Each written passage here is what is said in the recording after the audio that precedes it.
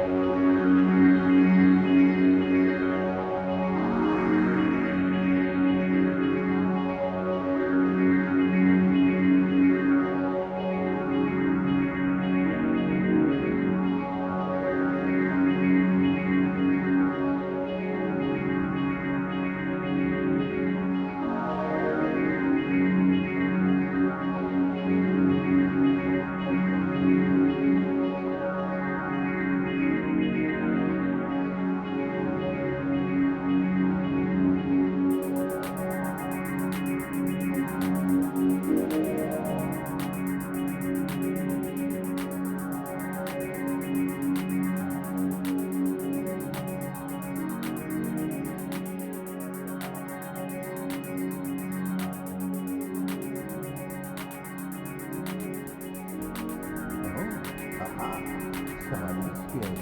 I have a proposition to come along. The way I see it, our fates appear to be intertwined, and a land brimming with hollows. Could that really be mere chance? So what do you say? Why not help one another on this lonely journey? This pleases you greatly. Well then, take this. We are amidst strange beings in a strange land. The flow of time itself is convoluted, with heroes centuries old fading in and out. The very fabric wavers, and relations shift and obscure. There's no telling how much longer your world and mine will remain in contact. But use this to summon one another as spirits, cross the gaps between worlds, and engage in jolly cooperation.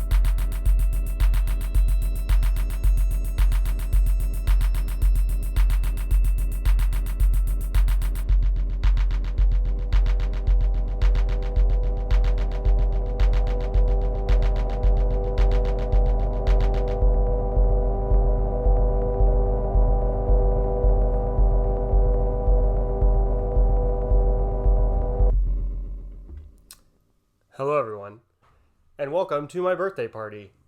Today, I am turning 30 years old. You're not turning, boy. You're there. I'm 30 years old. Yeah. By the way, Jessie is here. What's Hello, up? Jessie. It's your girl.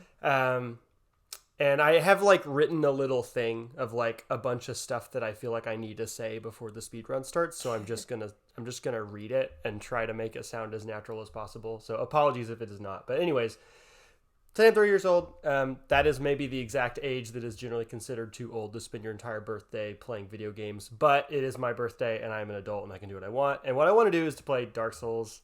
So I'm gonna play Dark Souls, which, as most people who know me know, is my favorite game of all time.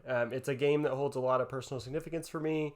That is something that I'm sure I'll talk about off and on over the course of the speedrun, especially because it's a longer than usual stream for me. But yeah, we're going to speedrun Dark Souls today. This is a thing I've been teaching myself how to do for about half a year now. Has it only been like 6 months? Yeah, Thanksgiving is when I first did my speedrun. And my first speedrun was 7.5 hours. My fastest time... Oh, you've been playing Dark Souls longer than 6 months. I've been playing Dark Souls for like since late 2020. You're specifically speedrunning. So like over a year and a half, right? But the last half a year I've been speedrunning it just to kind of see how fast I can do. Fastest time as of like this week was currently 2 hours and 51 minutes, which is pretty fast. I would, if I did it like legit on a PC and uploaded it to like the speedrun competition websites, I would rank. I would be like 145th in the world or something, which is not great, but it ranks. Anyways, I can't necessarily do the 2 hour, 50-minute thing consistently. And a lot of my runs end up being discarded before I finish because I make too many mistakes one place or another. And I would guess that doing this live is probably going to slow me down considerably. Because talking to people is going to be distracting and nerves are going to be distracting, and chat is going to be distracting. So this run, I would say, will probably take me somewhere around like 4 hours. But if I get less than that, I will be very happy and proud of myself. Haven't you done it under 2 though before? Never done it under 2. Oh, 250. Okay. 250 is the fastest. But anyways, one of the first things I want to say here is that I want to acknowledge that I am far from the most accomplished Dark Souls speedrunner, especially if people have watched other speedruns online. Like, you're going to notice that there are things that are much slower about mine. The competitive speedruns of this game lasts around like 50 minutes, and there's just no way I'm really ever going to be able to do that. That requires total perfection, a very particular path, and I'm just not really interested in attempting that. Because I'm not a person who's just like never going to get hit or never going to die. One of the things that I like about Dark Souls is the way it inspires the player to be creative, to find playstyles that work for them, while also challenging the player to go back and try to outdo themselves constantly. So I'm very much thinking about this as my speedrun, which isn't really in competition with anybody else's. It follows a path that I have staked out for myself because it works for me. As far as I know, no other speedrunners do like the path and the build that I do.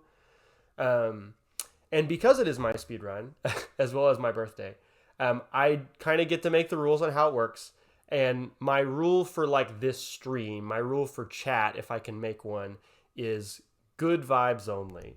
So there are going to be things that I do in the speedrun that are suboptimal. There are going to be times where I mess up and die. I can guarantee you I'm going to die to the final boss, which is pretty much universally considered to be very easy, but not to me. I am okay with that, and I would rather us not do any sort of get good stuff in chat. So just please don't do that. It is my birthday party. I reserve the right to kick you out of chat with the help of my wonderful moderator, Ammo. So good vibes only. That's the rule. Now, going along with the fact that I'm definitely going to make mistakes, I probably need to establish on the front end, I can't make any promises about this being a profanity-free stream, like my other streams have attempted to be. I know that a lot of my students are in chat. I know that most of them would like nothing more than to hear me slip up and say some words I'm not allowed to say in school. And that will probably happen because this game is hard and I'm going to mess up and the tensions are going to be high. And like, that's just a thing that's probably going to happen. But my birthday wish to you is that you recognize that there is a line separating what I do at school and what I do in my off time. So like, for example, my movie podcast is an explicit podcast, and I've had it since before I started working as a teacher, and I haven't changed the way that operates because I'm a teacher, right? So I just really don't want to see any clips or supercuts of me saying dirty words circulating on Twitter. I'm actually deleting my Twitter today, so I'm not even going to be there to police it. But if you are here, you probably like or respect me on some level. So please respect my privacy. Don't do that horrible internet thing of just trying to mess up my life because you can. Much appreciated. That's what I have to say about that. So with all that being said, a little bit more detail about how the speedrun itself is going to work, how the stream is going to work. So first, info for Souls nerds who just want to know what build I'm going to be using, what's my weapon, etc. So if you want to know about that stuff, this is going to be a pure dex build, no shield. My weapon is going to be the Great Scythe, which I'm going to be running to the catacombs to get first thing. That's the first thing I do as soon as I get out of the asylum. The process of getting the scythe can be one of the trickier parts of the run. I've actually been practicing it all morning. And I may have to make that trek a couple of times before I get it right. I can often get it right on my first try, but not always. And my rule for myself is that if I take more than 3 tries to go get the scythe, I'm just going to delete my file and start over the run for the sake of my final time. So I apologize if that happens, but that might happen. Once I get the scythe, though, I'm going to more or less play through the game as normal. Like skipping a little bit of optional stuff, but doing some optional stuff for the sake of getting souls and like finding the path that I want to use. The chat is really torn up that you're deleting your Twitter. Sorry, chat. But I do want to say that I'm not using any sort of like glitches or exploits or anything like that. I think that makes the game less fun and less fun to watch too. So it's just going to be like attempting to play Dark Souls well, basically. And the game is hard. Like, even though I've played this game like so many times that I cannot count how many times I've played it, I am absolutely going to use whatever tools the game provides for me to make it easier on myself. And the main one of those things that some people might be snobby about is NPC summons. Like, I personally have no sense of weird macho pride about doing everything in these games myself. So I am absolutely going to summon Solaire for the Gargoyles. I'm going to summon Manir Mildred for Quelaag, etc. And I think that whatever makes the game easier is a thing that I'm going to do, right? As long as it's in the game. So good vibes only. Don't call me names for summoning Tarkus during the Iron Golem fight. It's a party. It's supposed to be fun. Don't be a jerk, etc. Now, speaking of enjoying the good vibes together, let's talk about how this live stream is going to work, because it's different from my other streams that I've done. Usually, I'm playing a co-op game with my good buddy Cam, who is on mic with me pretty much the whole time. But because this is just like a solo gameplay experience, and it's a long gameplay experience, I think that would be boring for Cam if he was just like on mic for 3 to 4 hours without being able to play the game. So what we're going to do instead, and it would also probably be boring for you guys listening if this was just me talking the whole time, because my commentary would probably dry up. I would be like too focused on what I was doing to really like say anything interesting. So what we're going to do instead is we're going to have this revolving door of like party guests, basically. Friends of mine who have volunteered to jump on a Discord call with me to take turns talking about Dark Souls, which reminds me I need to jump on the Discord call myself really quick. Okay, I'm on there. But anyways, one of my favorite things about this game is the social aspect, the way that it brings people together to collaborate and commiserate. And just to be sappy for a minute, it is a game that has actually helped me help bring me closer to a lot of people in my life who have shared the game with me. So I want to celebrate my birthday with those people and get their perspective on what makes the game special to them. So without further ado, I'm going to fire up the game, and we'll go ahead and start talking to our first guest, who you've already heard from, Borat voice, my wife, Jessie. Wait, no, you have to actually use the voice. I'm not going to. But anyways, Jessie's our first guest. She's going to be on here basically until the Gargoyles. I'm not sure if it is fair to say that Dark Souls is a special game to Jessie, but it has certainly like impacted her life because of how much I am into it. Jess, I turn the mic over to you. Oh boy. Is there a question? I don't really have a question. What are your thoughts about just the fact that this is happening, I guess? How are you feeling about I it? mean, it's certainly a way to spend your 30th birthday. Mm-hmm. There is kind of this ongoing meme on the stream of like Jesse and I's marriage being in shambles because of how much I like Dark Souls, which is not true. Is that the right? face that we picked yesterday? This is the face we picked yesterday. Is Yeah. it really? Mm-hmm. Feels wrong, man. But maybe you could reassure the people Jordan says you're not Jesse mad at me. plays Souls music at D&D all the time. This is true. Yeah, no, there's actually, well, I don't know, I guess we both found it / I found it, I don't know. There's an artist I really like. I've been getting really into like video game music, but specifically like piano renditions of video game music, or just kind of like slightly more chill versions. And there's a really, really good melancholy tribute to the Soulsborne games album by an artist called TPR, who I love. And I was playing it at D&D one day, and Paige was like, why are we listening to this sad music? I feel like I'm thinking of all the mistakes I've made in my life. And I was like, you don't like to feel melancholy? It's like one of my favorite feelings. That album is so good. It's so good. I love it. We sleep to it a lot also. Yeah. Okay, but like, I don't know. Anyway, just about Dark Souls. Yeah, it's funny. Like, Andrew and I think one of the original things, I mean, I don't know, we clicked on a lot of levels when we first met. Mm-hmm. But I was like, is the guy even coming? Yeah, I do not even I look. didn't even see him. Yeah, I pretend I do not see it. We clicked about a lot of different things when we first met in 2009, 2008. And I think video games was just one of many things. So I think, especially since we've like lived together, and we've lived together for several years, quite a few years. Yeah. Now. You know, sometimes we'll get into a video game together. So Souls has been kind of a weird transition where, oh, sorry, it was just somebody said something. Whose thought? That's Ted. Oh, okay. Yeah. It's Ted. By the way, if you could kind of like keep me updated on things happening in chat every so often, Me?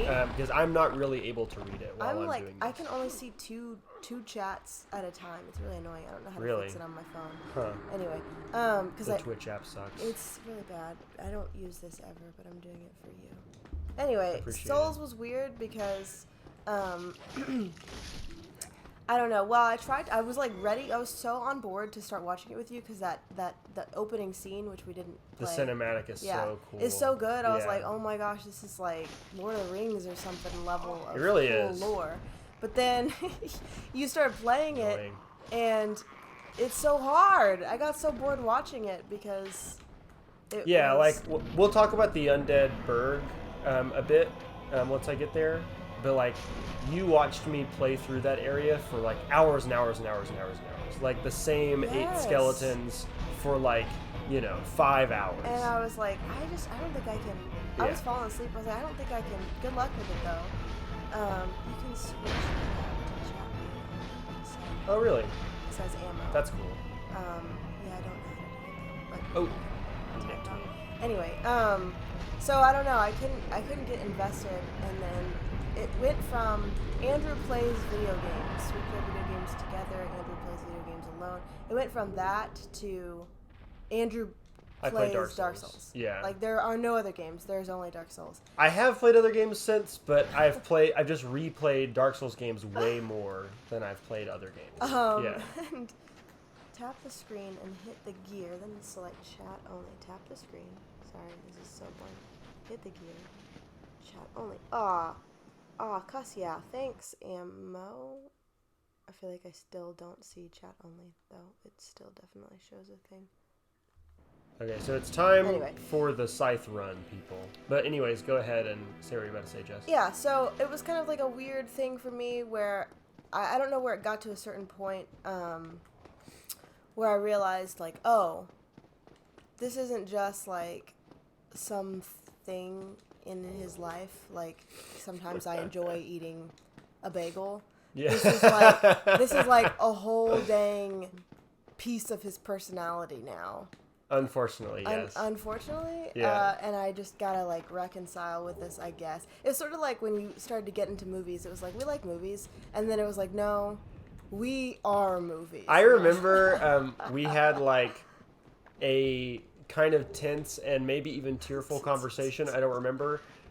Whenever I was trying to encourage you to watch a Charlie Chaplin movie with me, and you were like, "You're just getting too deep for me," or whatever. Like you didn't think that you would ever be able to be into movies like that. I was like, Andrew, you're definitely gonna like leave me for a cutie who likes to watch Charlie Chaplin. But now you love Charlie Chaplin. I like him. Yeah. Fine. Corey said, "Happy birthday! When does the Animal Crossing speedrun start?" Oh my God. Goober. So anyway, that was just sort of like a weird reconciliation for me of like, okay, so there's a whole thing. New. It's like in what's it called? The movie about the feelings. Inside Out. Inside Out. Yeah. The islands of personality or whatever. Yeah. There is. Just like pieces of video. Just hanging out there. So I was like, oh, okay, this is a whole piece of you now, and how excited can I get about this? I don't know.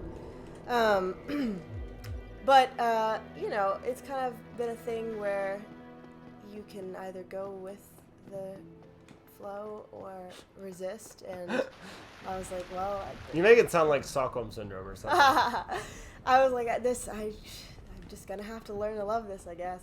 And we do sometimes just have some like cozy nights together where, I don't know. Well, what I do really like about the Dark Souls games, which we're not doing today because it's a speed run, but I love the character creators. Yeah. It's one of my favorite things. Like I'll watch even like the McElroys do goofy character creators on their Monster Factory channel.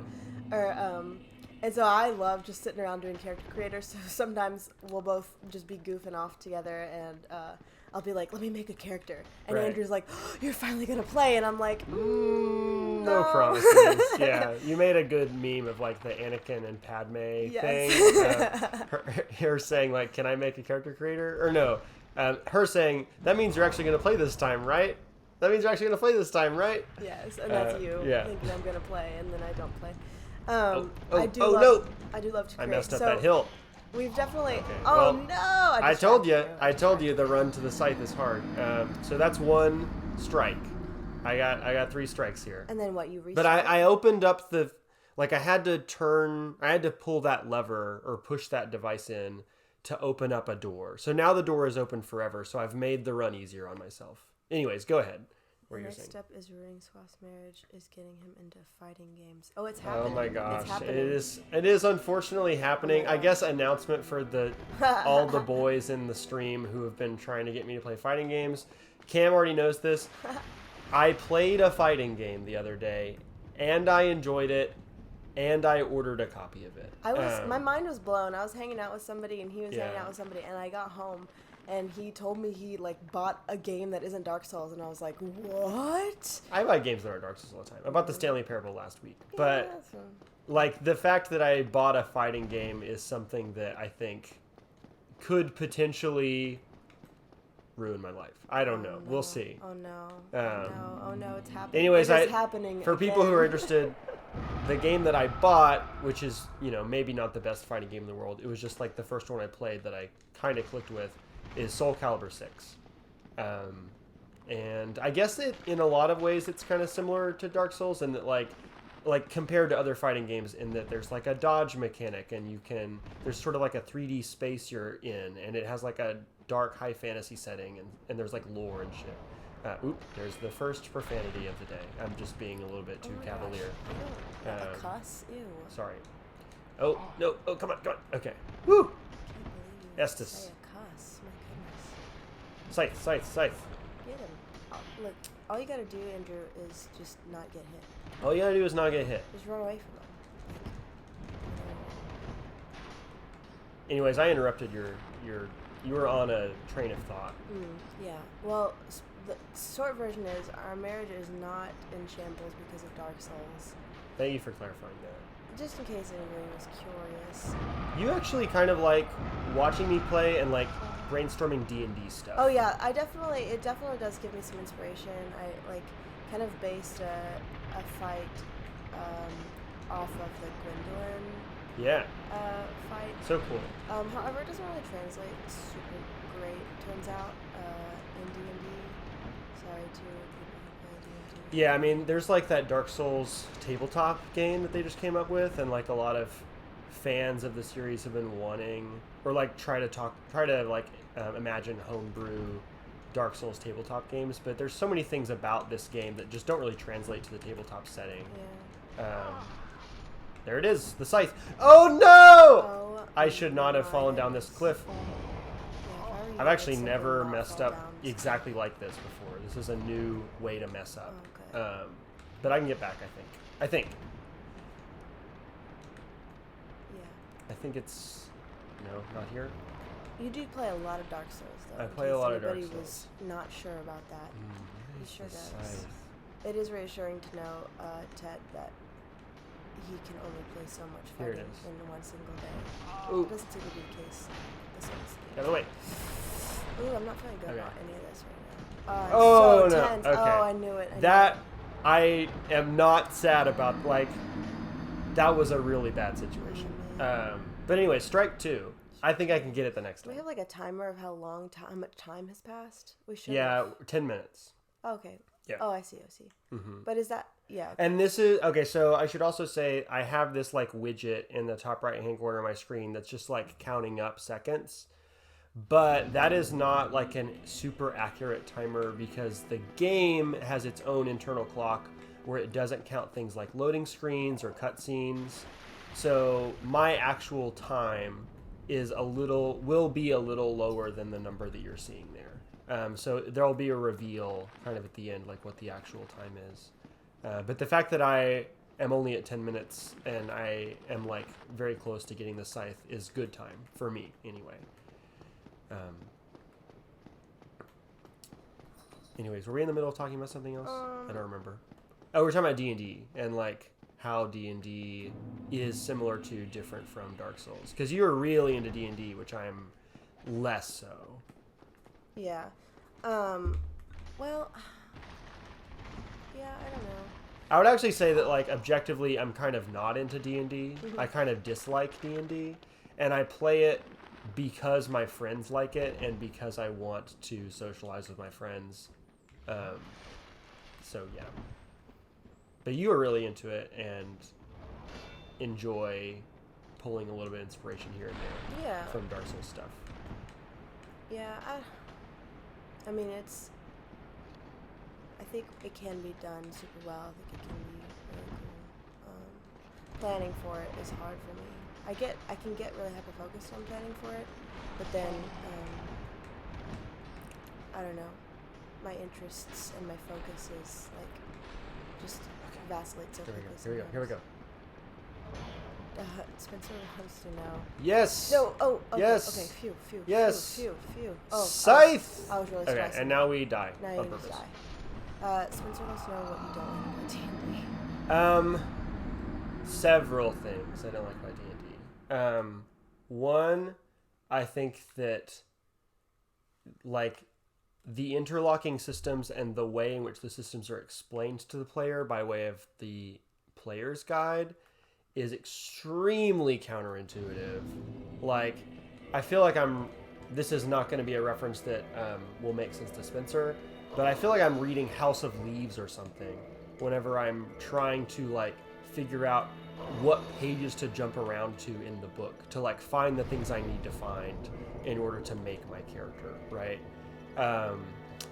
And I also think that playing the game, like, all the calculations and numbers and stuff that go into, like, doing the combat in the game is, like, so am I fast rolling? I'm fast rolling. So complicated to the point of being boring, and the way that fights play out in the game, like, fights are, when you're in a fight with a big giant monster like you often are in Dark Souls, it is supposed to be gripping and thrilling. But what it often feels like is just tedious, like while you're waiting 10 minutes, if not more, for your turn to roll around so that you can basically flip a coin and decide if you get to do anything. And, like, half the time you don't.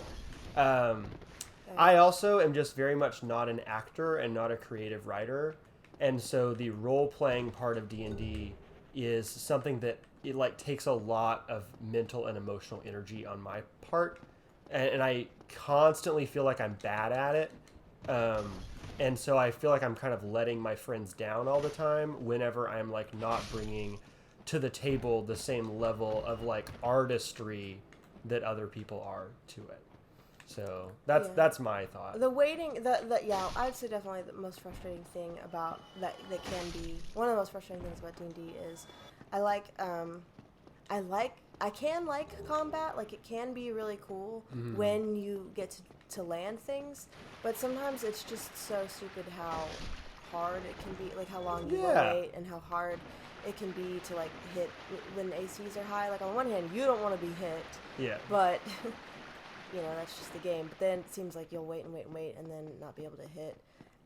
I've been trying to modify to where like AC is generally not super high on my monsters, or if it is high, it's because you need to do a specific thing, and then you like puzzle box monsters. Yeah, or in theory I do. I think that in practice it doesn't play out the way I imagine it. It can just feel really slow and really just irritating and not fun if you wait like so long for your turn to come by, and then you just, you know, I don't know, do nothing. It's so, and then because, you know, it's literally not visual in the same way that like a video game is. Right. Then it would I mean, that can be cool. I like it because as a literary thing. Yeah. Like the dungeon master being able to describe things that, I mean, in sort of like a Lovecraft way that wouldn't actually make sense to see, like you can't imagine, I think is really neat. Right. And so like sometimes when I'm DMing or something, I will try to like give some kind of narrative reason why they'll miss. And at least to kind of give it some kind of visual, I don't know, maybe they're distracted by something, or they drop it or something like that. But anyways, we're in the Undead Burg, which despite the fact that me, you know, being stuck here for hours and hours on my first playthrough kind of turned you off of the game entirely. Is now you consider it your favorite part of the game, right? I mean, really just because I'm very competent here. Like I can kind of run through here and have fun with it, and I know where everybody is, and I feel competent. I feel like I can do it. It feels good. It's a good feeling. Even if I die, to know what you're doing. I know where I'm going, and I know where the end goal is. And that was on purpose, by the way. But why? So I can get past all those dudes who are chasing me. So yeah, I like this section because I can do it. Yeah. And I probably could do plenty of other sections in the game, but it's the perseverance for me. That's what the game's about, right? Being able to persevere and not let failure get to you. And it felt mentally. really good, yeah, like to get even to here, even without the thing that you're about to do using the shocky balm or whatever you call it. The gold pine resin. Yeah.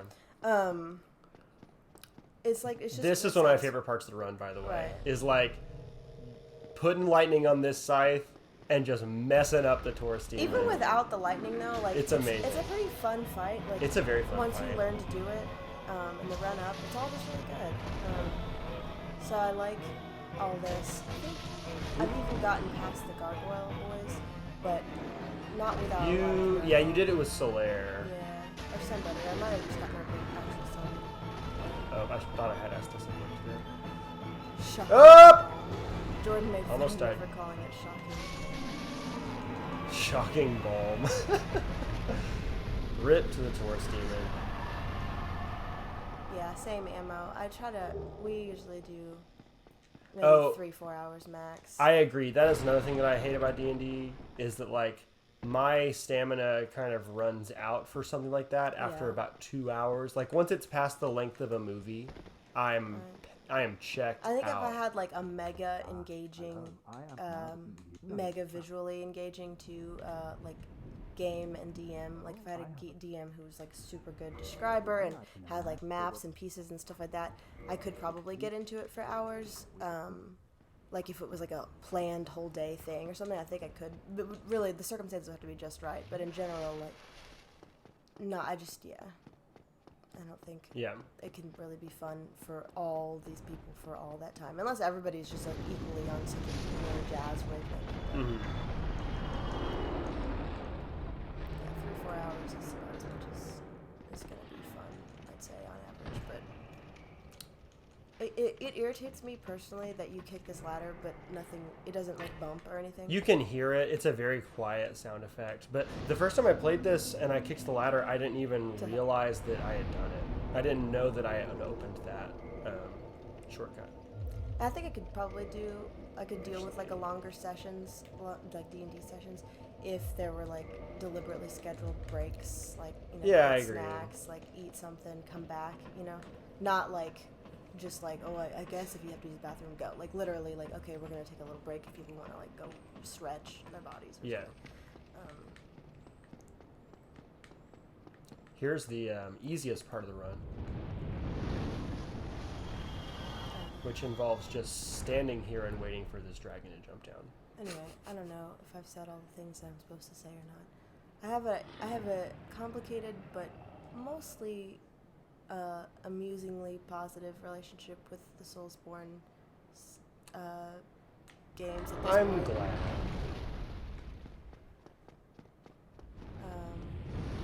I'll take a little. Oh no! Oh heck! That was a bad RNG thing. This dragon usually does not flame me there, and usually when he does, it like will only take off. He'll like do a different fire attack that only takes like half of that health. But anyways, that's just gonna set me back like 30 seconds or something. I don't know. Heck. When you play this so many times and like plan out the run so meticulously, you learn so much about the inner workings of the game that you would not have thought about just like playing through it organically, like specifically where you have to place yourself to get the dragon to do X or Y or Z or whatever. There's a lot of different things like that. I was just thinking about how long I spent with what's that thing in the Elden Ring, the cat-looking dog thing. Oh, the Erdtree Burial Watchdog. Yeah. How long I spent on that fight, and it got to a point where I was like, at this point, I don't know. It's like you don't even have to kill this. Like this doesn't progress you in the game, does it? Yeah. But I don't know. So sometimes Souls games, I think they can do that for you. You better run. I'm going. You running? You better run. We're gonna make this soon. Don't get See, bumped. this is what usually happens. Okay. It was just a bad RNG. Why Which, did by you the do way, that? if people, I will probably use that phrase a lot throughout RNG? this. What does that mean? Random number generator is what it stands for. That's how like video game AI works. I don't even Like really that understand dragon. why you went this way. It feels weird. That dragon is like programmed to like basically be rolling the dice all the time, and depending on what random number he lands on, he does various moves. But like almost all the time he will do X, and the first time I went through here he happens to do Y, which is rare. But there's going to be a lot of stuff like that. Here is one of the hardest parts of the run, or one of the more annoying parts of the run, is running past this boar. I can usually do it, but when I will almost always get nicked by him. And I hate it. I hate doing it. Okay, there it is. But I can usually still survive. I can usually still survive. I hate it. Ah! Oh, it's stressing me out. It's really stressful. No. Okay. Don't No! die. Okay. Woo! Ooh. We did it. We did it. We did it. Heck. We got it. It's all over now. I'm gonna be screaming. The run is going well. Alright, good. Yay. So we're getting kind of close to the end of your slot here, Jesse. No. So if you have any other things that you want to talk about, I guess now's the time to like switch gears. Do you have any questions for me at this time? I do not. You were asking me last night, like, do you have interview questions written for your guests? And like, not really. I kind of have basic ideas of things that I know I want to talk to certain people about. Like, I knew I wanted to talk to you about the Undead Berg, and I knew I wanted to talk to you about the fact that our marriage is not in shambles because of Dark Souls. But that's pretty much all I kind of imagined we would talk about. But yeah, I'm down to talk about whatever. I love this what Ted said, that if you didn't have any context for it, this would melt your brain. It makes no sense, he says. Like what I'm doing? I found the pumpkin head on my mushroom boy and didn't to kill him on my dragon lady. Yeah, sentences to instantly kill a small Victorian child. Yeah. Okay, so I'm becoming human here so that I can do my first Wait, let's have a look at the boy? No, it'll take We don't have time to look at the boy. I have kind of, by the way, usually when I play these games on stream, people know that I always play a girl, and I always have as a personal goal of myself to make me look as hot as possible.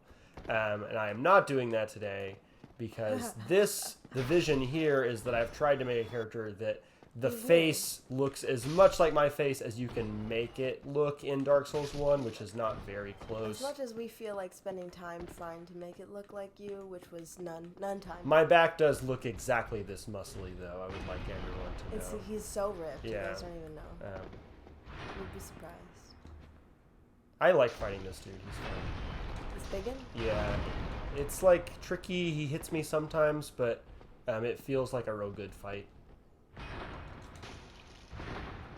What? I don't get it, Cam. Strict contrast to caveman philosophy. Oh, the hot girl thing. Whenever I do character design, I think is what he's talking about there. Yeah. Yeah, we cut a good silhouette. Cam's character and my various characters. Ooh, nice. He drops a Titanite shard. Hey. That is a good RNG thing. That character or that enemy sometimes drops a shard and sometimes doesn't, and if he does drop a shard, it makes it much easier to upgrade my weapon shortly, which I'm going to do after I kill the gargoyles. But this is birthday boy. This is birthday boy character, yeah, because I guess I wanted it to look like it's me doing it. Like, look at this feat of strength that I am doing, you know, not that this is like an ego thing. This is mostly a fun thing. Man, I hate this spot. It is an annoying spot. Yeah. Such an annoying spot. I mean, it doesn't seem that hard with your scythe. The scythe is so good for it, though. Literally any other weapon Yeah. is like so annoying. Please get wrecked. I hate Oh! No! Holy moly. Okay. I hate that.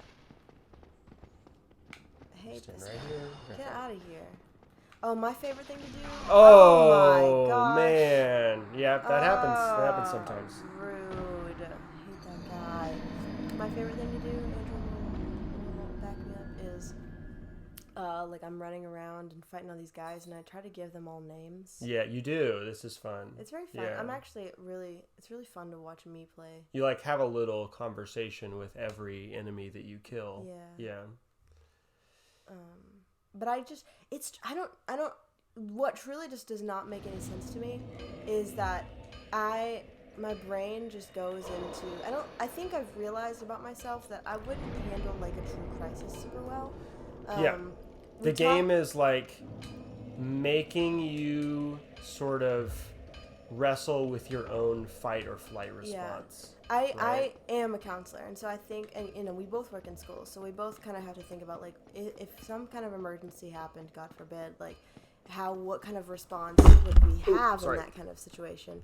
And it's so easy to talk about like crisis responding in the abstract when you're sitting like in an air-conditioned staff meeting or something, but in real life, like in an emergency, your brain goes into like a really funny space, and the logic part of it, the like, all right, let's see what we need to do to fix this, may or may not like work it won't work the same way in a crisis. And so like I think that playing video games that are like stressful does something funny for my brain, and it's very hard for me to be like, it is fine, I shall just walk over here and hit him with this, and I just need to dodge, and I just need to do this. Like I can't just this, then this, then this, then this. And that's the big difficulty wall of like getting into Dark Souls, is like turning off that part of your brain, or the part of your brain that like, and I still do it, right? Like people have seen me stream these games even after I've played them multiple times. I still panic and freak out whenever I'm in boss fights and stuff, but like when I'm in an ordinary encounter, oh man, the sorcerer is not here. I didn't think I actually killed him. That's weird.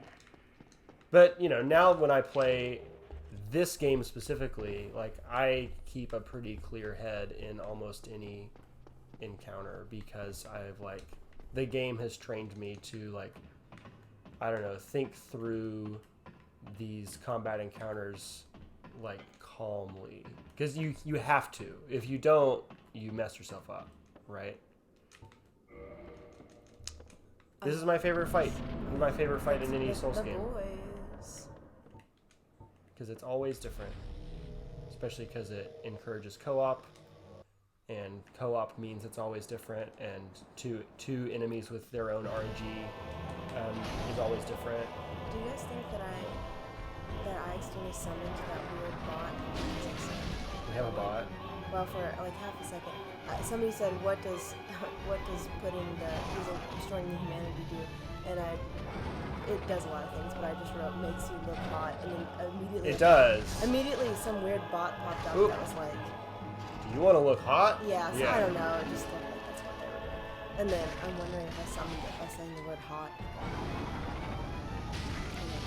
One more, maybe. Just got a whacking. Rip. Solaire, be more helpful. Okay, we did it. Alright, so that's Jesse's part. I mean, Jesse is still going to be like sitting next to me on the couch while I play through the rest of this, so you're not like barred from talking, but like I'm gonna have like planned out like who's here to talk with me at various points. And next up we have Michael O'Malley. Oh my gosh. And hopefully this is fairly easy on like the back end for people who are joining. Like, you're on my Discord channel. I think all you need to do is either join my like video voice call, or if you're in the like waiting room voice call, Ammo will move you over to the voice call. So I think I'm gonna hear Michael O'Malley's voice shortly. We'll see. Oh, I need to do like Homeward Bone here. Okay. I wish I was. Hello, Michael. Is he there? Is it the boy? Is he there? I don't hear the boy. I see him in Discord, but I do not hear his voice. Emma says he's in the call. Oh, his mic isn't working. Okay. Who's Baja Blast IRL? Is that just a student? That is my student, Matt. Just a student. Sorry, Baja Blast. Now we upgrade this scythe like crazy. This scythe is about to go nuts. Who's Far Cry? That is also student Robbie. They're in the same class, Robbie and Matt. Scythe go crazy. I like how we got a little philosophically deep there talking about crisis response. I think that you can't help but go a little deep talking about Dark Souls. Personally, I'm biased, but I think that like the game is so like thoughtfully considered in terms of like what you have to do mentally and mechanically to play it. I truly that, like. You have to wrestle with stuff. Yes, you know? my adrenaline will be pumping. Yeah. And I feel so stressed, and then I think I get something in my head where I'm like, oh my god, don't mess up, don't mess up, don't mess up. And then I do, and then it's like the letdown of the death. Yeah. It's just so you have to like kind of like cool yourself, like regulate before you can start again. And you have to like reframe what failure means, right? As opposed to, I think the knee-jerk response from any video game is failure means I suck and I should feel bad. In Dark Souls, failure means it's trying to teach you something. Like when you die, it's always because you did something wrong. Yeah. Unless we are talking about like bad RNG or whatever. Right. Like most of the time when you're first playing through the game, it's because you don't fully understand the mechanics that you die, or you're not thinking clearly or whatever. And so every time you die, you are meant to reflect, like, okay, what do I need to avoid doing next time? Emma said he's going to be right back when he's okay. Figure out something. I don't know. Hopefully Michael will join us shortly. I mean, if there are technical issues that arise with guests, and we need to kind of like shuffle people around, we can do that. But I still got like quite a while until like I'm at the part that I really wanted to hear Michael talk about, which is the Capra Demon. This is always a little tricky. I think it's more of a Michael problem. Oh man, I didn't knock him off. Oh no! So usually this is not a fight. Usually I can knock this guy off the edge. But the fight is also doable. Okay. He does have really sick armor, I gotta say. His armor rules. His weapons also That's pretty rule. good. I'm going to try to do this without hitting the Crestfallen Warrior.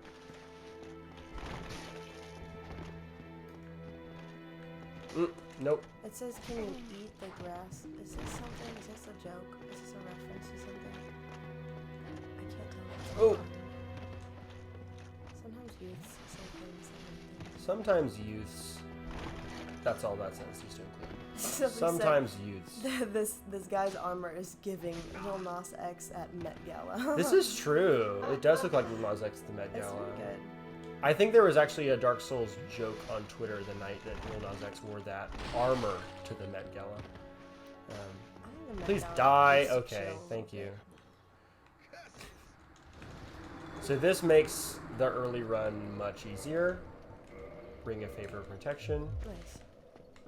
I'm not going to rest the bonfire to re-up my health because I want to be able to warp back to the parish. Where are you going next? I'm going to Quelaag, but I'm going to start... Wait, are you not going to do Capra Demon? I do Quelaag before Capra Demon. Oh, heck. Yeah, because Capra Demon, as Michael will probably talk about, is a bit of a gamble.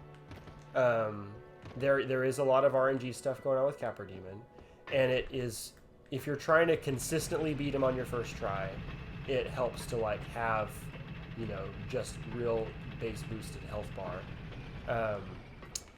But also like Quelaag's easier, and so I start with Quelaag, and it also makes more sense for like the navigating the space of the run. Like so much of speedrunning, in my experience, is figuring out where you're going to go, in what order, what bonfires you're going to rest at, when you're going to decide to use Homeward Bones, like what bonfire you are tethered to so that when you die or when you use Homeward Bone, where will you be popped back? So it makes... I don't know if I can fully explain why in this very moment because I'm busy thinking about other things in the game, but it makes more sense to do Quelaag before Capra Demon for me.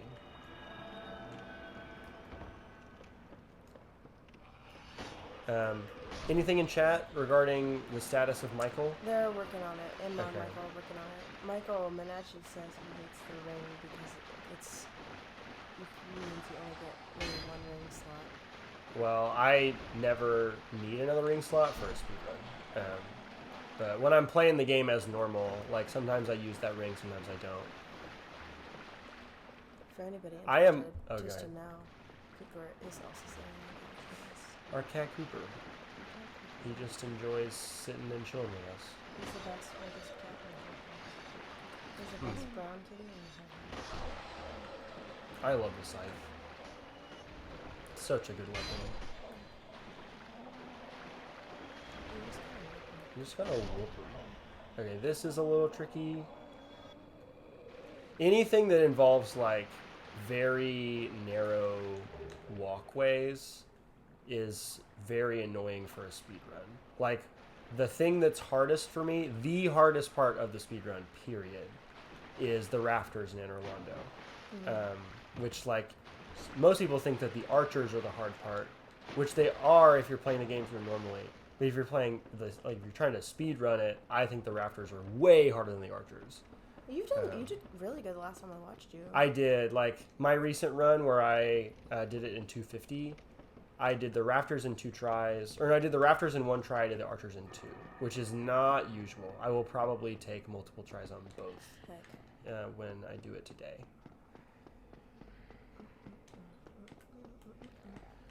Quelaag time. It's Quelaag time. It's Quelaag. It's Quelaag time.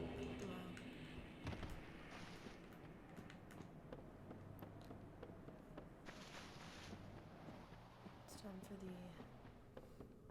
Oh, and I also am making sure that I'm human coming down into Blighttown because I want to like these invite guys. Maneater Mildred to invade me, and then summon Maneater Mildred for Quelaag. Because even though I do think Quelaag is pretty easy with the speedrun character,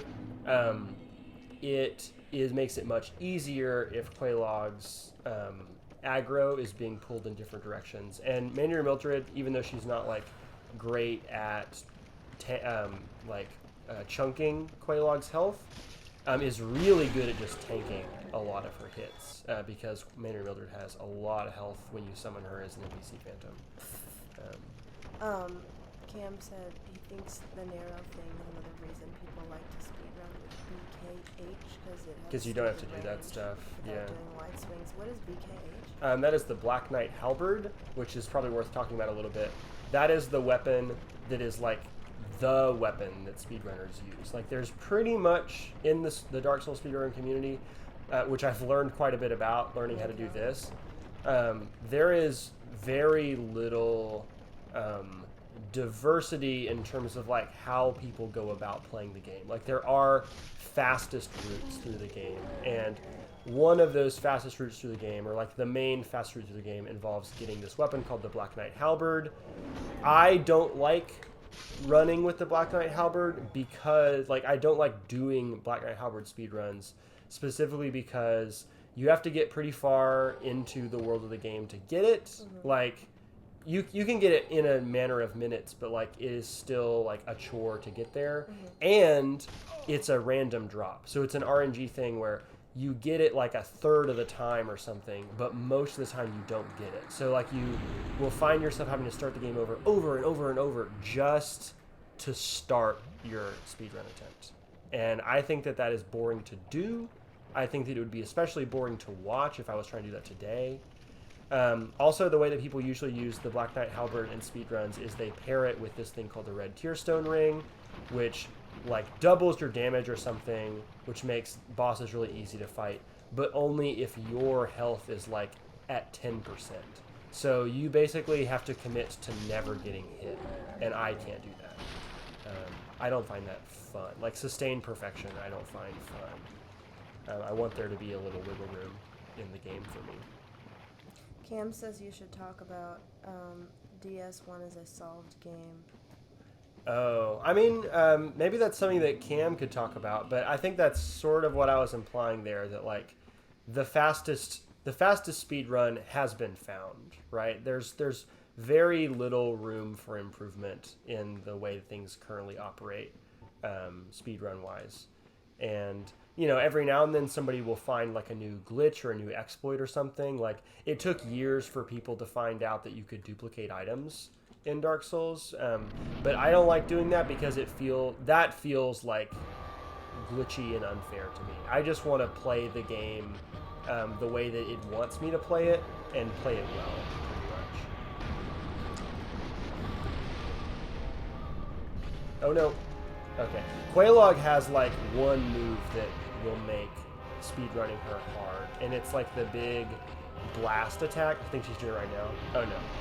But it's definitely like an RNG thing. Like there's a variable here of like how often she does that move. A lot of times I can get through the fight without her doing it at all, and it's very easy. If she does it a lot, then I will often die. But I really don't want that to be the case. Mildred, do something. Come on.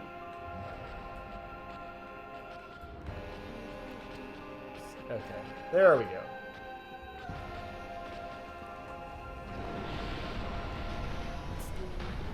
It's the obligatory, like... Booby spider. I was like, can I say that? Big titty death GF Yeah.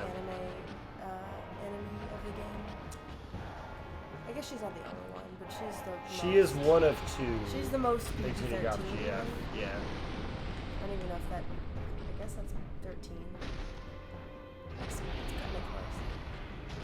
Good job, Mildred. I'm really not doing a lot of damage to her because I'm doing it out of sequence. Like, the game expects you to be much higher level when you get here. Though Maneater Mildred has, or Quelaag has a lot of health in general, I think, for a Dark Souls 1 boss. Mayor Mildred is being especially useless in this fight. Bad RNG on her part.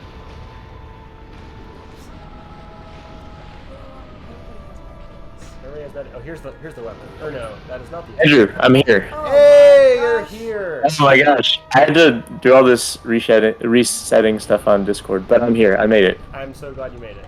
Mayor Mildred was vanquished? That never happens in this fight. Stupid stuff. I mean, it's gonna be fine. We're gonna beat her. I've barely took damage, but... how are you, Michael? I am good, except for having all those mic issues, but now I'm great. Do you have any initial thoughts of what you've seen in the speedrun so far?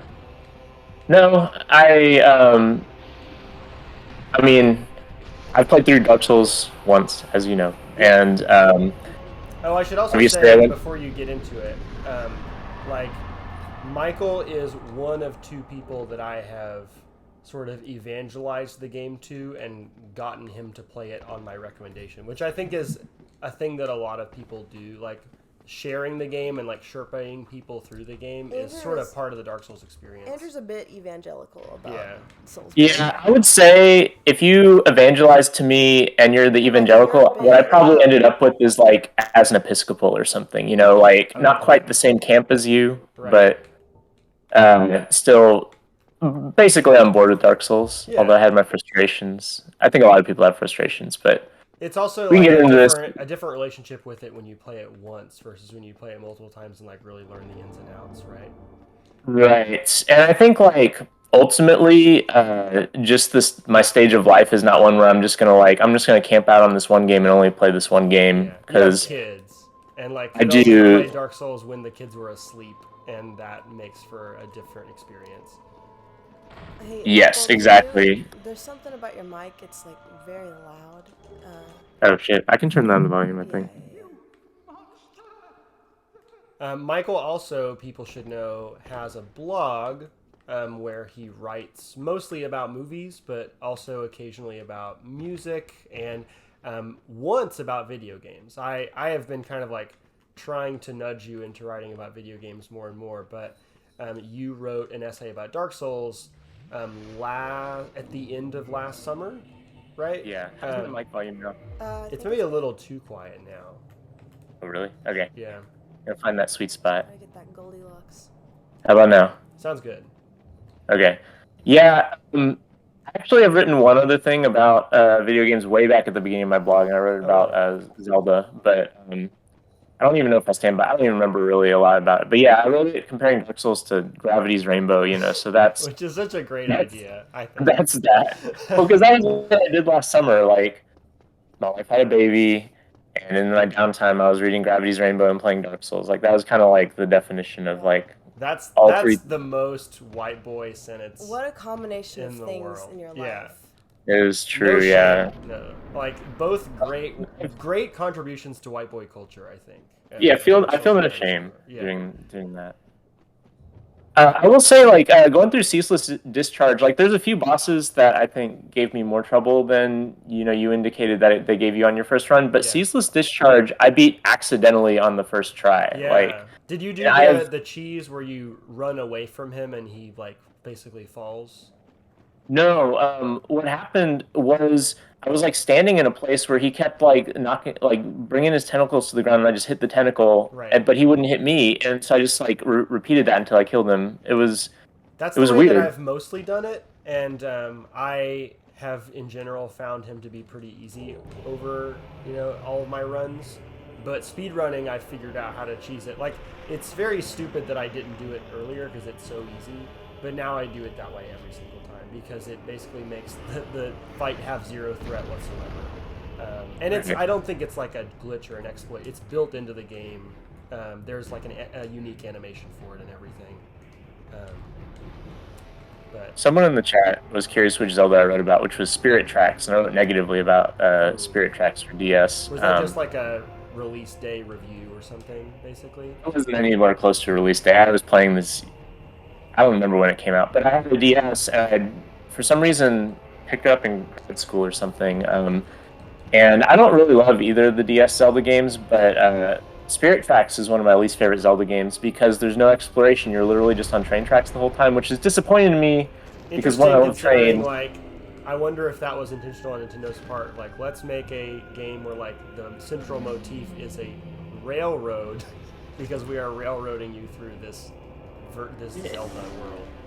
Maybe, but I guess like even for Zelda games that are super linear, there's usually like, oh, I can walk around in this environment. And Spirit Tracks has like destination environments that are like a few screens, and then you have to take the train to go to somewhere else. So it just felt like incredibly on tracks. But anyway, this is neither here nor there for Dark Souls, I guess. But yeah, not a huge fan of Spirit Tracks. Mm-hmm.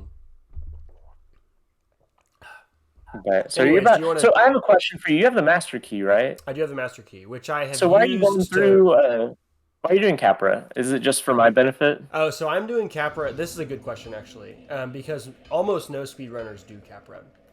I do Capra because getting Capra is the way. Actually, the shorter way to answer this is that I do Capra because I use the Great Scythe. If I was using the Black Knight Halberd, there would be no reason to ever do Capra. But I want the large ember, which is in the depths, because if I don't get the large ember, I cannot upgrade my scythe any more than it is currently upgraded right now. And you can upgrade all the way to plus 15. It's only at plus 5 right now.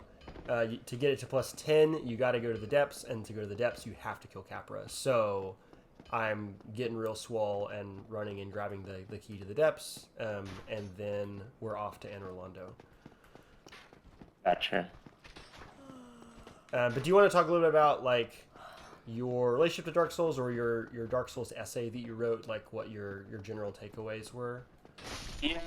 I mean, Dark Souls I enjoyed. I like the kind of like exploration, Metroidvania, like dungeon crawler sort of thing that this is drawing from.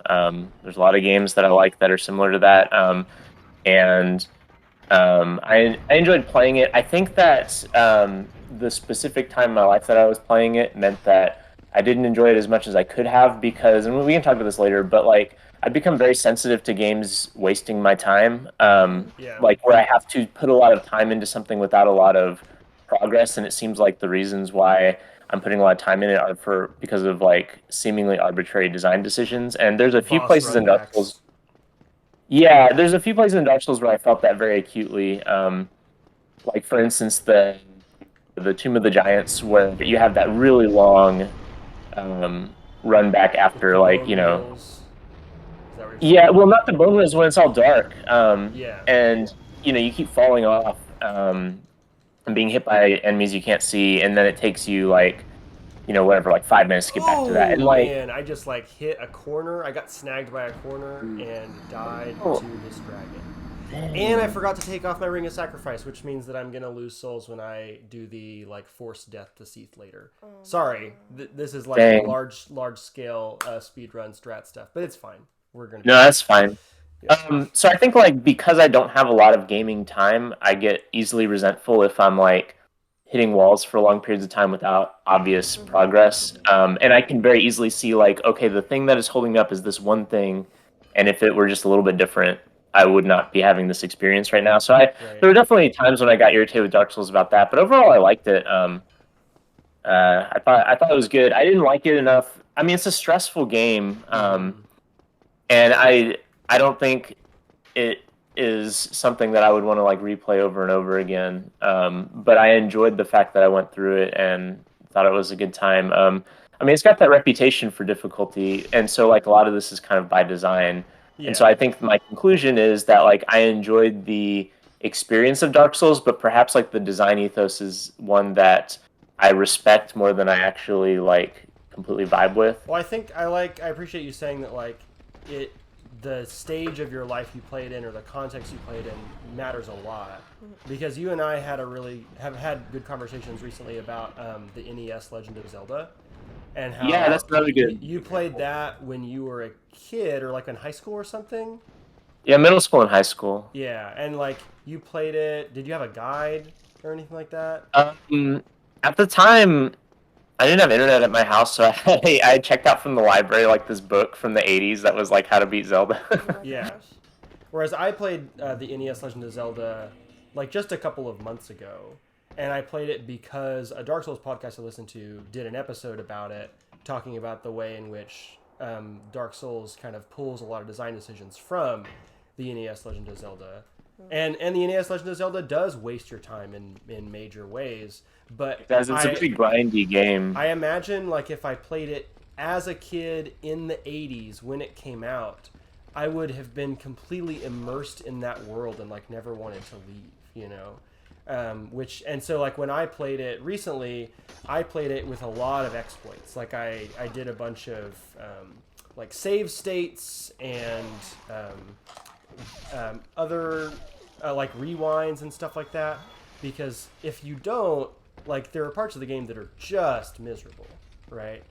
Right. Well, it's like one of those things where I was talking about where there's very specific small things that you can imagine them having changed and your experience being so much different. Like when you save and quit, which I realize with save states you don't need to do this, but if you save and quit, regardless of whether you died or not, when you load back up the game, you only have 3 hearts. And at the beginning of the game, that doesn't. Yeah. At the beginning of the game, that doesn't matter because you only have like 4 or 5 hearts and it doesn't take that long. But by the end of the game, when you have like 14 hearts, you can spend 30 minutes trying to build up your hearts again. And like getting hearts is so slow and tedious too. You know, speaking of ways in which the Souls games have drawn on NES Legend of Zelda, Demon Souls does an interesting thing, which you may or may not be aware of, Michael, where like when you start the game, you're capped at half health. And like you have to find an item that will increase your health to 100%, and it's a usable, consumable item that there are only so many of in the game. And so it sounds terrible, to be honest. Right. But like when you get used to the game, or when you become good at the game, like it stops really being much of a factor, because A, you don't die super often, B, there are enough of those items to like buff you when you need it, and C, like you kind of reframe what your health is kind of for. Like instead of thinking of yourself as being at half health all the time, thinking of 100% health as being like a buff. But like the way the game is initially designed and presented to you makes it seem like you are just like being screwed over by it in ways that NES Zelda absolutely is screwing you over. Yeah, and I'm going to talk about this here because you've now gotten to one of my big hang-up spots, where I just like the game was wasting my time, was the Capra Demon, where I hate this boss because I felt like it's not that I can imagine, it's not that I think it's impossible, but what I think is that unless you're very good at the game, which when you're encountering this in the normal progression, you're not very good at the game yet. Right, yeah. It is a boss where you have to play it 1,000 times to get lucky enough to beat it. Because there's a few factors at the beginning that kind of play into whether or not you're going to survive the first 10 seconds of the match. Yeah. And it is just everything jumping at you all at once. Right, and you've also got like all these trees blocking your camera, and you also have like a very fidgety like engine in terms of like sloped spaces, like these stairs and stuff, and I don't know. This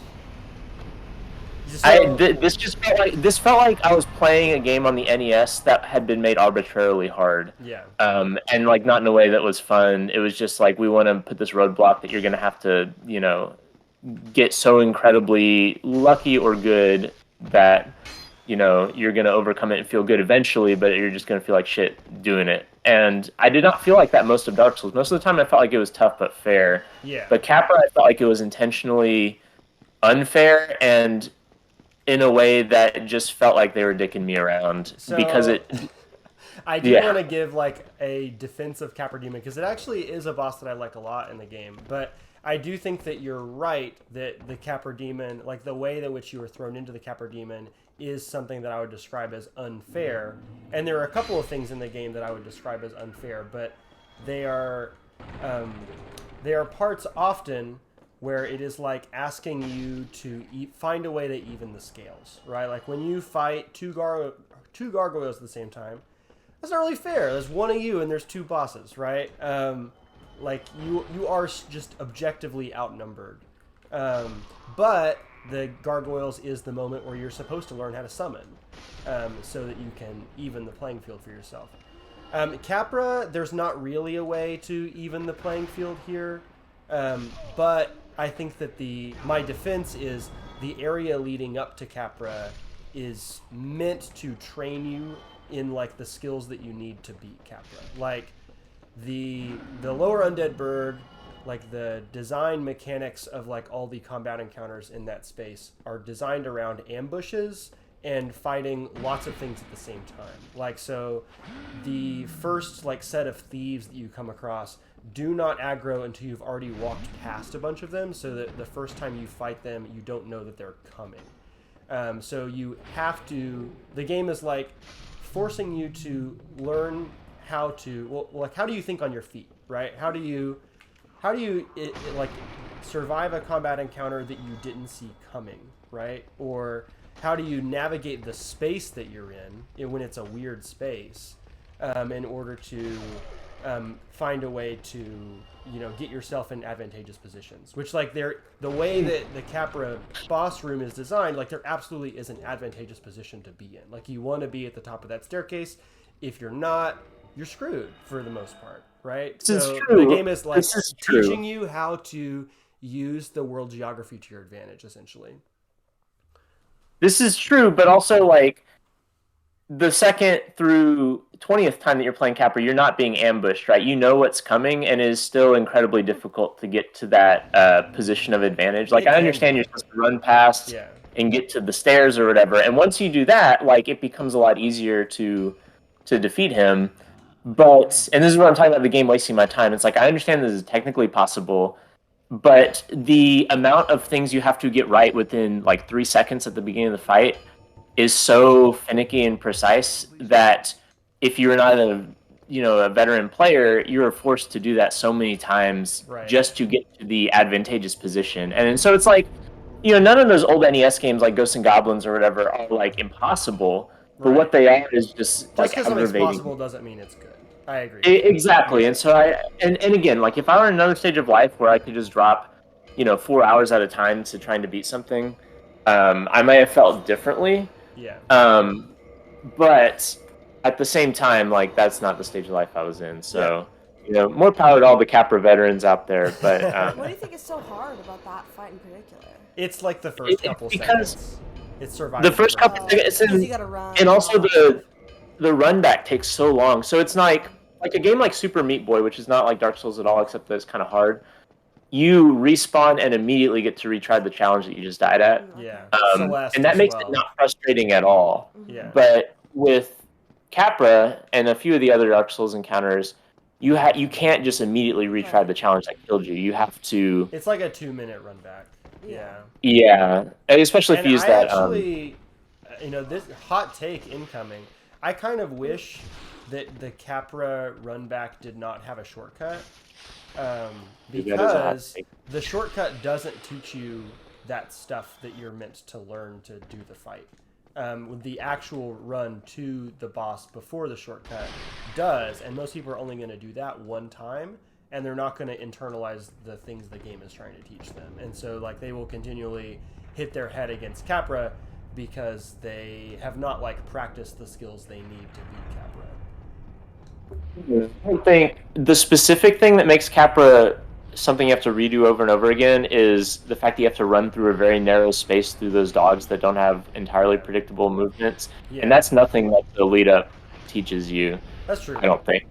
And also, like, there is definitely, like, RNG problems with Capra. Like, if you are kind of rolling the dice every time you walk through that fog door, like, every single one of those enemies, the 2 dogs and Capra, could potentially do different things, and some of those combos can get you in, like, an untenable position immediately. Which is why I like to, when I'm speedrunning, have, like, way more health than I ordinarily would, just in case I get in a position like that.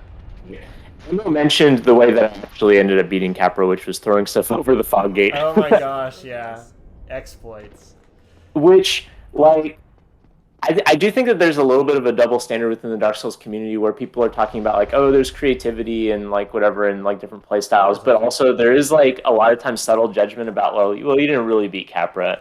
and I resent that. Oh, not no, that anyone I think is doing a that. W but is a W for sure. That's a kind of W how I felt is, when I first in killed fact, a the, W. the gargoyles.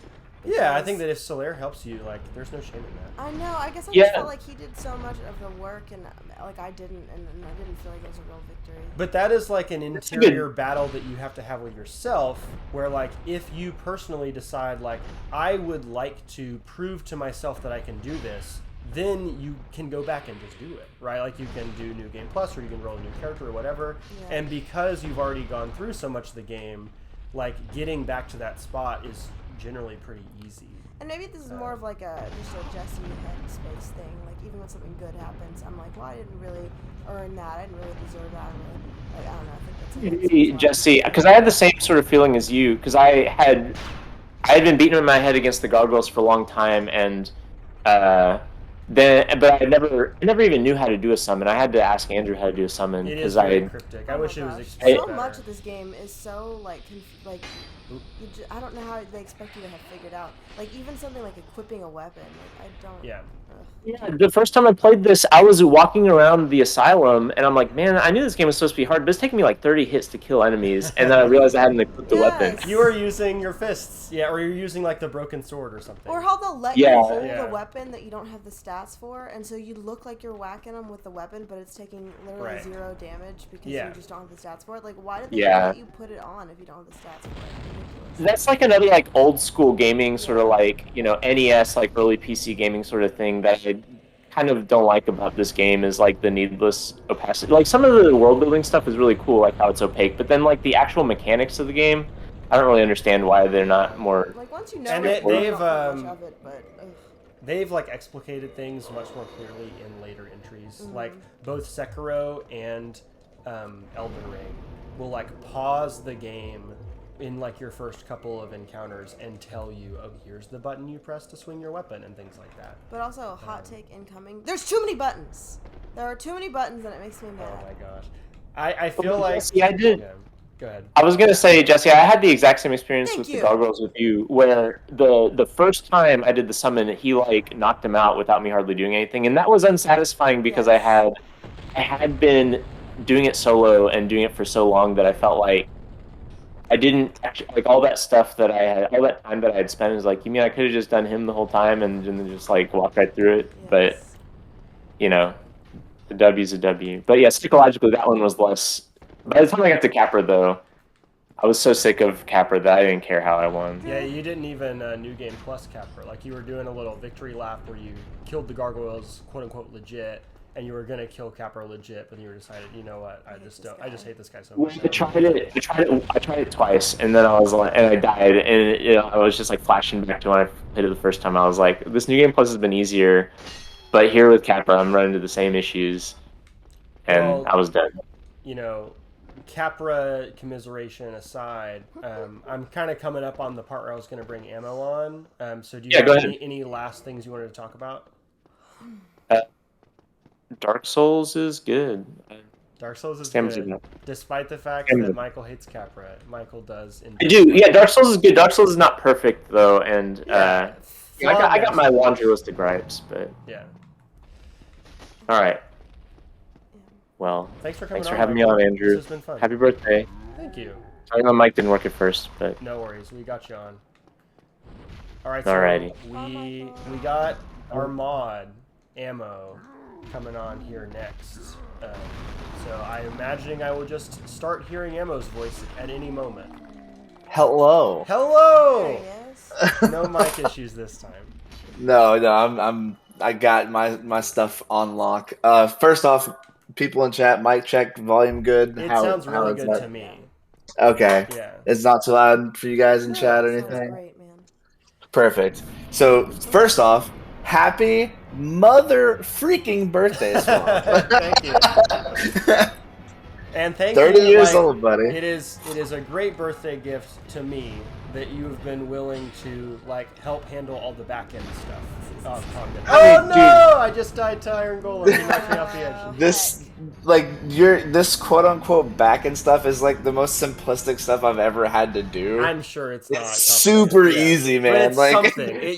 You're committing like 3 to 4 hours of your Saturday to just sitting and like making sure that my Discord Wait, works. how come you don't have a death and cast counter? Because it doesn't. Okay. Matter. So I've been watching. Some would say sadly, but I've been watching more anime lately. Okay. So I would have been doing that rather over this. It's whatever. I'm playing Kingdom Death with my buddy Joel later on today, but that's not until like 4:30. So I got plenty of time. I wasn't doing anything, but yeah, so there was like one thing specifically I wanted to comment on that Michael O'Malley brought up specifically. Yeah. He brought up like, and I don't know why this caught me, but he brought up like stair mechanics. Mechanics? Yeah, I hate stairs in the Soul series. I hate stairs. Mainly just from what's the problem with stairs?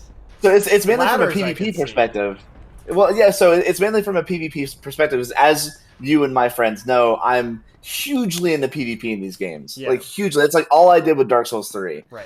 And like so anytime I'd be fighting somebody and you're like higher up on the stairs than they are, and let's say you have like a greatsword, you swing the split leaf greatsword is actually a great example because you do the two-handed attack and you just slap it straight down. If they're lower on the stairs than you, the attack won't connect at all. Right. Because it's registering that you're like on flat ground kind of thing. I hate it. But I mean, isn't that a thing where like you have to be taking the world geometry into account when you're deciding when to swing anything?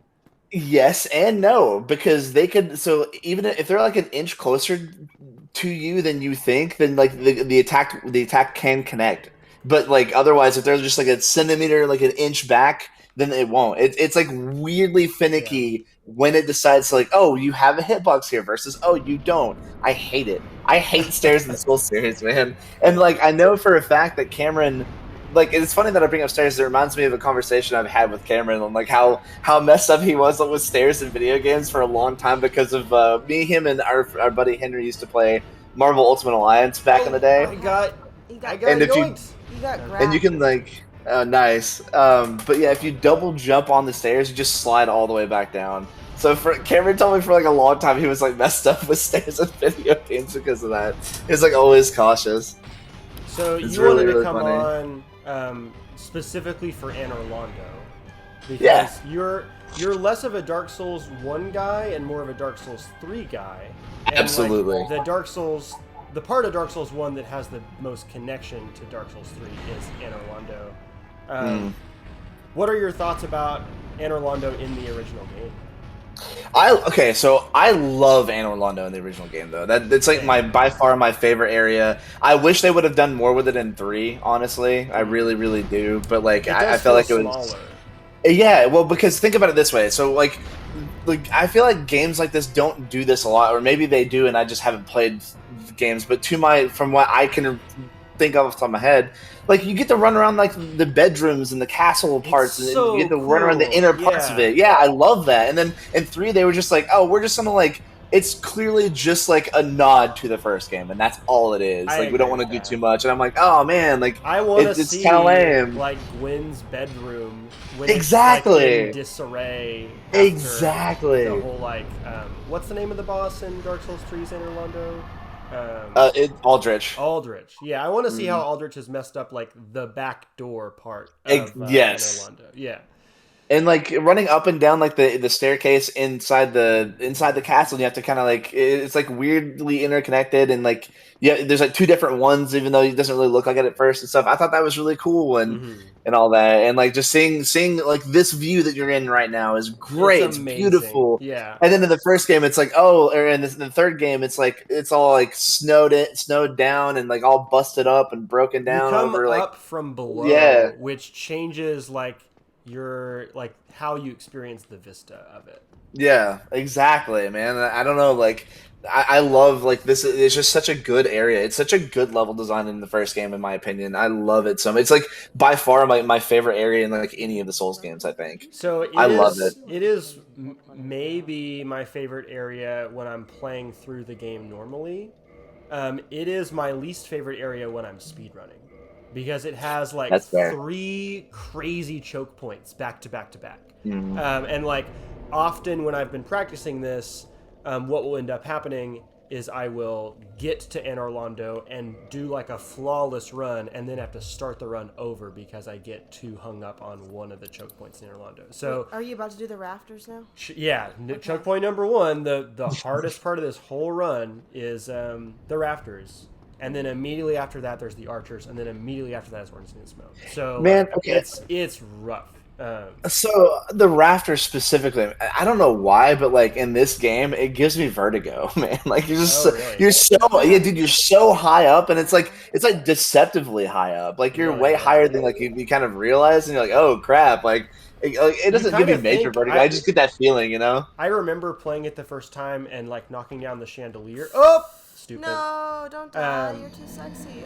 I knocked down the chandelier in the rafters the first time I played through, and thought that maybe I could jump down and get that item that crashes, you know? But, like, there's no way. It's way, way, way too far for you to jump. But you're right that it's deceptive, right?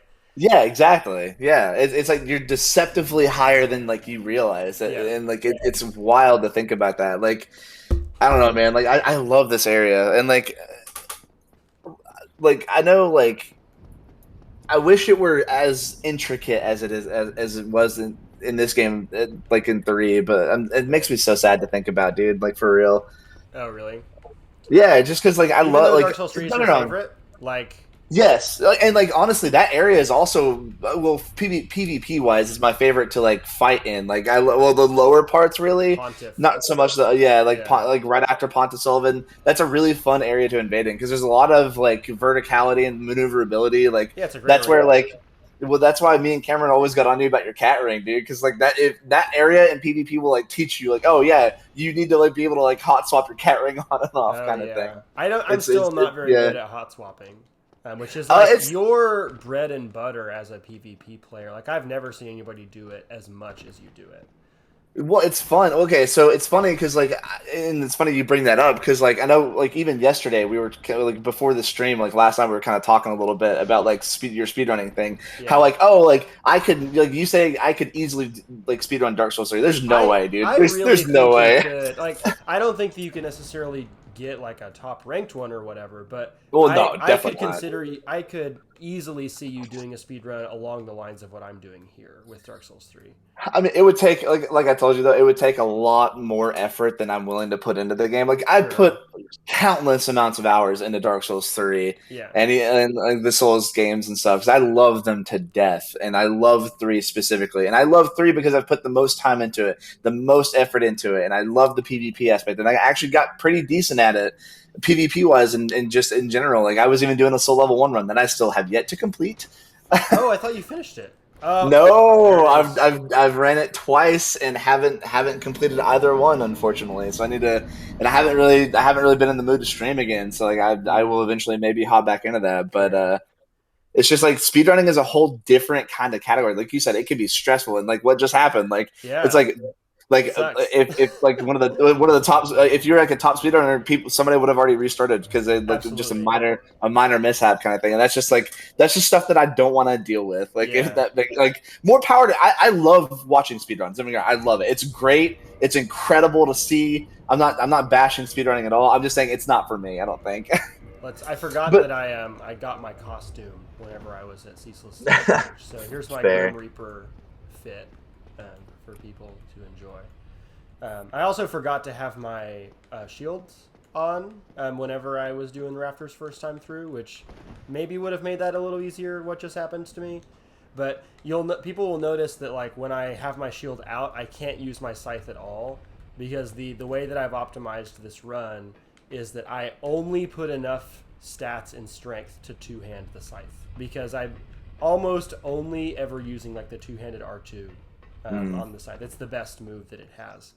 It's the vertical attack, right? You just No, it's like a big like circular sweep. It, like, has that a one. huge Okay. radius. Yeah, I know what you're talking about. Yeah, the spin to win is what some people Spin call it. to win. That's good. Yep. And then like I know like there are certain weapons like the twin axes in Dark Souls 3. The weapon art I think is just you like spin, so people call it like Beyblading and whatnot. It's great. Oh my gosh. I love it, man. I love it. And like this brings up another thing is like the community for Dark Souls in general can be great. I love the but community, like there are obviously like gatekeeping is always going to be a real thing. Like I know you guys were talking about pulling wins and dubs where you can, and I wholeheartedly agree. Like to me, play the games how you want, man. If you want to exploit, by all means, go for it. Who cares? You're just playing to have fun. And like the people that are like, oh, you didn't get a real win. I just like, dude, no, that's stupid. That's dumb. I hate that mentality. Yeah, it's so silly. I just can't stand that kind of stuff. Like I love the Souls games, and I will always recommend it to people, even if they haven't played one or like don't think they'd like it, because you'd be surprised at who would and wouldn't like the games. To be honest with you, so this is definitely a thing I agree with. Like, I waited to play the game for probably like a couple of years after I was interested in doing so, because I just thought that I couldn't do it. I thought that it was too hard, and because of the reputation, and just because of what I had heard about the game, which is generally like, oh, it's impossibly hard, which I think that, you know, difficulty is a very important part of the game, and it is like on some level a selling point. Like overcoming the tremendous obstacles that you have to face is part of what makes the game feel good. But if you make it sound like this forbidding, impossible thing, like people who are going to enjoy it are just not going to try it. Exactly. But like that goes back to the point. Like I agree with you like wholeheartedly on that, and like that's why I always recommend. I'm like, hey, just like give it a shot, you know, because you never know if you're gonna like it or not. And like people, because like for example, my younger brother has never played a Souls game ever, and then when Elden Ring dropped, he was like, yeah, I'm really enjoying Elden Ring, and I'm like, yeah, I never thought in a million years he'd ever try a Souls game, but he likes Elden Ring, and I'm like, oh crap, that's incredible, like.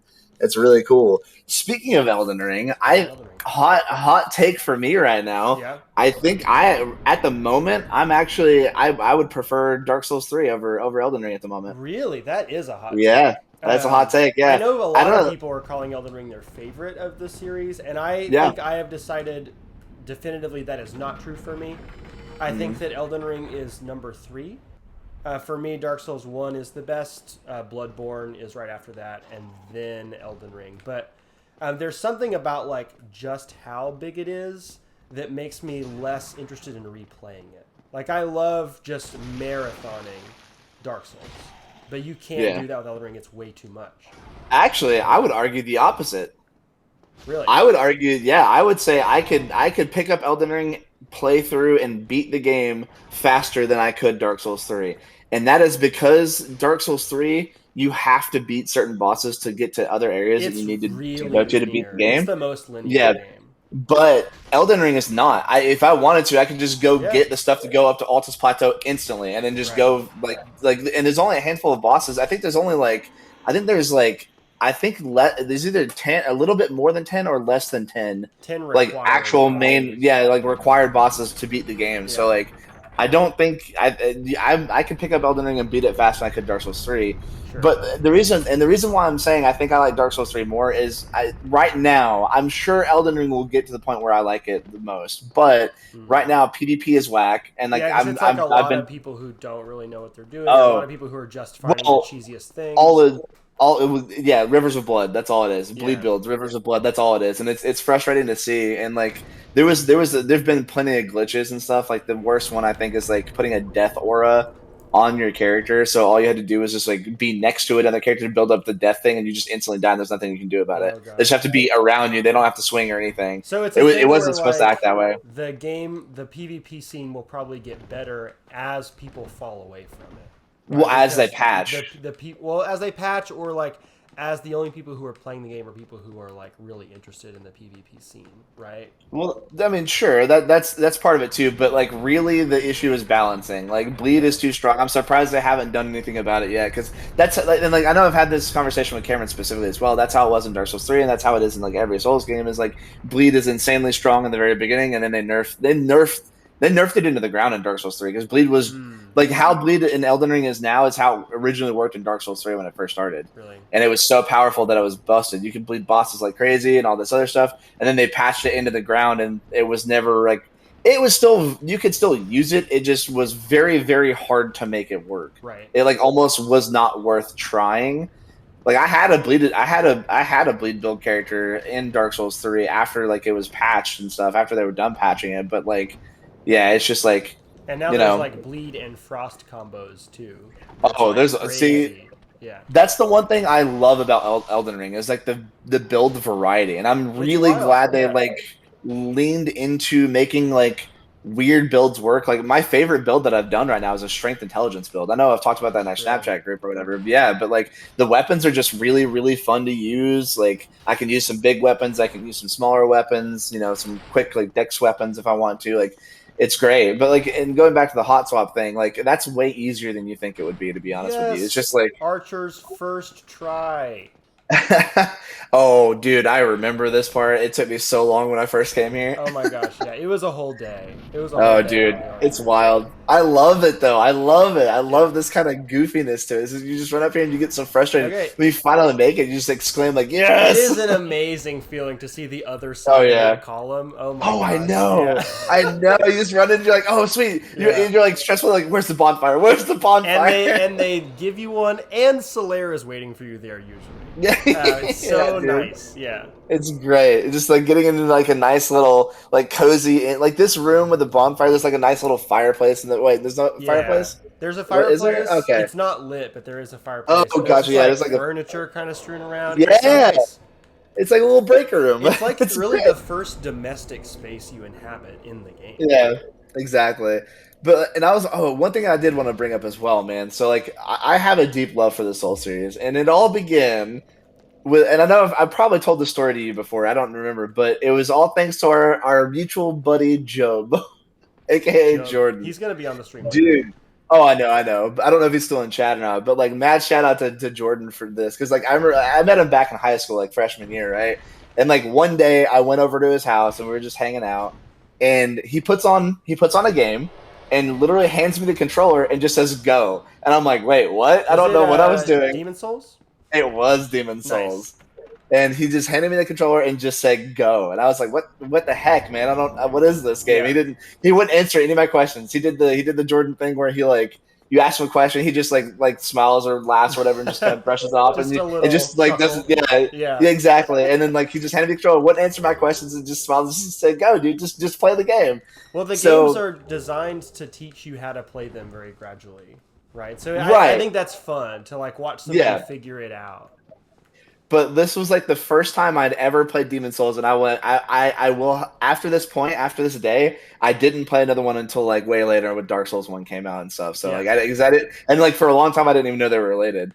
But Jordan hands me the controller, says "go," so I grab the controller, pick a character, ask him questions that he's not answering, and I get into the game, and he just kind of starts like like giving me like ominous like just go into this room over here. I'm like all this kind of stuff. Over there. See what's behind that corner.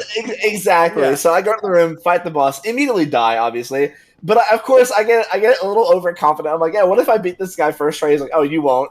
Yeah. I was like, okay, walk in. I didn't. Not even close.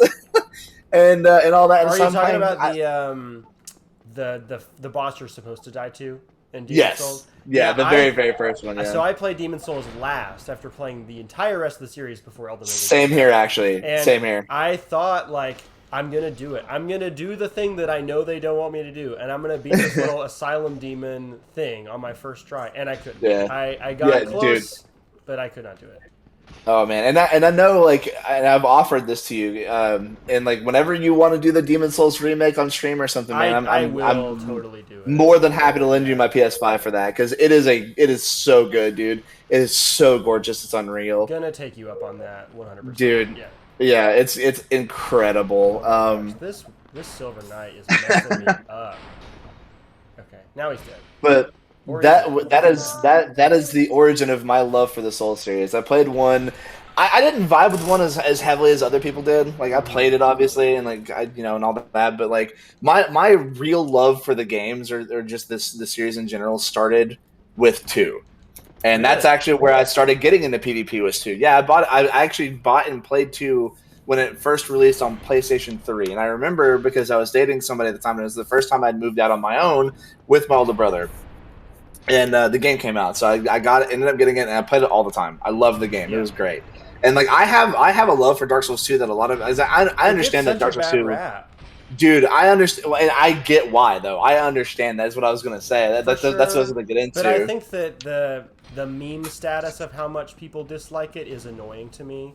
Like that's fair. There are things that are annoying about it, but not to the extent that it deserves like the rage that people perform about it. I think there's one thing that deserves the rage, and that's the soul memory. Soul memory sucks, but like for most people who are not doing a lot of co-op or whatever, it's not going to be an issue for them. That's fair. I was talking to a student the other day because I have several students who've never played a Souls game but are now playing Elden Ring because it's a phenomenon. And of course. I've had students like come up to me and ask me for help on Elden Ring because they know I'm a Souls guy, right? And I had a kid talking to me about how like he wanted to play the rest of the series, but he made a big stink about like, well, I'm never going to play Dark Souls 2. And I was like, shut up. Like Dark Souls 2 is good. Try it. You'll probably like it. Yes, I will always recommend people try to if they've never. Like, it would be harder to suggest now that Elden Ring is out because Elden Ring is like Dark Souls 2 too. Yeah. Well, Elden Ring has a lot of aspects from all of the games, that's one of the reasons why it makes it really good. Yeah. Like obviously my favorite thing they brought back was power stancing. I loved power stancing. I was sad to see it go in Dark Souls 3. They had weapons that you could like quote unquote power stance, but it wasn't the same. Yeah. Like just being able to grab 2 great swords and power stance, like come on, that was a great feeling. Right. It was awesome, and I missed it. Also, Cameron, you're wrong. I wasn't a flipping Havel mage. I was a flipping Havel melee combatter. Okay, is different. Just because I can flip in some of the Havel armor or all of the Havel armor doesn't mean I was a mage. Oh man, Dark Souls 2 PvP was so goofy. I swear, the soul memory made it terrible. So, like, a thought that we've kind of talked about, or that Cam and I have talked about at least, is the idea that we talked about it on the Bloodborne PSX stream together. Mm-hmm. That Elden Ring kind of maybe makes redundant Dark Souls 2 and Dark Souls 3. Like, there's less of a reason to replay them because Elden Ring exists. Yes. What do you think about that in regards to Dark Souls 2? I mean, like again, I would still. So for no one that's played the Soul series, and like let's say like somebody's jumped into Elden Ring right off the bat, they've never played a Souls game besides Elden Ring, and they like Elden Ring. I would still suggest them to go play the other ones. Like no matter which ones they are, I would suggest all of them. I would still never be like, oh, you shouldn't play these games because Elden Ring. I guess what I'm talking about is like for people who have already played all of them. Like, why do you want to replay Dark Souls 2 or replay Dark Souls 3 when Elden Ring is an option? I mean, honestly, I would say for me personally, nostalgic reasons, just because it's just like it's a nice game to go back to every once in a while, just to kind of remember the areas that were. Dark Souls 2 had some great areas, man. As does Dark Souls 3. Yeah, I agree, but like Dark Souls 2, there's just something about the game that's like weirdly off, but in a good way, and I really like that, and it's kind of hard to convey that feeling into words properly. Mm-hmm. Especially with me, as I'm bad at articulating my points across a lot of the times. But I don't know, man. It's just like Dark Souls 2. It just holds a special place for me personally, and like because again, it's the first time I really started getting into the PvP scene, and I really really enjoyed the PvP scene, even though it was. I would argue that I wouldn't say it's as jank as Dark Souls 1, but it's close. It's close. Man, I messed up. What'd you do? This is gonna make Ornstein and Smo much harder. So sequencing is super important in speedrunning. Like you have to plan what you're going to do, what order you're going to do it in, and you have to not forget anything because you can mess things up for yourself later. What'd you forget? So there is a single large Titanite shard in Blighttown that is easy to get on your run to Quelaag. And if you get it, you can ascend your weapon to +6 before you go into Anor. And if you don't get it, you're stuck with a +5 weapon in Anor. So I am going to be fighting Ornstein and Smo at a disadvantage, but we're still going to do it. It's Swaff. going to happen. Yeah. You got this, bruh. I I believe in myself. Wait, why are you going to have disadvantage? Because my weapon is not going to chunk them for nearly as much as it should, or as it normally does when I'm running. Wait, why? I missed it. Because I did not get an upgrade item in Blighttown that I should have got. Because you forgot? Because I forgot it, yep. Stupid. But yeah, Cam actually put it into great words, great wording here. He said Dark Souls 2 feels more dreamy than any other title, and I agree. That is such a good... Yeah, that's a good way to put it. Yeah. And something I keep forgetting to call back to. Who is Fem Virago? That's Paige. Paige, that's what I thought. Okay. Yeah, Paige said earlier, like, I shouldn't, like, discount my Soul Level 1 run. The 2 runs that I've done, like, way earlier. I meant to comment on it, but I forgot to. But you're right. I'm not, and I never, like, and it goes back to, like, me thinking, like, the whole speedrunning topic we were talking about. Yeah. I never thought that I'd be good enough to do a Soul Level 1 run, and, like, I just decided to try it, and, like, it got to the point where I was like, oh, I can do this, and it kind of stemmed from, like, fighting games, and I can do it. Yeah, I mean, like, well, unironically, it like started with me having a bad attitude towards fighting games because, like, Cameron can attest to this. For a long time, I was like, I can't do XYZ thing. It's impossible. I will never be able to do this. This just doesn't connect well in my brain. I did that for a solid year and a half with Cameron. And Cameron was trying to break me through that wall of saying, "Hey, shut up and try it, you idiot." And I was saying no. And then at some point, it just clicked, and I was like, "Oh, you were right the whole time. I'm an idiot. I'm sorry for putting you through that," kind of thing. And you know, then, like, I have been a bit of a butt in response to fighting games specifically for the same reason, right? Like, because I have all this circle of friends who all play fighting games all the time, and I know that it's very much like a learning curve thing. So I don't want, because I know it's like primarily a multiplayer competitive thing. The idea of playing with people who have been playing for years and years and years more than I have doesn't sound fun to me, but I'm sure it actually would be if we sat down to do it. Yeah, so it's interesting you say that, because where I find fun with, like, fighting games and stuff, because we all know that Cameron's really good at fighting games. There's no getting around that. He's insanely good. For a casual player, he's insanely good. Yeah. And, like, I have a new thing where I'm striving to get on that level, or just try to be a match for him or whatever, you know. Like, I have fun in improvement now, and in anything. Like, if I'm even if it's a small improvement or big improvement, if I see myself doing the same thing and it's failing, and I'm like, okay, well, I need to change it up, and then I start improving on that and making that better, or stop doing the bad thing that I'm doing or whatever, then it's like, oh, I'm enjoying myself now because I'm getting better. I'm learning. I'm improving my skill. Speedrun fun, because again, I'm not like competitive worldwide, but my speedrun is better than my last speedrun, and that's what's fun about it.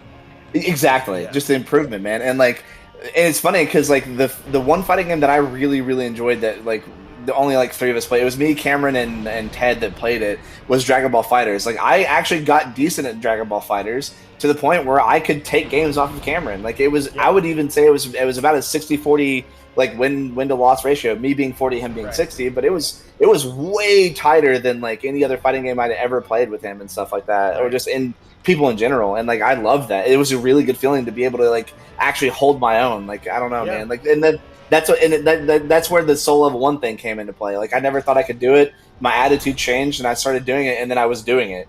Like, in my first Soul Level 1 run, I only had 2 bosses left. I never finished it.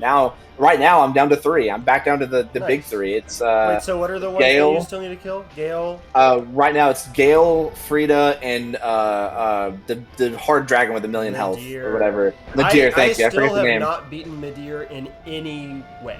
I have never seen the victory achieved screen. It's funny. I actually beat Midir on my original Soul Level 1 run. I don't know how I did it, but I managed it. Insane. It's really okay. Here's the thing. Midir is not. I think Midir is easier than people give the boss credit for. I'm not saying the boss is easy. So don't get me wrong. I'm just saying I think it's easier than people give the boss credit for. It's just they've got a big health pool, but, like, their attacks are, like, the dragon's attacks are insanely telegraphed. It's just a matter of, like, getting used to, like, when they do certain things, and there are certain attacks that look like other attacks. Yeah. But there are minor differences, and once you start picking up on that, it becomes easier to manage, I will say. Right.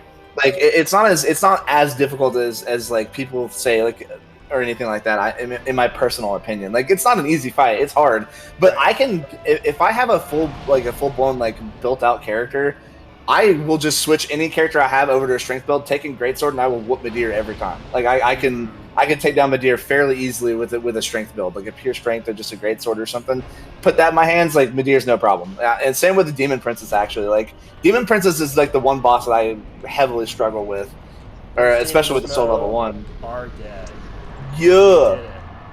Awesome. Do you have any thoughts? We haven't really talked about that boss at all, and you wanted to come on to talk about Anor Londo. So do you want to say anything about ONS before you switch out? Oh, I mean, like, I think they're cool. I really like the boss aesthetic very, very much. It's a cool idea. And my favorite thing about it is in Dark Souls 3, Cameron and I did a cosplay build where we were PvPing together with that build, and it was great. He was Winston, I played Smo. It was fun. Yeah, that sounds super fun. Yeah.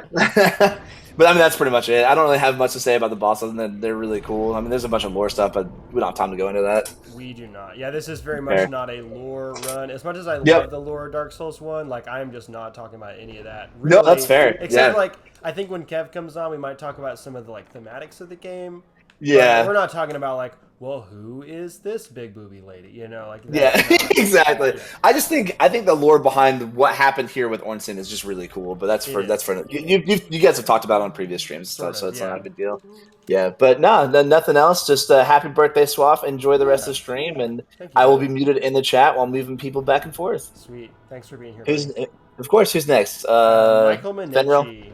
Gotcha. Michael number 2. All right. Well, I'm gonna bring Michael in 2 seconds. Sweet. See you guys. See ya. Now we're going to go correct my mistake from before and upgrade this weapon.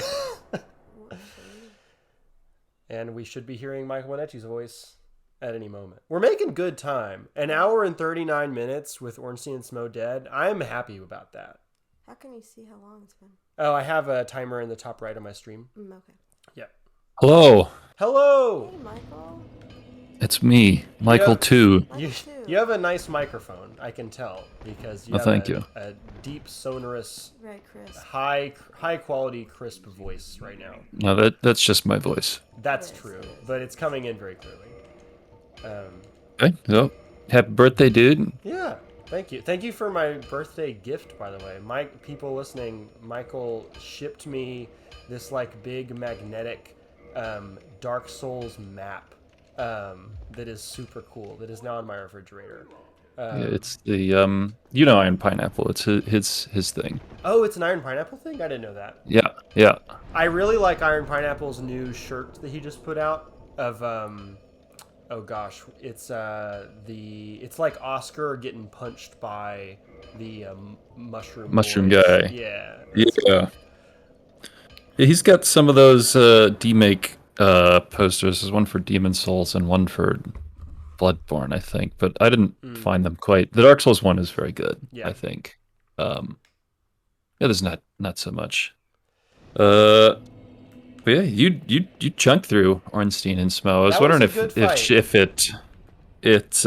is there a strategy there for Ornstein first, or just how it goes and you deal with it? One thing that I've learned in doing this is that Solaire is actually really good at fighting Ornstein. Like if you go and fight Smo just to like pull his aggro, Solaire will basically kill Ornstein. And so what I did was I kind of let Solaire take the first half of that fight, and then I swapped out so that Solaire wouldn't die.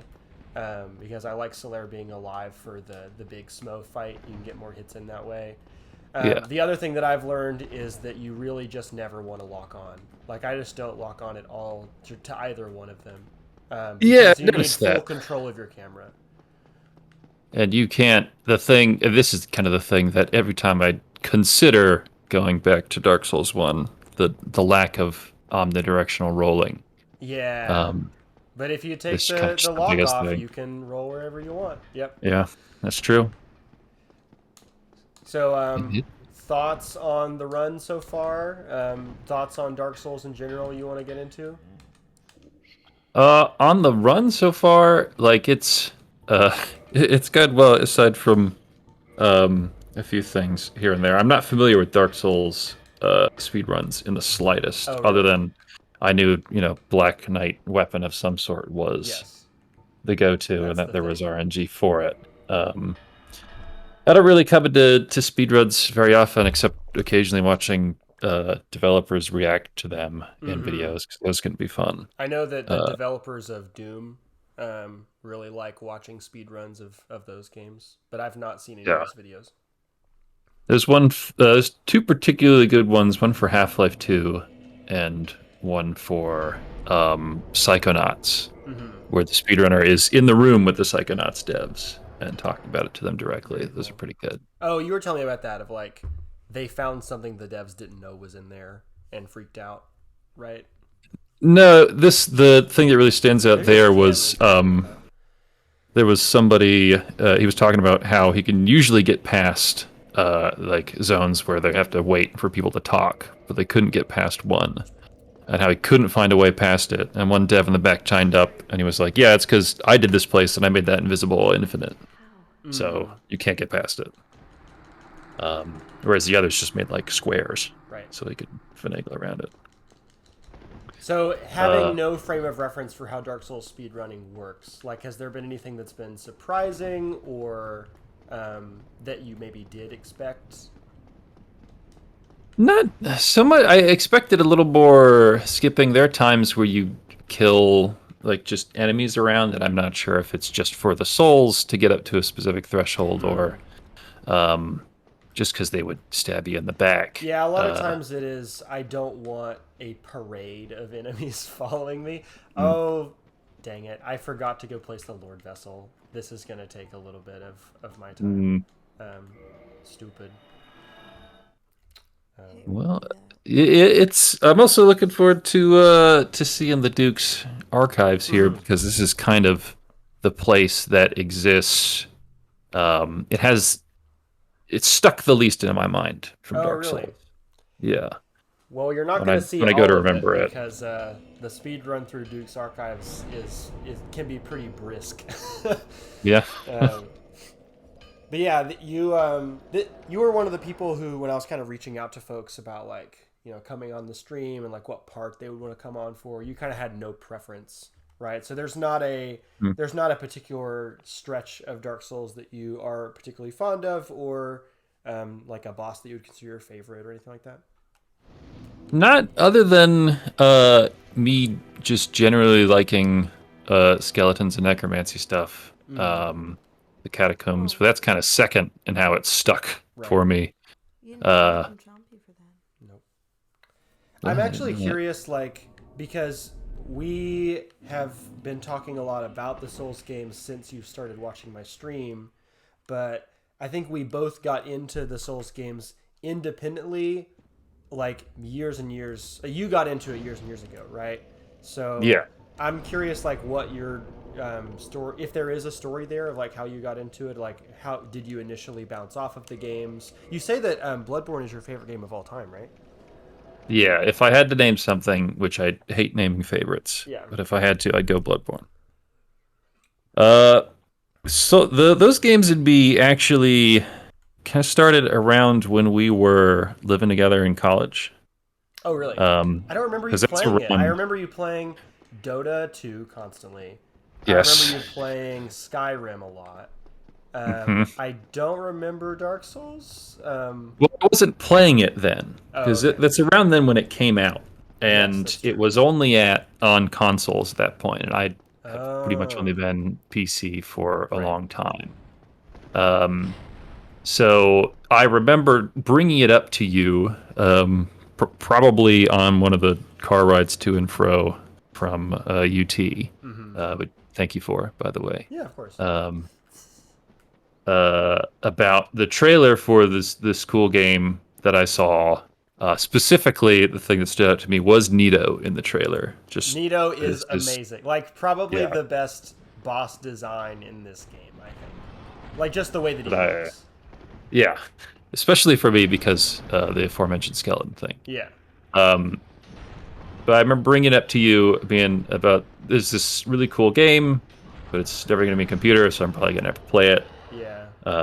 And I looked up like synopsis of it, which is a thing that I would do, and there were games that I figured I'd never play, but I wanted to learn about. Look up a synopsis for, because like what happens in the game is stuff that may not even register to you when you play it. Yeah, and so it didn't register at all. Yeah. I was just like, okay, I forgot it all immediately. So when I ended up playing the game in the future after it came out on PC, which I checked was back in 2013. Yes. Right at the end of 2013, I was gifted Dark Souls. Oh, nice. You know what? Steam. I was gifted a PS3 copy of Dark Souls for my birthday a super long time ago, like when I was in college, and never played it. Like, and this is what I was going back to what I was saying with Ammo. Like, I could have played it then, but I remember hearing, oh, this is really hard. This is going to be really unpleasant. And I just never booted the game up. And I sold it to McKay and bought it back on Switch whenever, like, I just decided I was going to try it. So that's interesting. That's honestly not surprising, because I was really surprised when I had heard that you had played Dark Souls and that you were really into Dark Souls, because that was a game that I kind of specifically had never considered as something that I would recommend to you. Because I generally, I guess before playing this game, the kinds of games that I enjoyed playing were like very heavy on narrative. Or like standout things. Like for me, in my mind, with you, that I stood out was Katamari. Yeah. Like, just that kind of sort fun, of delightful thing. stuff. Where, Yeah, like, it's not super or more narrative things. Yeah. Like I'd recommend to you to like Outer Wilds and stuff like that. That would be unique and interesting, and not so much a heavier gameplay experience. And now that I have played this, I tend to want games that are more like mechanically engaging, I guess, if that makes sense. Well, it's also when I saw your this was after the fact, your Twitter thread of the games that you'd played. Yeah. I didn't realize that you were, playing that many. Yeah. Like that, so I might have been more inclined to believe that Dark Souls was something you'd be into. But I'm glad it was, because it's really cool. It is a great game. I'm glad that you are also into it, because I had no idea. I should have reached out whenever I got into it, assuming that you would know the games, but I guess I just didn't think to, because you had never mentioned it back in college when it was new. Yeah, more than anybody I am certain I play a lot of video games. This is true. Yeah. to a large degree. What are you playing right now? What are you into? I'm finishing up the games that I bought on Christmas. Okay. I had a thing on them. The thing that I'm on right now is a game called Infra, which is a weird European game where you play a guy going around. You're an employee of a company that's won a bid to do maintenance work for the city infrastructure. Okay. And you believe it's in a pretty bad shape, so you're going around taking pictures of things that are messed up in power plants and stuff. But it very quickly devolves into just the infrastructure is totally boned. Everything is going up. Or just a logistically not really difficult way. The tone is so weird because there's literally no people. These places are completely abandoned. Yeah. But there's still people around. Like you end up in cities where you can see cars and people walking around. That's gotta just be a little uncanny. It is, but it's just the way the game is visually, kind of, and tonally, which is with a lack of music, without something to really make you feel threatened or totally spooked. And I don't really get spooked much in video games in the first place. I definitely can. I have. I'm 25% of the way through Resident Evil 7, and I cannot continue playing it because every time I play it, it's so stressful and so scary. I'm screaming when we're playing it together. Yeah. No joke. I think that's better. Honestly, that's a good way to be. I'm always kind of removed. Yeah. As opposed to just being every time something happens, which is kind of how I can be in horror movies sometimes. Yeah. I honestly, I feel like I get more like that in movies. More scared. Yeah, more than games. Yeah. But you don't really watch movies in general. Definitely not horror movies. You're not going out of your way to watch new No. stuff coming out, right? I remember No, you and I having a couple conversations in college when you were very curious about like people's preferences in like art media, like what is your preferred medium, right? And yours is obviously video games. Yeah. Mine at the time was movies, and maybe still is movies, but I think I'm much more kind of like egalitarian in terms of like really enjoying lots of different artistic mediums equally at the moment. I wouldn't necessarily say that I like video games less than movies at the moment. I mean, you have a background of all 4 of those categories, including books. I would say that books, if I was to make a tier list, currently books are at the bottom. Like, because books are my job, and so it's often not fun for me to sit down and read a fiction book. Because I just do that all day, every day. But this is all just RNG here, by the way. The tricky thing about this, which like I did it right, but the tricky thing about it is letting yourself die without letting yourself get cursed. When you get cursed to Seath, that does eat up some time in a speedrun, because you have to warp back to Firelink and walk to the lady who sells one and like hope you have enough souls to buy it from her and cure your curse. But I did it. I forgot about that. There was curse attached to that. Annoying. This is my favorite part of the Duke's Archive, is opening this door and this cutscene. Oh, sorry, I skipped it. But it is a very cool How dare cutscene. I love we talked about this when I streamed Dark Souls 1 originally, but I absolutely love the dark ambient music that plays here. You were talking about that game, Infra. That's the name of the game, right? Like the way that it uses a lack of music. And I think that in general, Dark Souls does a similar thing, where like you're only getting music in boss fights, or in very key places like Firelink Shrine, where it wants you to feel safe. And I love the use of music here, and that it's like literally a phonograph that you can go turn off. Amazing. That's one of the big complaints one of my younger brothers has about Elden Ring, is the music in the overworld.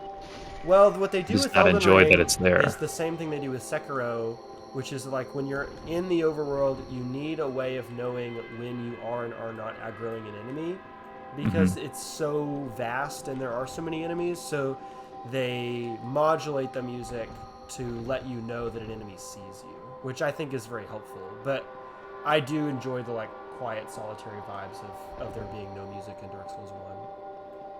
I never would have thought about it with the music. I'm just... If you brought it up without telling me how it worked, my instinct would be like, well, the music would start when an encounter happens, right? That's the typical like JRPG thing. Right. It's because they're like have stealth mechanics, right? They did it in Sekiro so you could know like when you'd been seen.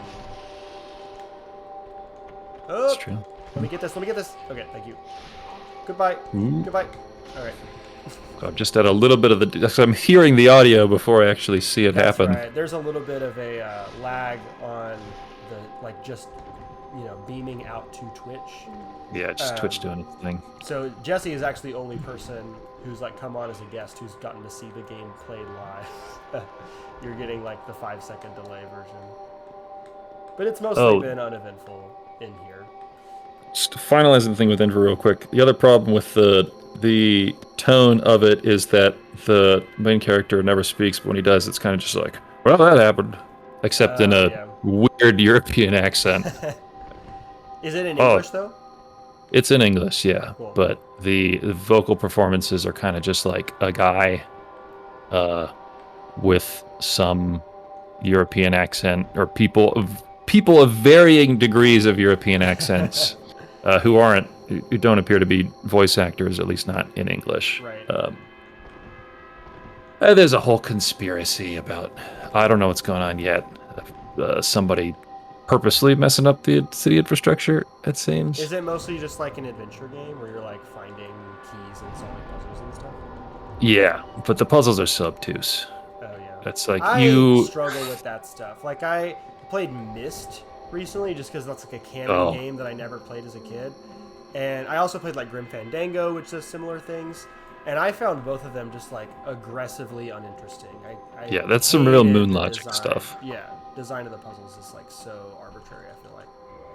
Especially, I would never play Myst because I'm from what I recall, the scant bits from my childhood, it is heavy on the coming across puzzles and me not knowing if I have the ability to solve it. Yeah, it's Like, one of those do things. I find a thing? Similar What's to the what deal? we were talking about with Michael about like the stage in life where you play games. Yeah. Myst is a game that I think a lot of people have nostalgia for because when it came out, it was the only game their family had. And so you would like boot up the family computer and like poke around and, you know, maybe write some puzzles down on paper and stuff and mull over it for weeks and weeks and maybe never finish it. Like a lot of people never finished that game. But I like wanted to burn through it in a week because it's like a 2-hour game if you know what you're doing. Did you ever finish it? And I did finish it, but I didn't enjoy it. I thought it was stupid. Yeah, I mean, all that stuff that things can be aggressively wasting your time as a child, and you will not care. Yeah, like I recently watched a video essay about like Zoomer humor, like Zoomer culture and memes and stuff like that, and it talks about how like memes go out of date so quickly for Zoomers because like they are used to a world where like every like option is kind of at their fingertips. Like they didn't have to wait for their favorite song to come on the radio. They didn't have to like go out and buy the CD of the band they wanted to listen to. It's just like there, you know? And so I don't imagine Myst like having a shelf life into that generation or even into the millennial generation really, because that's just like not our experience with the world and with games. Zoomers in the chat, can you confirm this is the world as you live in? I showed that video to a room full of Zoomers who, like, the point of us talking was to talk about memes. And they said that they were, like, they felt attacked by how accurate it was. So, yeah. Yeah, that it's a hard thing. I get some of that now, especially with games, where if I don't know what's going on with something, I need to fight the urge to like look it up. Yeah. To more experience what's going on to come across a problem and be actually blocked by it, which is kind of maybe It's a Dark Souls something. thing. Yeah, that Dark Souls has done something for, and that you can come across a lot of problems in it that you can't just solve by knowing what to do necessarily. You still need to execute it. But I had it's to make it a point playing Elden Ring, like, only to look up stuff when absolutely necessary. Like, I looked up a couple things for my build, like, okay, so here's my build. What are the weapons that scale with that build? But for the most part, it's, like, more fun to kind of be surprised by stuff. And the first day playing it on release day, I was just, like, hooting and hollering all day. Like, every time, like, when patches showed up with a boss health bar, losing my mind. So yeah, that's definitely like a fun way to experience media that I think is definitely less common now because of the internet. We've passed the 2-hour point, by the way. How's this stack up with you usually?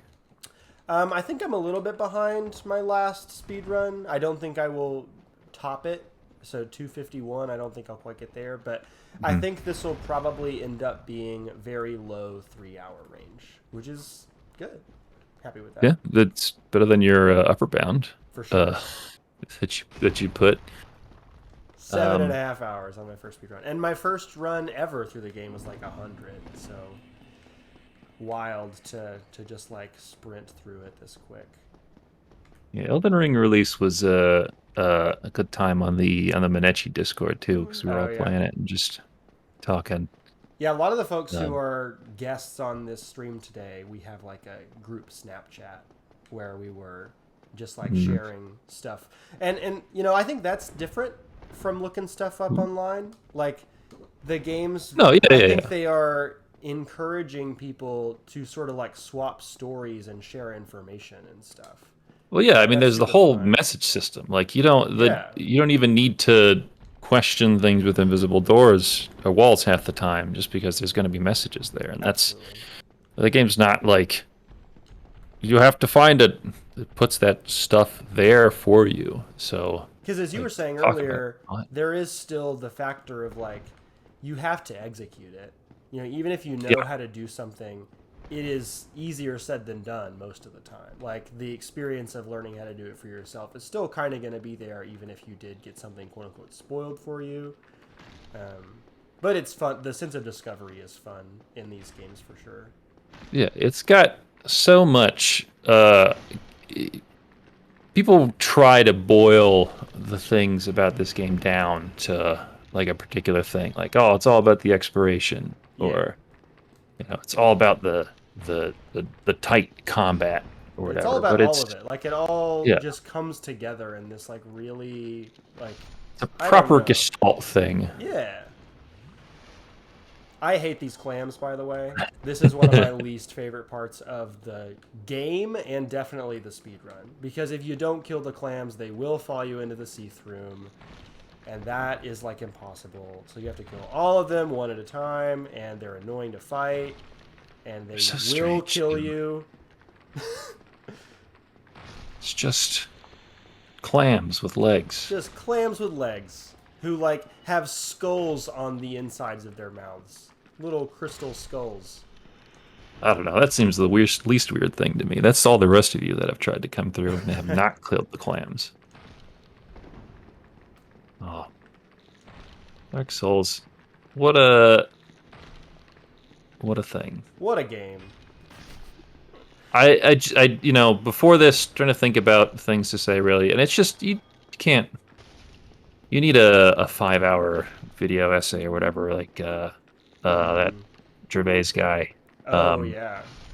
You know, I'm which is so funny. Kind of maybe writing one, because I do video essays for Cinematary, or I have done video essays for Cinematary, and I have an idea for a way to like tie Dark Souls to the world of movies, and like talk about what Dark Souls does that movies kind of are incapable of doing just by virtue of like what medium they're in. Mm-hmm. And I've actually started writing that script yesterday, and I'm like a third of the way through it. Who knows if I'll actually end up finishing, but I will be adding my noise to the absolute din of like people on YouTube singing Dark Souls' praises, hopefully in the future. Yeah, even if you can't, at least for most people, say what it is about the series, and if what a lot. I'm in the crystals. Get me out of here. Okay. Whew. We're not cursed. That would have sucked. It's a weird space of like things are going fine, but I'm hearing panic. Yeah. Anyways, you were in the middle of a sentence. Sorry to interrupt. No. This is, I don't know. I've lost it. Something about not being able to pin down what it is, but knowing inherently that there's something about the games just really soon after you play them. Yeah. And I don't know if you had this experience the first time you played, but the first time I played was kind of similar to Michael O'Malley, where I respected it and I enjoyed it, and there were things about it I thought were fun, but I was kind of wiped out by it, and I was like, I don't know if I want to play this again. And then I did try to play it again, and that's when it clicked. I was like, this is what this is. And it's hard to explain exactly what that is. Maybe it was kind of, it was more immediate, just like the at the very start, in the tutorial area when I got to the bonfire and learned how that worked. Just of like, the rest of the bonfire, great, you get your healing back, great, all the enemies respawn, and in my mind at the time, all your progress is erased. Yeah. And I was just immediately like, I'd never thought of that being a way of doing things. I've only thought about it as kill everything forever or enemies respawn when you leave the screen. Right. And just immediately I'm thinking about things more. Yeah, it makes you think about the mechanics of video games, I think, in a way that most games don't ask you to. Like, most games want you to have this kind of seamless, fluid experience with their systems. And I think that, like, because Dark Souls requires so much forethought and consideration of like, well, how am I going to navigate all these elements in order to survive this? And it's so like on its face, like what everything does, aside from like kind of the obtuse nature of things like humanity, etc. Like you kind of see the wireframe of the game in a way that you don't see it with most games, if that makes sense. Oh, hey, look, Peter's here. Peter's I wasn't looking here. at chat. Little Anyways, Peterkins. That is the Duke's Archive. Seath is dead. Do you have Yeah, congrats. other things that you want to talk about before you jump off? Other than just Seath is just such a weird guy, and I don't know what the heck to think about him. Like lore-wise or fighting him? Yeah, lore-wise, just he's a dragon with no scales, but existed before Disparity. I He's just can't the, really recommend how he... He's the Candace Owens of Dark Souls. Oh my god. If that makes sense. Sadly, not to me. Okay. Well, maybe Cam laughed. But I agree with Cam that Seath is like one of the biggest, jerks in the game. He let them kill the dragons. Yeah, he's like, you know what? You can genocide my race of people as long as I'm in your cool exclusive club, Yeah. And then like even when he's in the cool exclusive club, he's like, I'm gonna build my castle taller than your castle, Gwen, just because that's a thing that's important to me. Stupid. And then there's like capturing, he's off like capturing women and like experimenting on them and stuff because he needs immortality for some reason, even though everybody else is trying to not be immortal. Well, the world is kind of. The world is trying to not be immortal, yeah, but it seems like they're trying everybody to be is immortal. very much not happy about the fact that they're immortal because they're going insane. Yeah, that's my take on Seath. He's also super annoying to fight, and I don't like the boss fight. Which, like, I was talking to Cam about this recently, that it's crazy that Dark Souls works as well as it does, considering how many just bad fights there are. Like, Seath is a bad fight. Beta Chaos, which we're now running to, is a bad fight. There are a handful of others that are not jumping immediately to mind. Four Kings? Oh my god. I hate that fight.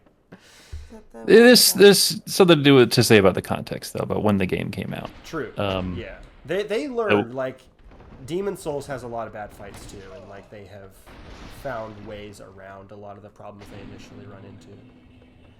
I feel... this is probably the last thing I say, just so we get the next guy. I don't want to cut another time. Yeah.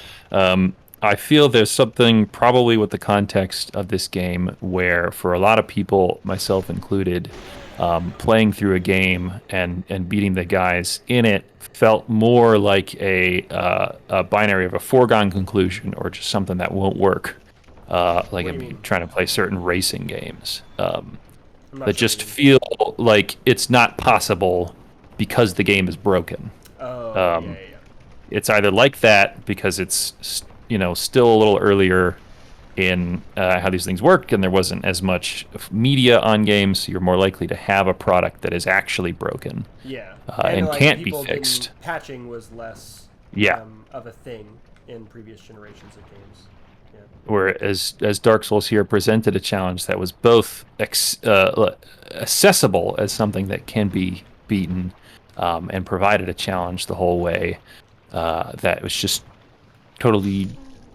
not totally, but felt unique, at least in the limited amount of games that I was able to come into contact with prior to that point. So, but it's still, people still come to it now like you, even without sort of that earlier context, and find it great. So it's a real stands the test of time experience. The ultimate game of all time, some might say. Some people have said that, yes. Who said that? There was a I'm not even familiar with this organization, the Golden Joystick Awards. What is that, Michael? Do you know? I don't know. Never heard Game of Awards and stuff they're all over. People try to find their place as movies have found their cemented position, but I actually wonder trying to herd cats for that. If the Golden Joystick Awards was like a nothing thing that made this big like clickbait headline about Dark Souls so that they could get attention. But anyways, the Golden Joystick Awards did like an award ceremony where they were like honoring games of the year and also throughout history, and they gave Dark Souls the award Ultimate Game of All Time, which it was up against things like Tetris and Super Mario Brothers. And like, honestly, where is the lie? Like, I can't think of another game that I would put above it. It's my favorite game. I don't know where to start with trying to come down on that decision, though. Yeah. To be honest. Anyways, it is a doozy. We are now in the Demon Ruins, and we have a guy who wanted to come on and talk about that. So yep.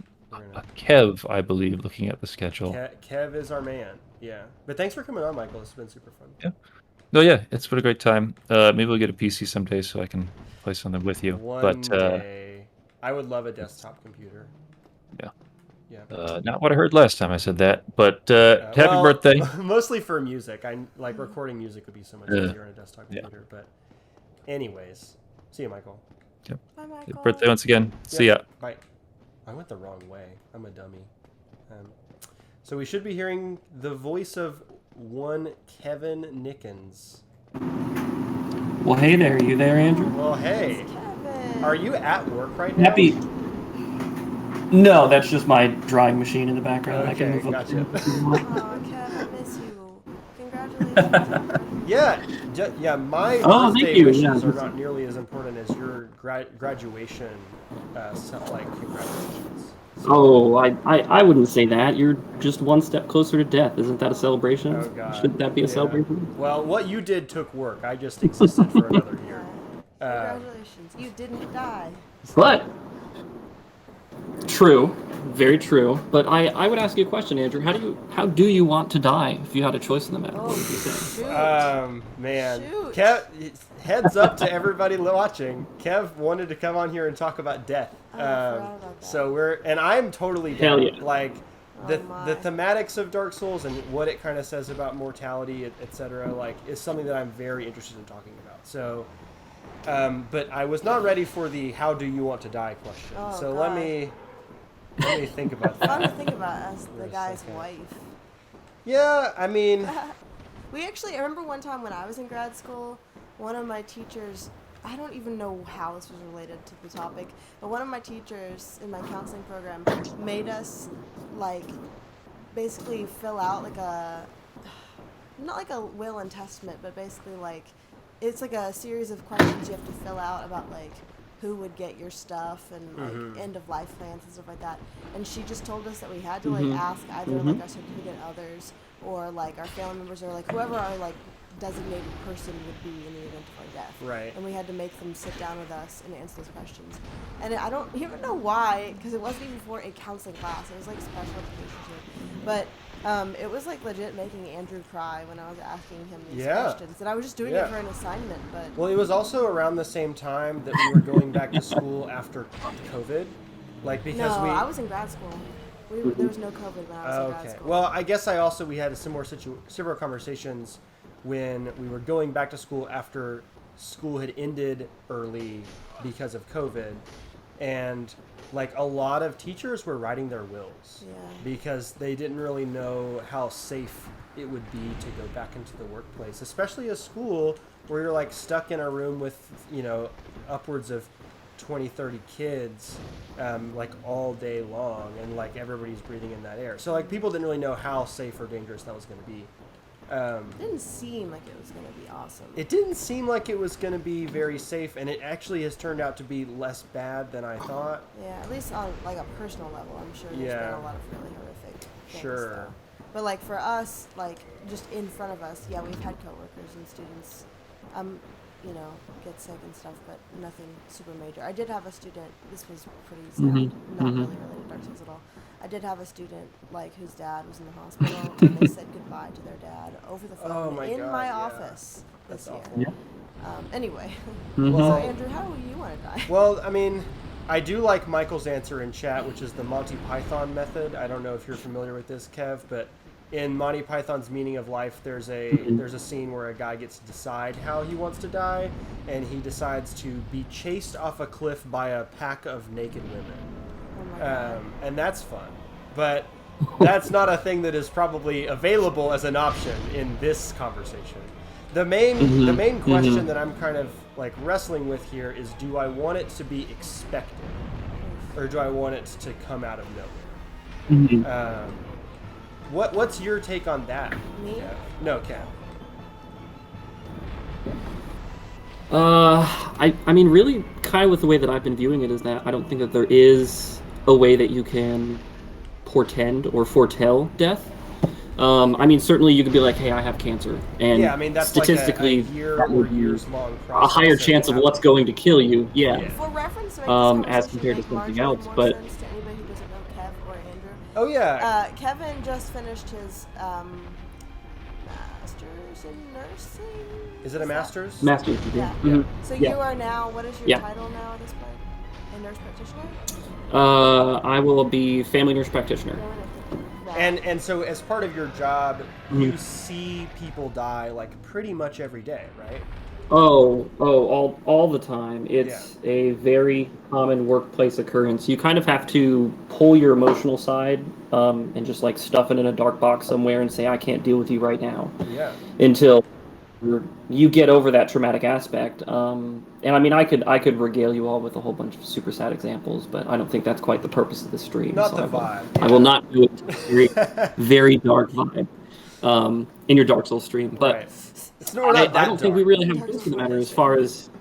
I mean, other than like, let's say a person chooses how they die and they like do suicide or intentional overdose or whatever. Not into I think that, for the average normal person, for the average normal person who's like just living their life, I don't think they're really get a decision in that process. Because Right.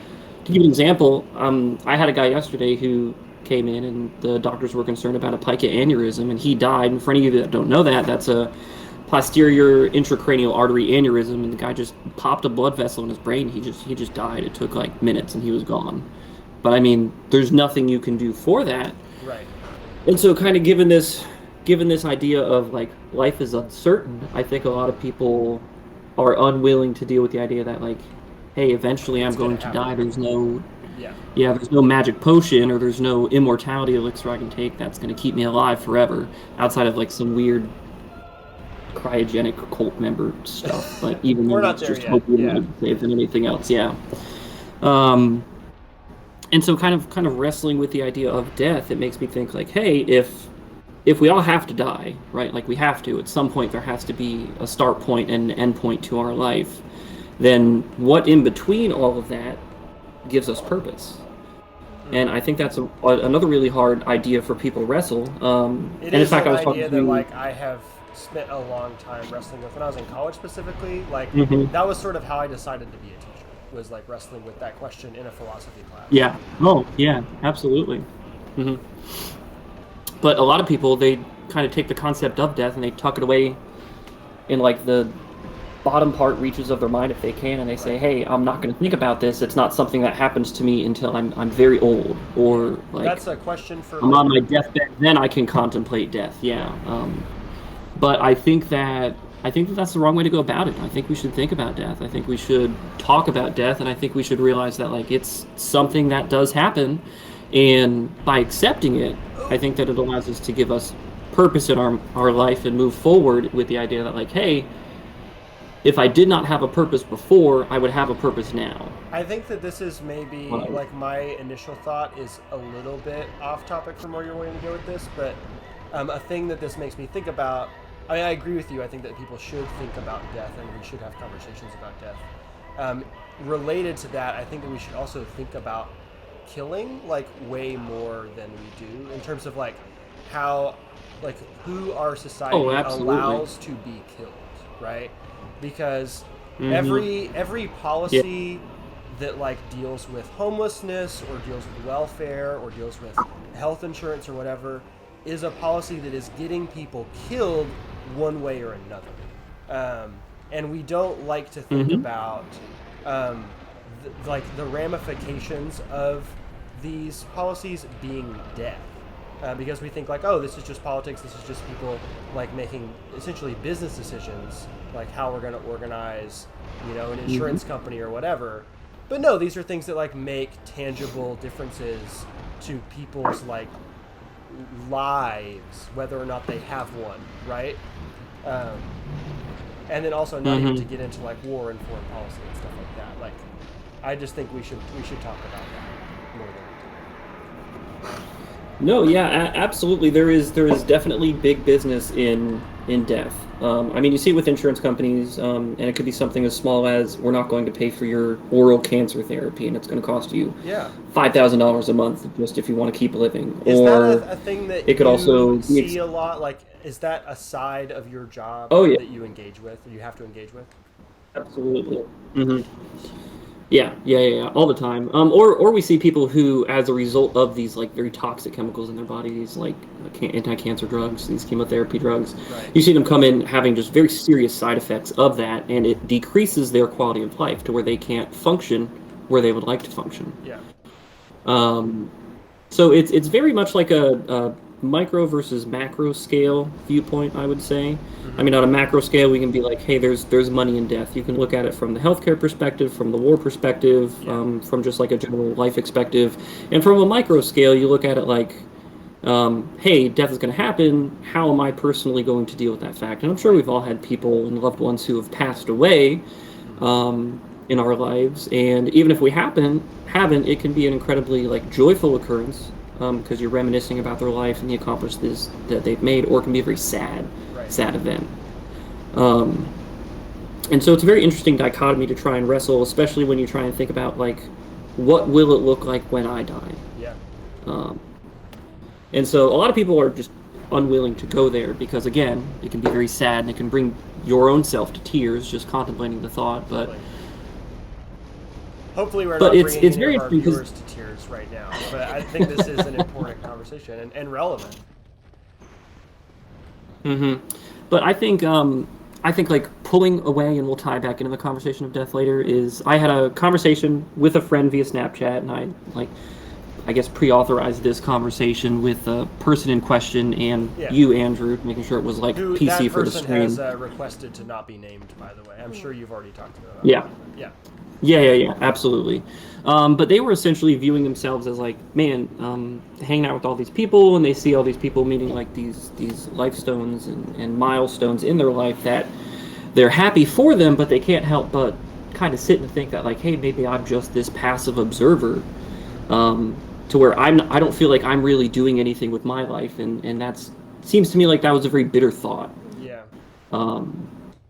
And I would agree. A lot of people kind of have this mind-body disassociation that they undergo on a day-to-day basis, where they think, oh, well, if I do something, it's not going to matter in the grand scheme of things, so why even attempt to do something? Yes.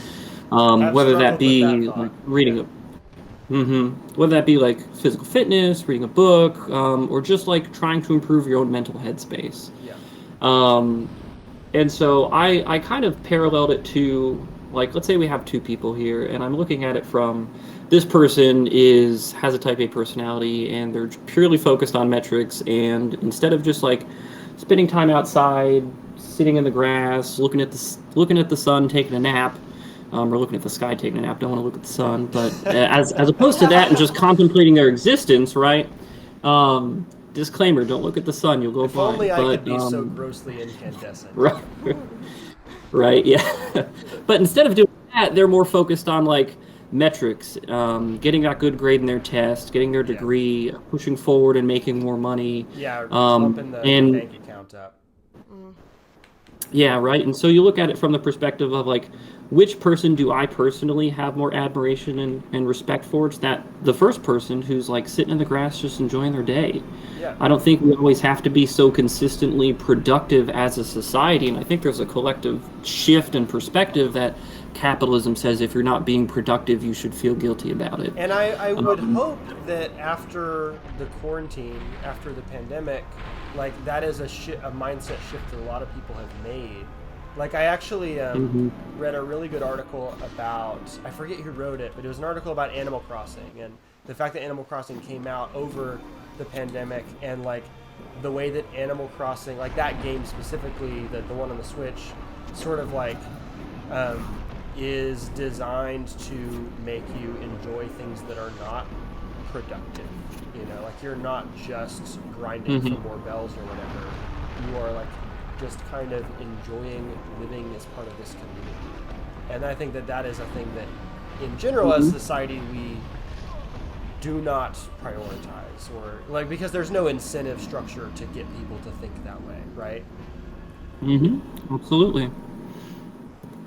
And I mean, if you look at it from a historical perspective, and this is just Reddit bouncing off of my brain here, but if you look at it historically, you can say that medieval peasants worked way less hours than we end up working throughout the year. I think they only had to work like 150 days a year, something like that. And then here we are, we have what, 4 weeks vacation a year, and then federal holidays, and that's it. That's all we get. Every standard. I feel like it's more like 2 right. standard. Yeah, and also like think about just how much people actually get done with the tools that we have, technologically speaking, right? So an office lackey sitting at a desk with an Excel spreadsheet can technically in some ways like do more work than somebody who like labors out in the field all day long, you know, in a couple of hours, because it's just like the way that like the technological infrastructure of our world works. Like we just are more productive now than we were 100 years ago, right? But every boost in productivity has then been matched with a boost in like the requirements for or like the boost in, you know, cost of living, and how much work people are expected to do. Oh, absolutely. Yeah. Yeah, it seems to me that the people who operate our society, you know, the oligarchs and the super rich people and everything, they view it as, well, if you can produce more and be more efficient, that's what we want, but fuck you if we're going to pay you more money or give you any sort of quality of living. Yeah. And so this does wrap it's around very... to death in a way. Because it's about like, what are you spending your life, because you only get so much of it, doing, and who gets to decide what are you doing. And so... Exactly, and I think that's a big brain concept, I guess I would say, that a lot of people just don't think about. They think, like, they have to work to make money, so that way they can afford shelter, afford food, take all the basic necessities, but, like, outside of that, since work is so all-encompassing, what else are you doing with your time? What else are you doing to improve your own mental headspace, making you feel better about yourself? What are you pursuing as an individual that makes you, like intellectually satiated? And I think a lot of people just don't engage in that at all, and it's very sad that they don't. But it's also, we're conditioned by society by a very young age to think that, like, oh, if you're not being productive, it's bad. 100%. Like if you're playing video games, that is not like a good use of your time, because it is not making you money or like furthering some sort of like advancement track that you're on or whatever. This is especially a thing like that I have to kind of navigate with my students, where, you know, schoolwork is really time consuming, and a lot of times what they want to spend their time doing when they're not at school is playing video games. And like I have to teach them time management on a certain level, and I want to kind of encourage or impart the idea of like, well, you do need to find a balance between these things, right? But for somebody to say like, you should just not do that because it's not productive is like, I think maybe evil, you know? Oh yeah, absolutely. Why is it good for me to tell another individual what they can and cannot do with their own time? It's nonsense is what it is. And so I think wrapping back around to that concept of death, like, I'm not sure about you all, but disclaimer, I'm not very religious, and so I kind of view death as like something that happens, but maybe there isn't anything past that. Maybe it's just the like closing off of consciousness, and it's pretty much it. So as a result of that, right, like, I don't view life as particularly meaningful, but in the idea that I think that this is just kind of a chaotic swamp of me having an electrified jelly brain filled with hormones that are directing conscious thought, it's just like, hey, what is it that I would want to do with my life? Since on like a macro scale, none of it's going to matter, right? Like after I'm dead, and after the people who like know me are dead, there's never going to be any memory of me. So why does it matter if I try and pursue things that make me happy? And so I think that like it's a very freeing idea because yes, reality is objective, right? Like we can physically touch and interact with the world, but also subjectively, I think it's very important that like we are at peace with ourselves in and also how we interact with the world and those other individuals around us. Yeah, I completely agree. And I think that like that leads you to the question of like, well, what do I want to fill that time with, and what choice could be a meaningful, fulfilling choice, right? And like the philosophy, absolutely. the philosophy class that I took, where I ended up deciding I wanted to be a teacher.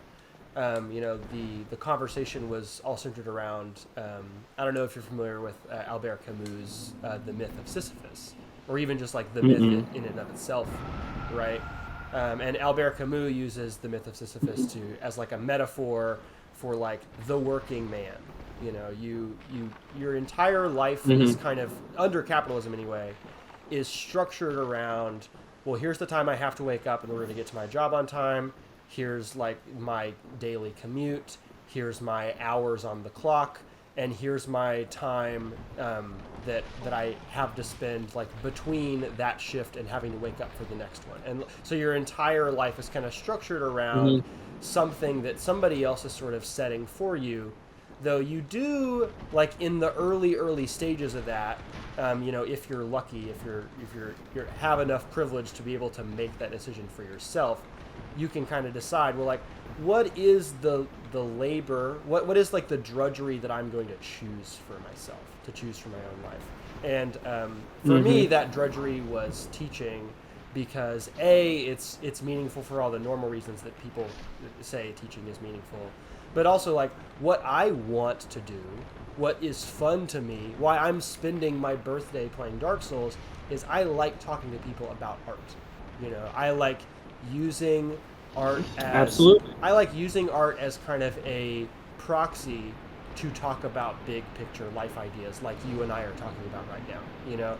And so that's, my students who are watching this, hopefully some of that comes across in their experience being in my class, I don't know. But like that felt like the way for me to like organize or structure my life to where I did not hate my life, you know?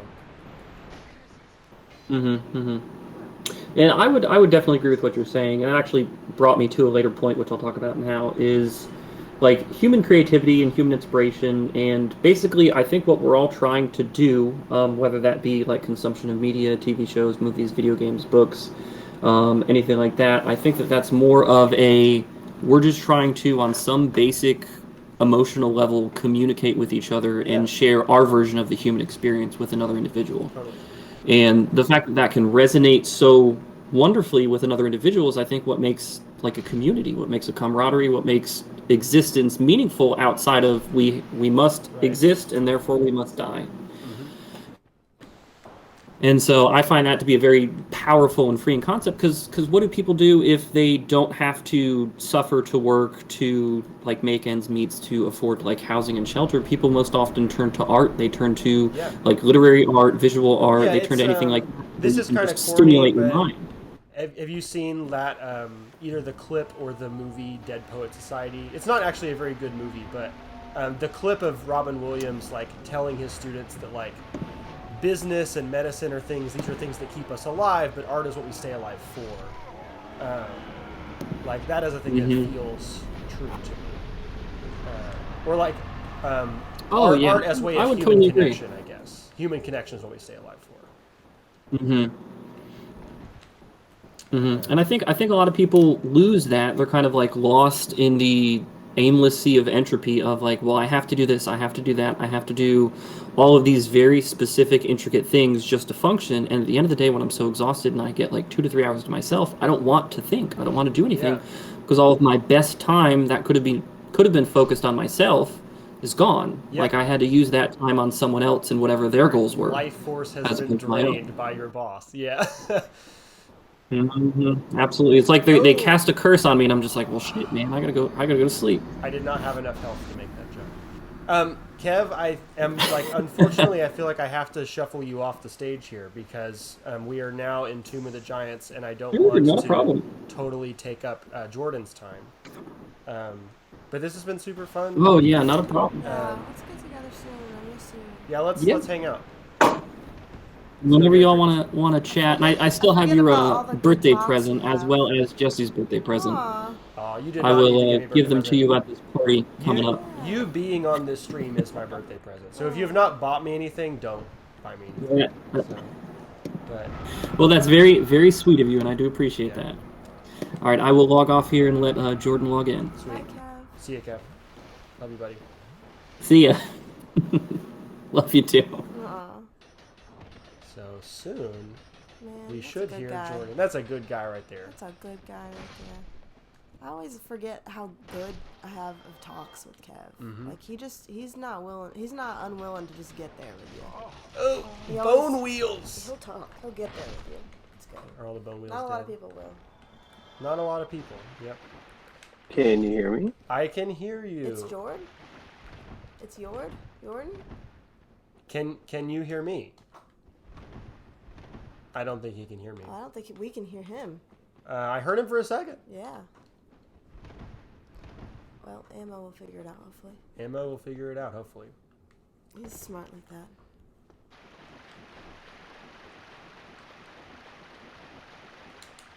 Oh, man. Any thoughts at this time, Jesse? The thing about that the run? frustrates me about watching you kind of like speed through the game is that I really lose sense of like direction. Like I lose sense of where we Like are where and and why when we are. why we're here. Like at the beginning of the game, I'm following well enough, but I get to a certain point where I'm like, wait, how did we get from here to here? Well, Actually, you know what? Never mind. The second half of the game is non-linear. So like there are a bunch of things you need to do, a bunch of boxes you need to check in order to get to the ending, to open the ending. Right. But because you can do them in any order, there's not necessarily a narrative through line from thing to thing. Oh man, I guess I just can't make that jump. Why did you think you could? I thought I could make that jump. It's another jump that I make. Here is a poorly planned part of the speed run. Apologies, but we're still making good time. Okay. But yeah, like the last half of the game, I think if you have not played it yourself and know what you're doing, can just look like nonsense. Like he's going this place and doing this thing, and then going this place and doing this thing, and they're not connected to each other in the way that like the Taurus demon bone is connected to the gargoyle bone. You know, there's a little anatomy mnemonic joke for you. Man, I hope Jordan can get his audio thing figured out. Sad.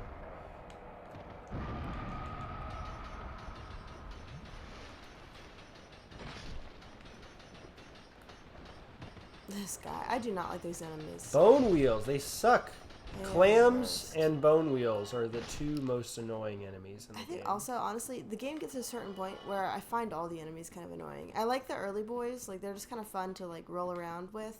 Yeah. But some of the later ones, like anything that burps gas that poisons you, Yeah. rats that are shaped all funky, Right. anything that's shaped funky are just, I don't know, they just get on my nerves. Like, I Human-shaped enemies is what the game is designed for you yeah, to fight. that's what I Yeah. enjoy fighting. Anything else? So one thing that is maybe worth saying to Ammo here, if he's listening, is that, and maybe you've already heard about this, because I have not really been paying attention to like Discord conversations or whatever. Apparently Ted, I am doing really bad in Tomb of the Giants. I apologize. But as I said on my, when we streamed this game originally, this is a part of the game where I tend to die a lot. It's one of the toughest parts for me. I said Jordan couldn't hear us, but I don't know. Which is weird because Hello. everybody else could. Is he Hey, back? Okay, God. All right. I don't know what Hey. that was about. before we jump into talking, Jordan, I just wanted to say to Ammo that apparently Ted wants to try to squeeze his way onto the stream because like he wasn't sure if he was going to be able to make it.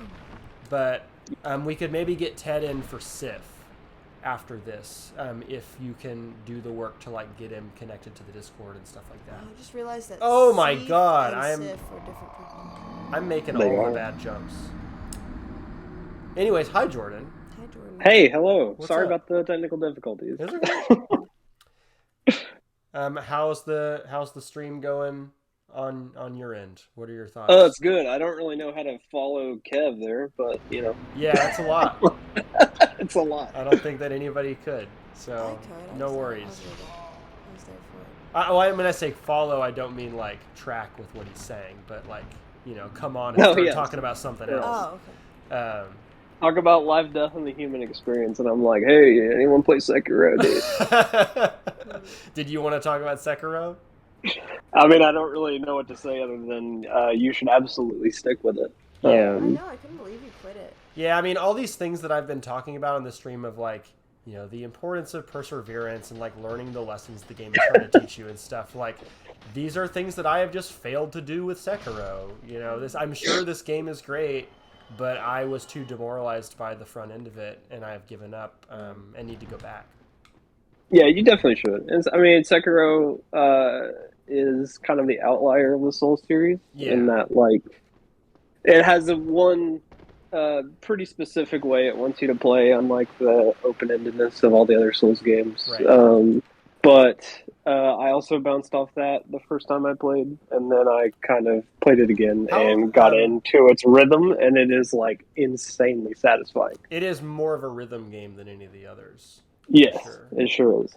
So, when you played it the first time, did you get all the way through it, or did you give up and have to come back? No, I gave up and had to come back. How far did you get? Let's see. I got to Lady Butterfly, I think. Oh, okay. So, like, almost exactly where I bounced off. I beat Lady Butterfly, and then decided I'm done. I don't want to do this anymore. Yeah. Right. But yeah, came back and just kind of persevered, and now I think it is tied for my second favorite FromSoft game. So tied with Bloodborne? So no, my number one is Bloodborne. Yeah. Fellow Bloodborne enjoyer Finral. Yes. I found out today. That's great. It's my number two. Oh, it's so good. Yeah. And second place is probably tied with Sekiro and Elden Ring right now. Okay. Very, very closely followed by Dark Souls 1. But so, what do you like about Elden Ring that's like a big improvement from the other games for you? I mean, it just kind of they know what they were trying to do, and then kind of implemented the greatest hits from the entire series, and I think they did it pretty well. Apparently PvP really sucks, and I can see that, but I do not care about PvP. So yeah, I have not tried any PvP stuff in Elden Ring yet. I got into Dark Souls 3 PvP for a little while and enjoyed that, but I don't know if/when I will make the plunge into Elden Ring's PvP. Yeah, well, I mean, apparently it sucks like pretty wholesale right now, and I think. Just like the openness of it probably would detract against it pretty hard, like the level design right now. But also mechanically, bleed is just ridiculous. Right. And there's like apparently 3 weapons at any given time that are just like head and shoulders above the rest. Absolutely. Man, but when you're me and you're just like, I want to use a mace that's like the galaxy, dude. Right. And you don't care. I want to see the cosmos when I swing my weapon. Yeah. Exactly. Okay, here's the jump that I've been looking for like 15 minutes. Apologies to everyone watching me beat my head against this part of the game. I have never gotten stuck into the giants in the way that I have right now. Let's see. I think I need to jump down again. Hope so. Yeah, this is it. Okay, here's my It's bonfire. so funny, Woo! like the failed attempt at a dark area in this game versus like them trying to actually do something with it in Dark Souls 2 and Elden Ring. So yeah, I'm wondering because I do think the darkness here is kind of more annoying than cool. It's the worst. You have to like go insanely out of your way to get like the sunlight maggot or I know there's like a lantern in this. I don't remember. I'm about to get the lantern. I'm gonna drop down and get the lantern right now. This was not an area that you requested though, right? You were like Michael, you're like, put me anywhere. Yeah, I mean, I said Izalith at first, but I don't really have any strong ties, really. Do you want to say anything about Izalith? Because Kev and I kind of didn't talk about it. Oh, that's true. I didn't even think about that. No, if you haven't had the pleasure of walking around there, it's like insanely unfinished. Yeah, which I think is hilarious. It kind of tracks as like a debug room most of the time, where they just like copy and paste an enemy all over. I've actually never like in the Izalith area with all the little dragon butts. I've never like traced the perimeter of the room. I know there's like soul items and stuff back there, but it just doesn't seem worth it. Yeah, I mean the dragon butt area and like right at the beginning when there's just a bunch of Capra and Tauruses that are all but like T-posing in the distance, I think is extremely funny. The Tauruses is really cringy. Yeah, it's bad. There's just like 7, and there's like, I don't know, put a ring back there. It is really interesting, though, the way that the games sort of iterate upon themselves and find better ways to do like previous attempts. Like somebody in chat I just saw, like I glanced over and saw somebody mention Mountaintops of Giants, and that reminded me of Consecrated Snowfield, which is just a better version of Frigid Outskirts from Dark Souls 2. Like Dark Souls 2's Frigid Outskirts does not work on any level. It's awful. It is bad. But I mean, Consecrated Snowfield also just kind of sucks. It's not the best, but it's way better. Yeah. It is doable. So do you think there is like a Tomb of the Giants 2.0 that's better? I know that like No Man's Wharf is kind of does a thing in Dark Souls 2. I mean, I guess I haven't played DS2 in like many years at this point, but I do remember No Man's Wharf having the little torch mechanic or the braziers you have to light and it gradually lights up. Yeah, I think that's awesome. It's the best thing they did with lighting in that game, I think. Exactly. I wish they did more with it, because what is there is so good. Ooh, but my lunch handed to me. No, dead. Oh, oof. We tried. Oh. I thought that you might end up getting shortchanged because of how fast I would run through Tomb of the Giants, but nope, you're getting the long slot today. Yay! But it's okay. I've told myself on the front end that like things are going to go wrong, and when things go wrong, I am going to just enjoy the fact the stream is longer, as opposed to beat myself up over not getting my new personal best or whatever. Which I'm about to. I'm about to pass the time that I have beaten the game in. So we're at 2:49 ish. No PBs today, but it's okay. No PBs today. Just B days. Just B days. I do think this little birthday idea is very cool, because of how tied into community that the Souls game has become. Yeah. Again, like I have gotten closer to like all my guy friends through Dark Souls, which like you know, I've also made fun of myself for that a little bit because have you seen that SNL sketch about like the boys' dog park where they just like show up and say Avengers back and forth to each other, you know? Like sometimes our hangs can be that where we're just like bet of chaos, right? Yeah, exactly. You know?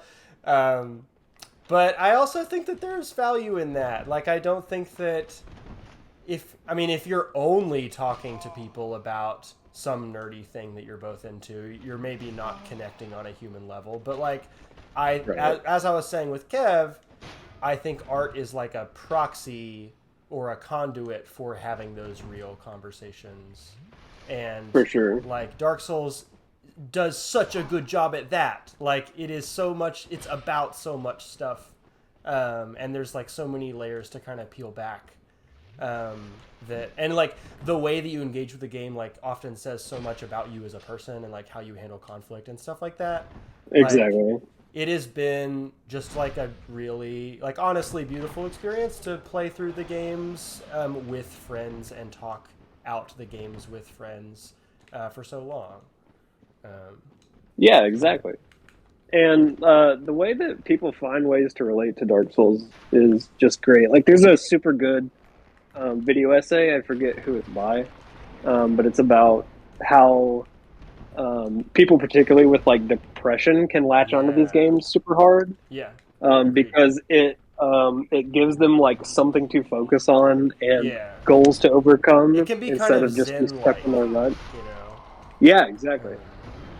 Not to like diminish what like Buddhism is or whatever, but there definitely have been times. Dark Souls is Buddhism. Yeah, Dark Souls is Buddhism. Buddhism is the Dark Souls of religions. But no, there have definitely been like times in my life in the past like year and a half since I've been playing these games where like I just can't think about the thing that's bothering me, right? And like it is way more, and you can take this to an unhealthy extreme for sure. Like if you are just avoiding the thing that is making you feel sad and never engaging with it, never processing that, that is when things get bottled up and like people become like suicidal or abusive or whatever. But like people do also need breaks from things that upset them, right? And when you sit down to play Dark Souls, you kind of have to just be in it. Like it is so like fast twitch, so like you have to be thinking about a million different variables happening all at once, which is why I'm doing worse now, because I'm trying to talk to people while I'm doing this thing. Super hard to do that. In the worst area of the game. It is a great way to just be like head empty, no thoughts. I only Dark Souls, you know. And and on the flip side, it is so thought provoking too. So I don't know. In conclusion, I love Dark Souls. I don't know if you guys have noticed this about me. But yeah, strong agree about the community thing for sure. Yeah, and like I've been in the Souls since like the very beginning. Like I got Demon Souls on. Yeah, I had Demon Souls on launch on the PS3. Crazy. Obviously, before it became like a worldwide phenomenon. So what's been that like? Like seeing that change over time. Oh, it's super cool. I've watched it like from the beginning. Like I said. I thought that was the jump to the ladder. Oh no. Go ahead, sorry. I played Demon Souls on release and kind of bounced off of it. I got to Flame Lurker and like just could not beat him. Yeah. And of course Demon Souls has all these like crazy obtuse systems like it does. World tendency. The like health thing I was talking to Michael O'Malley about. Yeah. Yeah, exactly. So there was just like a lot, and I just like who I was at the time, just like couldn't be bothered really. Yeah. But then Dark Souls came out, and I decided to give that a try. And what I'm sure a lot of other people's experiences have been is you get kind of lulled and then turn to the community, and see what's going on. And I discovered a YouTuber named Epic Name Bro, who, funnily enough, became like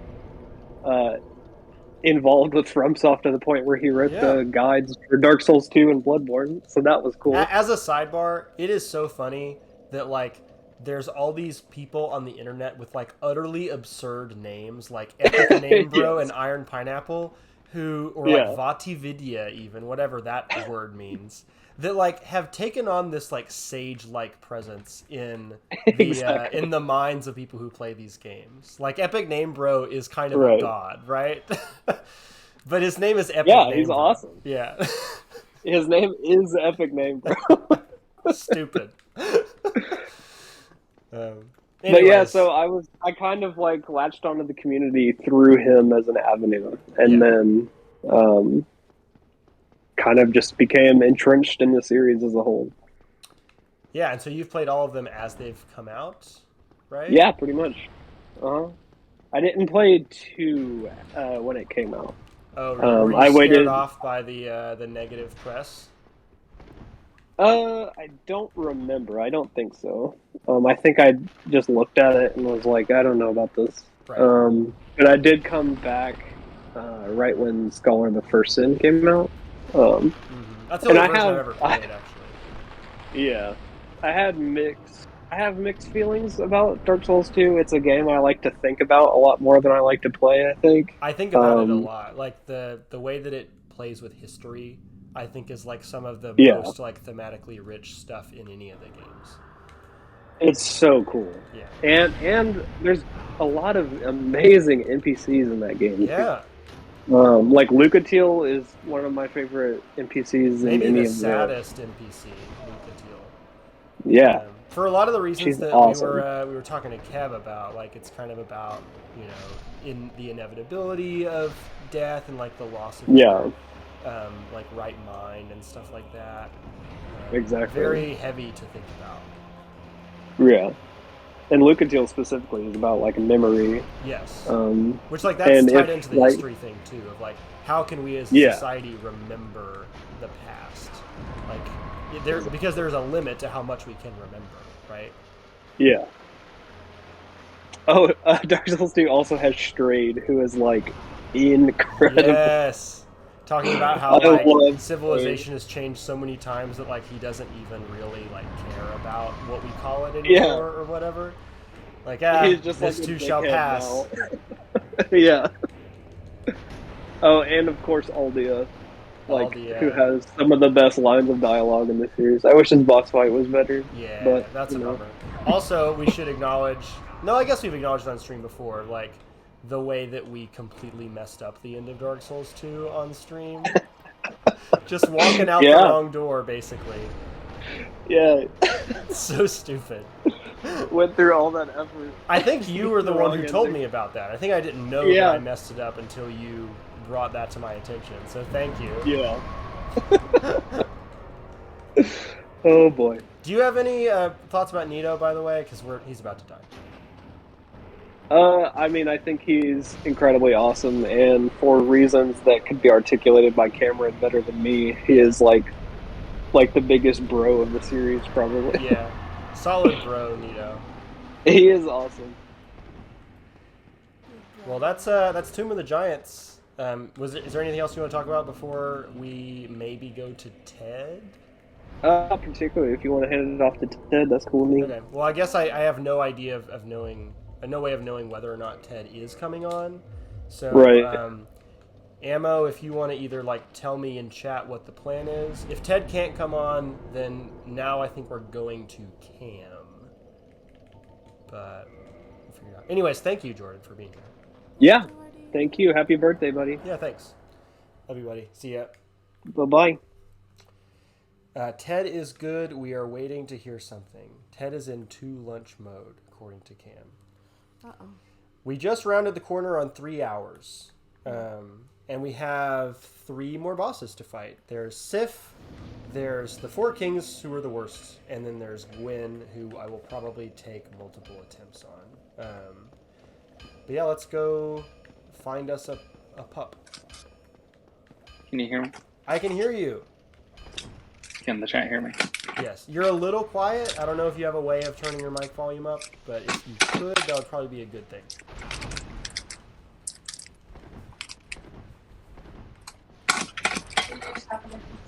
No. You are at work right now? Is that true? Yeah. Are you in a place where you can talk about Dark Souls? Yeah. Okay.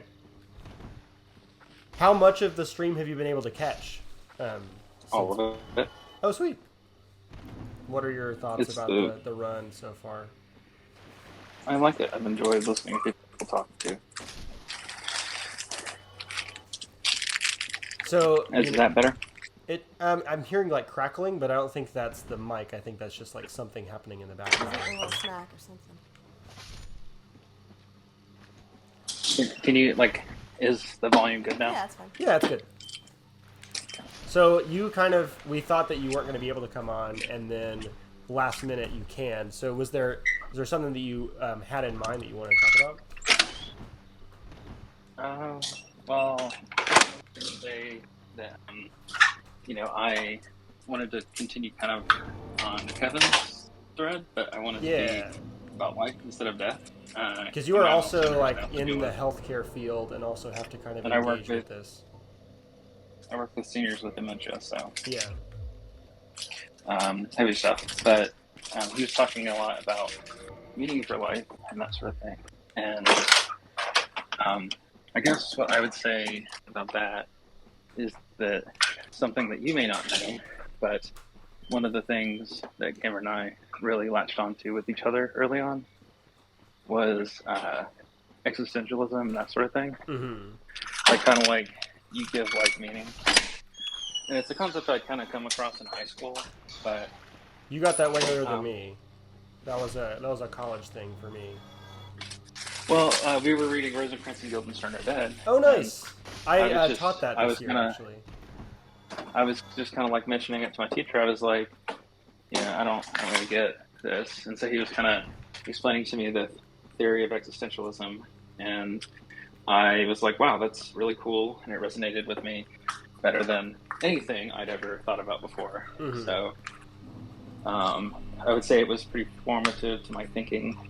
And, Cameron and I had a lot, I mean, we've talked about it before, I think, but there were a lot of things that we connected on, and that was one of them. Right. Another thing is, I actually saw a tweet about this recently that was, have more meandering, aimless conversations with your friends, and that's literally what we did. Yeah. For a long time, and that was like our favorite thing to do. We'd go walking and shit, and it was just like, I don't know, we just became really good friends through doing that sort of thing. Yeah. And so, like, for you, does Dark Souls like tap into that particular like mental rabbit hole? Like, do you like mull over a lot of that stuff in relation to Dark Souls, like Kev and I have talked about doing? I don't. I would say what it does for me is similar to like a roguelike where, hang on. I do really well with things that I can like stop, pick up, stop, pick up, stop, pick up, stop, pick up. Yeah. And also, like, oh, I messed up, like reload and try again. And that's Right. also a very similar thing to fighting games. Like, oh, I Yeah. fucked that up. Like, once with fighting games, there's like a big brain moment where once you can let go of like Losing. oh, I lost. Like, I'll do better next time. Like, when you can get into that mindset, it like cracks it open for you in a way that actually, I got more into fighting games, came back, and did a lot better at Dark Souls, Hollow Knight, all those sorts of games. Yeah. Like, it really, I don't And know, I unlocked think something that in me. it makes sense to me that you guys have been trying to push fighting games on me since I've been, latched into Dark Souls so hard, because I do think that mentality is something that Dark Souls has kind of already brought me to, which is like a big hurdle, I guess, for people with fighting games.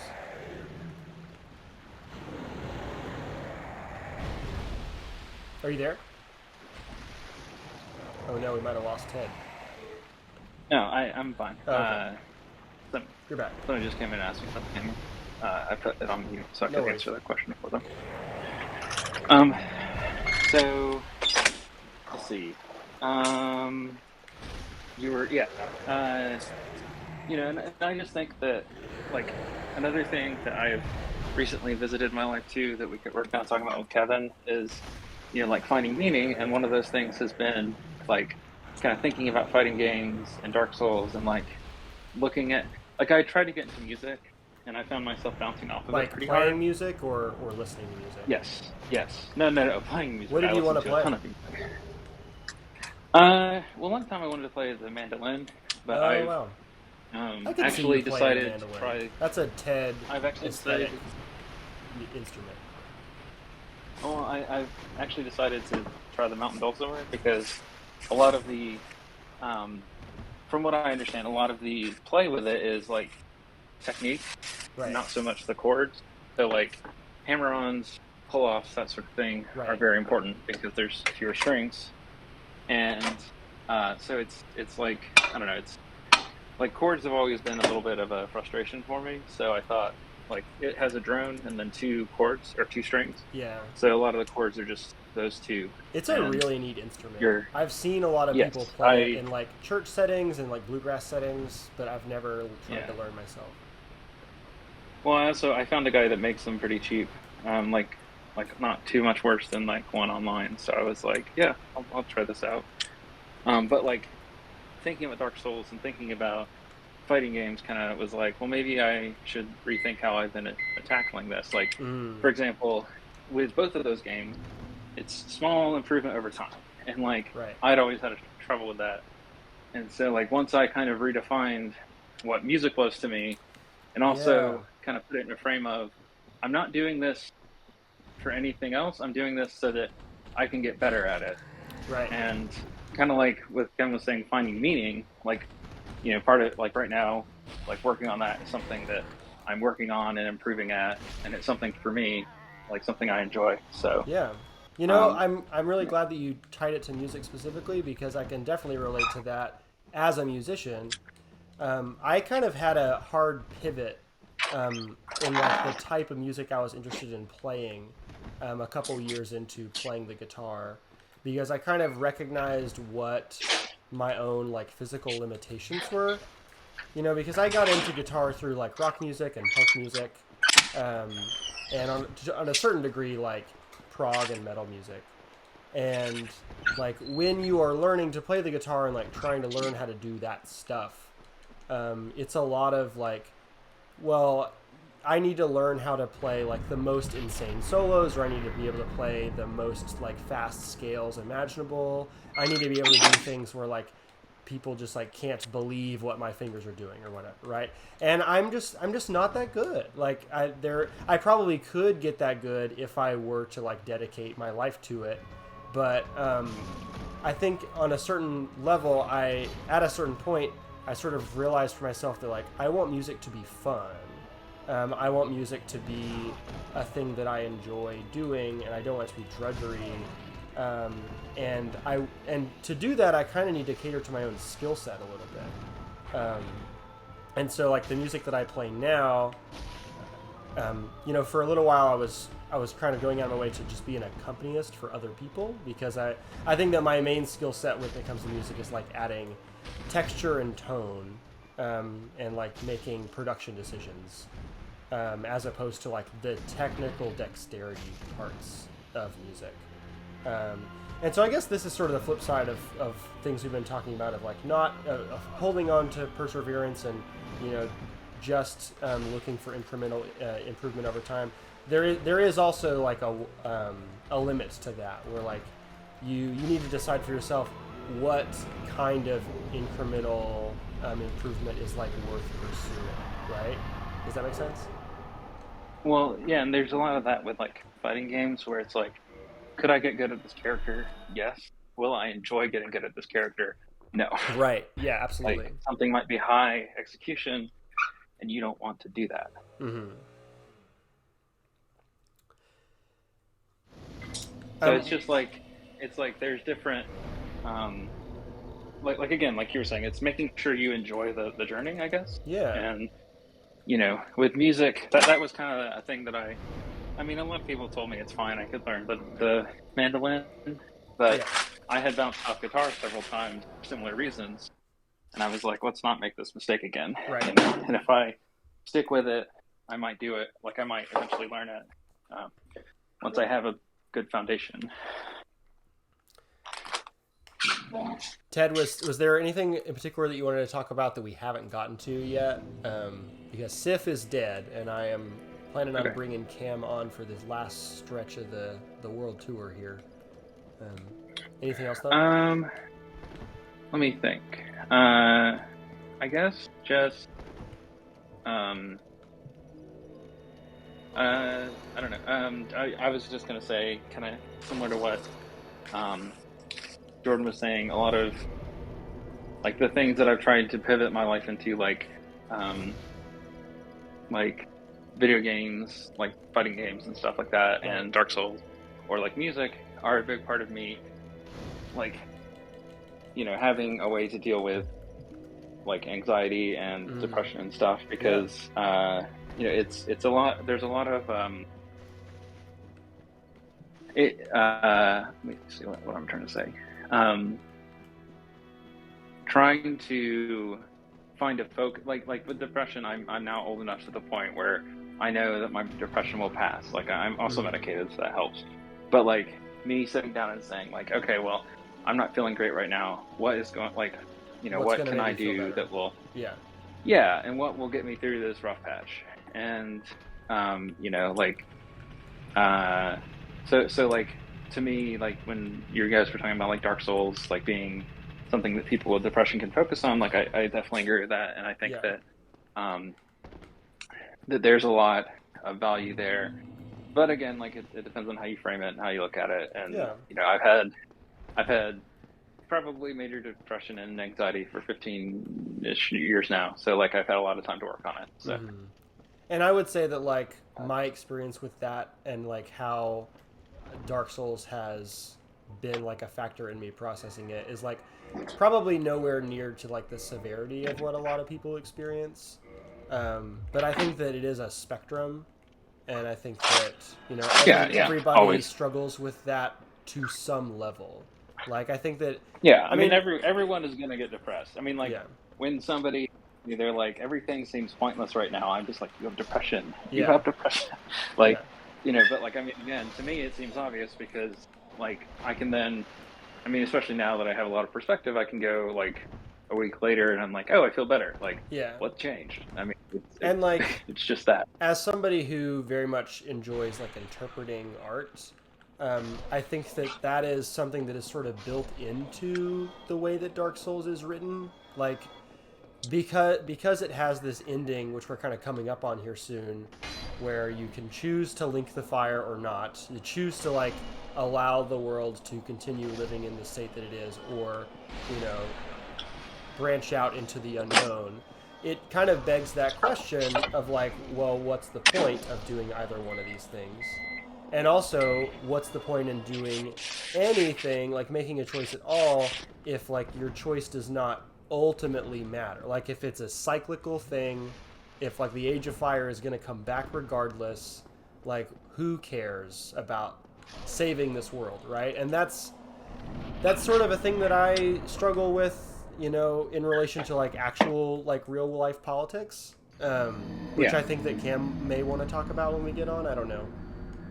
And I will say to that point, again, because I have a lot of perspective and I've been thinking about politics for kind of like almost 15 years now, like pretty intensely. I have just decided that I can't change everything, but I can affect things that I can affect, and just kind of work on those. And and again, this is part and parcel with my dealing with anxiety and depression. Is like that's something I learned from that. Like I was able to like really much like take that part of like the learnings from that and apply it to this other thing. And I feel like that was very helpful for me growing and I don't know, becoming less what's the point about everything. And honestly, this game has been something that has been helpful for me in processing that kind of thing, or processing like how I respond to that question of like what's the point, because I think that the game ultimately, where this is my interpretation, I guess people might disagree, I don't feel like it's a nihilistic game. I think that it ultimately comes down on the side of like hope is important. Like you have to believe that you can do it in order to try to do it, right? And if nobody tries to do it, then it doesn't get done. So if what we're trying to do is make the world a better place, that is a thing that is impossible if nobody thinks it is, if the world can be made a better place, right? Well, and also like doing the things that you can for now, like doing the things you can for now. Yeah. I don't know. I see a lot of that when people ask like what's the point, or what should I do, or I can't do anything. It's like just do what you can. I mean, if you can't do anything, that's okay. Just wait until you can. Find what your sphere of influence is and use it. Yeah. And like for me, my sphere of influence is mostly like in the classroom, but also I think that you know, doing things like this stream and doing things like my podcast and doing other like organizing outside of my work and personal life are things that like I Well, can and have a if tiny swag. you know, Cam talks about. Well, I was gonna say if Cam talks about Beardsley here in a minute, you know, that would be another example. But like my wife, you know, for one of her things, she collected feminine products, and we have been we got way too many, so we've just been taking them to food banks and stuff, and you know, that makes me feel good about that sort of thing. For sure. But I will let you go. I don't want to bully too much time. So you're good. It's been fun, Ted. I'm glad you were able to come on after all. Yeah. Well, you have a good one. Yeah. Talk to you later. Love you, buddy. I messed up, by the way, people watching. I only had one of the curse items that lets me kill those ghosts, and I used it and then died. And so I don't have any more curse items to kill the ghosts, so I'm going to buy more ghosty killing curse items. Is that a caveman I hear? Hey, it's me. It's you. I'm here. Your mic sounds different than it usually does. Yeah, because I'm at work. Oh, you're at work. Man. Yeah. We got a lot of Does it sound people okay? sneaking one in. Yeah, it sounds good. Okay, cool. There's a little bit of like rustling whenever you move around whatever the microphone is or things around it, but it still sounds stuck good. to my head, but I'll try to just not move. Yeah. Here you are, Swaff. You're at the end of it. We're at the end. We got to kill the worst boss of the game, and then the last boss of the game. True. What are your thoughts in general about all things that either things have been discussed or the stream, whatever? It's been cool to watch you do it. Whenever you very first started speedrunning, I also kind of like was like, oh, you know, is this something that I would enjoy doing? Yeah. Like trying to speedrun Dark Souls 1. And I ran it a couple of times. I was always trying to get Black Knight Halberd and stuff like that, like just trying to optimize it. Like, I did. I got a run at like 6 hours or something. Pretty good, yeah. That was and was kind of like better than okay. my first run. I have since kind of like I haven't really done it any since then, but I have been trying to like speedrun Hades. So hey, question. Sorry to interrupt you. Yeah. Is there a place to buy a transient curse other than the female undead merchant? Because I did not open her shortcut. Hang on one second. Find out. Or maybe a place to find one if I could just like speed through New Londo. It says that 8 transient curses are just found around corpses on New Londo. The Ingward also sells them. So I could just fast track to him. You could try to get to Ingward, yeah. Okay. That's what I would do. That's a good call. Yeah. Anyways, you were talking about your speedrun experience. I mean, that's it. Just I started kind of in on this game whenever you did, and I sort of fell off of it. But it's been neat to it's been neat that you've kind of continuously been doing it, and I've been able to see just like progress as numbers for the past 6 months or so. But it's neat to see you actually doing it, and getting like really fast at it. And this is an aspect of the game that it's whenever we play together, I think that sometimes it's kind of like funny because my character's ahead of your character, so I'm like running around and doming all these people really easy. Yeah. And you are like objectively better at Dark Souls than me in terms but not of this. Actually not fighting this. bosses and stuff. Yeah, that was kind of the point I was gonna make. Is like it's neat. Like this is a subset skill part of the game, and you're way better than me at this. I think it's a maybe this will make sense, maybe it won't. I think it's a Pokemon brain versus fighting game brain thing. It could be. Where like, as a fighting game person, as somebody who's been into it like his whole life, I think that you have like very much a second nature, aptitude for like the fast twitch flow of combat, right? And like finding openings and responding appropriately and thinking on your feet and all that stuff. I am good at planning. Sure. I'm good at my whole childhood was like organizing Pokemon teams and building Pokemon decks and stuff like that, right? So speedrunning, a lot of it is planning and practice, and not so much like actual perfection in terms of the fast twitch stuff, which I'm sure people have been seeing me get my my butt kicked a lot.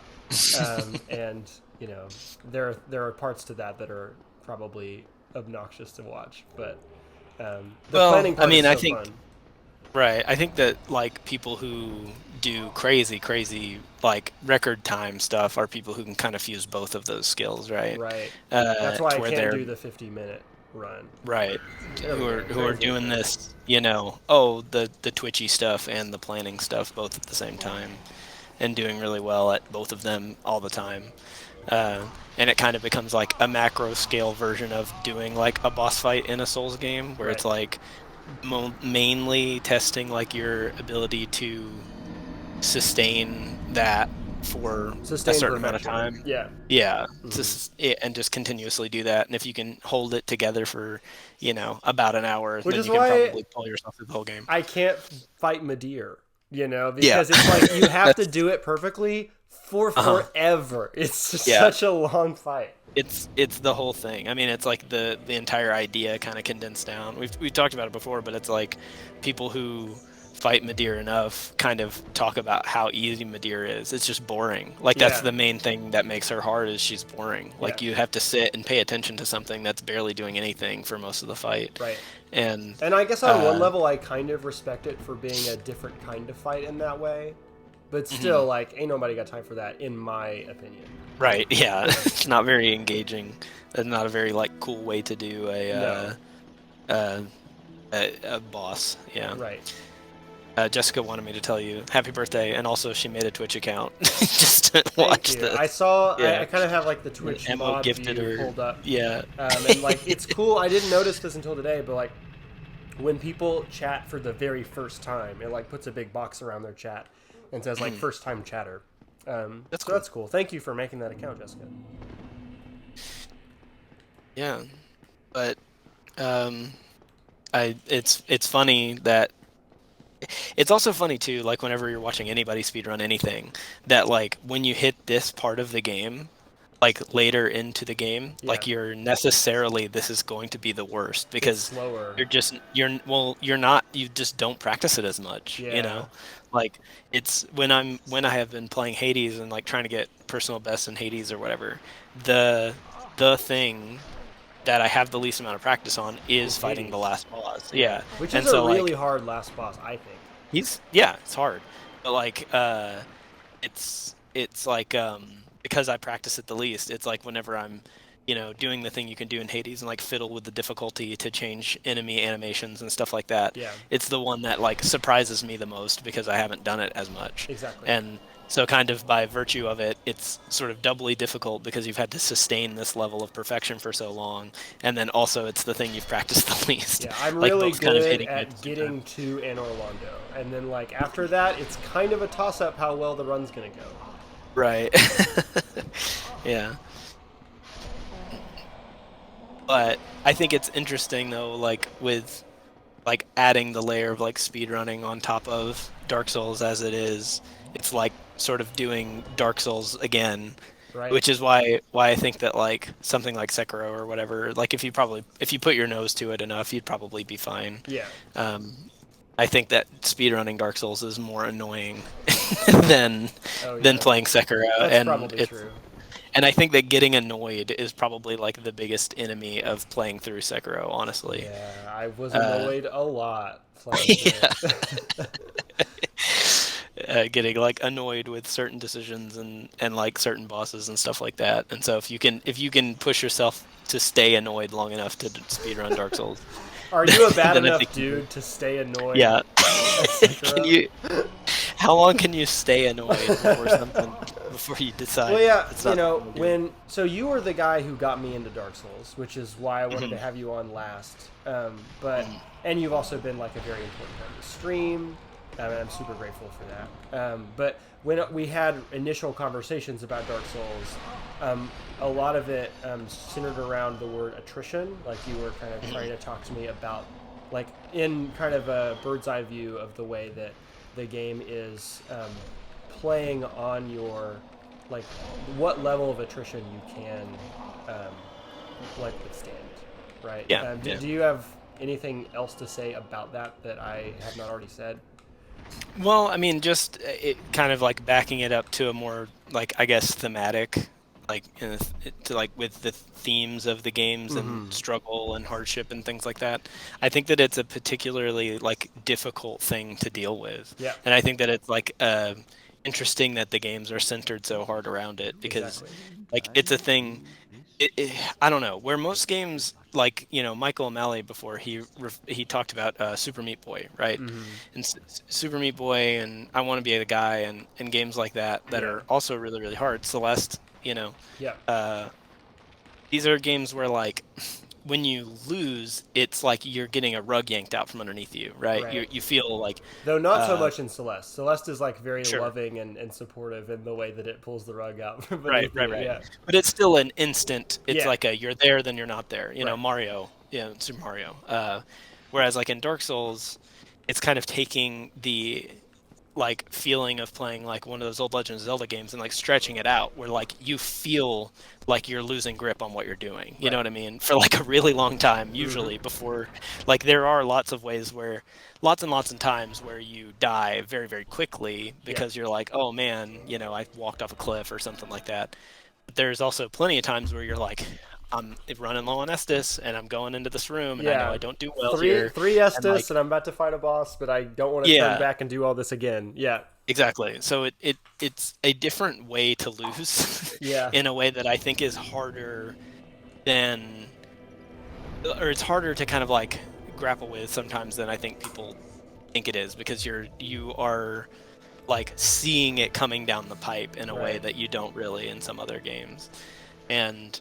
like it sort of is an interesting mechanic thing, but it's interesting because it ties to the themes of like struggle and because that's how that stuff tends to go in life or in like politics or whatever. You kind of see the bad thing happening before it happens, or you have to like deal with the fact that it happens for a long time. Yeah, like a long stretch. Like usually when you're getting these like stomach sinking feelings when it comes to stuff that's happening. Like it's because, like specifically because you know it's not going to be over anytime soon. And like I got into Dark Souls during COVID, like during not quarantine, but like right after we got out of quarantine, and it was still like very far from over. And still not you don't over. Know where it is. Yeah. Exactly. Yeah. Like where like no end in sight. Like basically have to just like reorient yourself around. Right. Like the idea of this struggle thing being forever, kind of. And the struggle continues, or at least or at least like as much as you can like conceptualize the near future or whatever. And like it's harder to plan out past that, even if you think that you can. Like it's something where you are like, you might be consciously or logically like trying to plan that, but you don't feel like you're in the plan really. You you still feel like you're in the middle of like the bad thing. Yes. And so it's interesting to me, like the whole attrition thing as a major component of the games, and the way you lose or hit like a lose state in these games is oftentimes like revolving around that, where, you know, narratively the game is basically about that as well, you know, where it's like you're supposed to kind of like pick up and push, you know, over and over and over. And when you think you don't have anything else left in the tank, you're supposed to like dig your heels and keep pushing, like keep over and over and over. Up the hill. Yeah. Exactly. Yeah. And it's interesting too that like the games are so heavily inspired aesthetically by something like Berserk, right? Which I'm like reading through right now. Read very little of. I've read the first big hardcover volume, and you've loaned me the second one. I haven't read it, so like maybe that could be some perspective that I am like missing that you could add here. Yeah. Well, I mean, the entire thing of the like manga is that like there's a thing in it.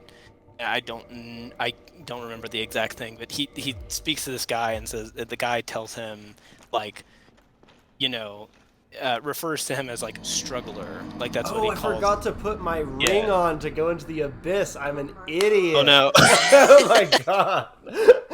Well, this is great because actually the thing that I was thinking is like the thing in Berserk is the guy says to Guts, like basically is like trying to direct him of what to do, and he says like struggle, challenge, rise, and struggle again, basically. Yeah. And so now you get to you've struggled, struggle again. challenged, and you forgot to put your ring on. Yep.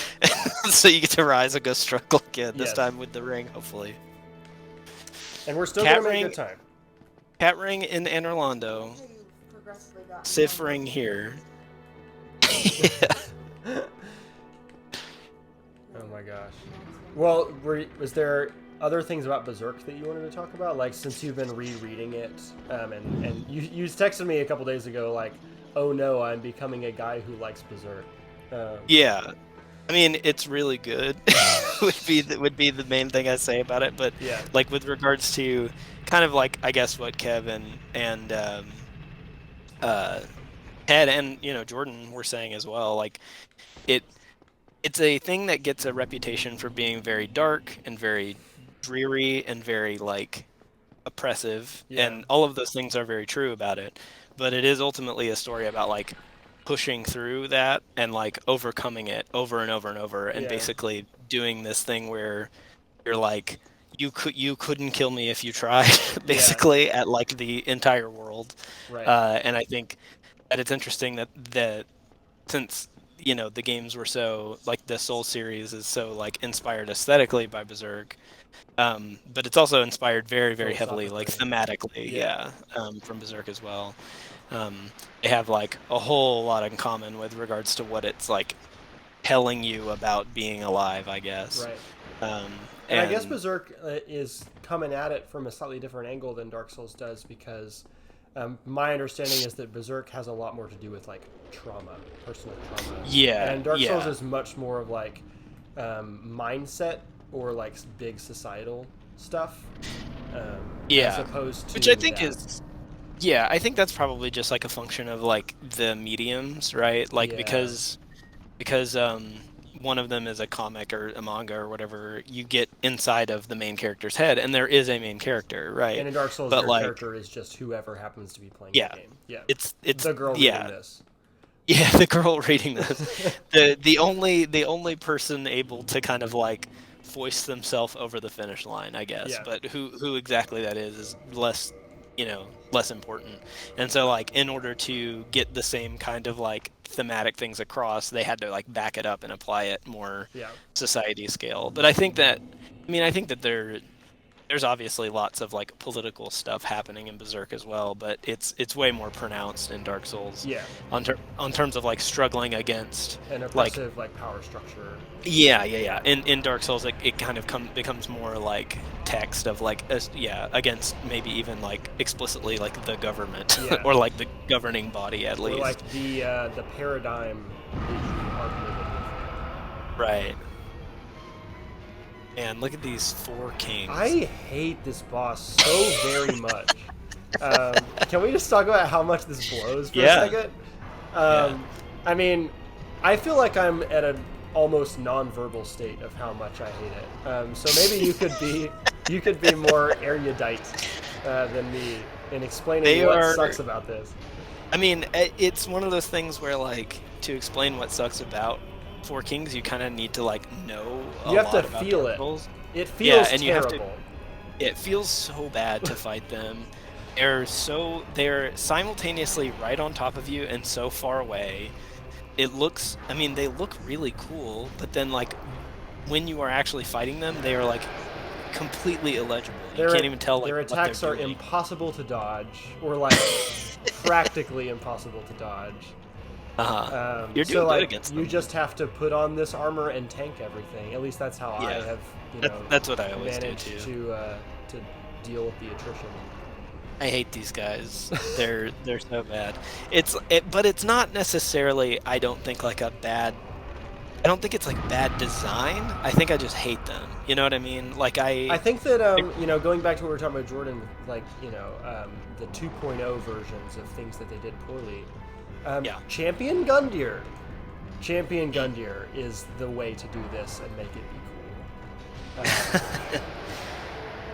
Yeah, I mean Basically, but also it's trying to do a thing where you're supposed to feel like scared that you're gonna get ganged up on, and like you're in the dark and you're scared because you're in the dark and like all that type of stuff. So it's like it's doing something that feels unfamiliar for the rest of the game. Yeah. But like I don't necessarily think it's like a design misstep. I just hate doing it like every time. And like all that stuff about like the affect of it.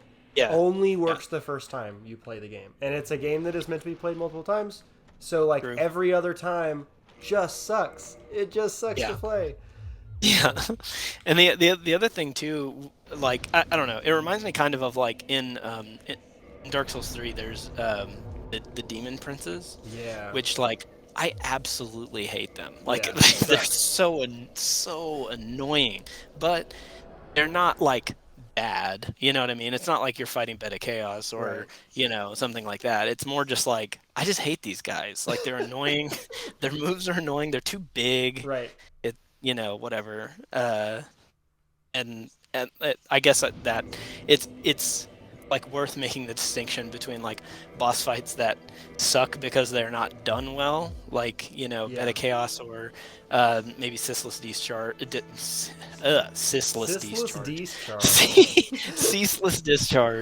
and then bosses that's or to an extent Seath even, which is just kind of like, you know, the camera isn't really prepared to handle it really. Too big. And then bosses that suck just because they're annoying, which is okay. Like, it's okay to just be like, this guy's annoying.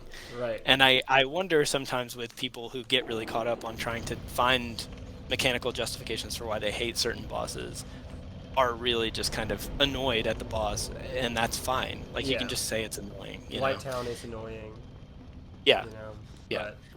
I don't think Blighttown is doing any single thing that, like, was not specifically designed to do. Yeah, it's not. But it's there's still nothing annoying. Wrong with it. Yeah, it still sucks. Yeah. Yeah. And I guess if I'm looking at it objectively, there's not necessarily anything wrong with the Four Kings either. I think there is something wrong with Bed of Chaos in that, like, those drops should not be bottomless pits.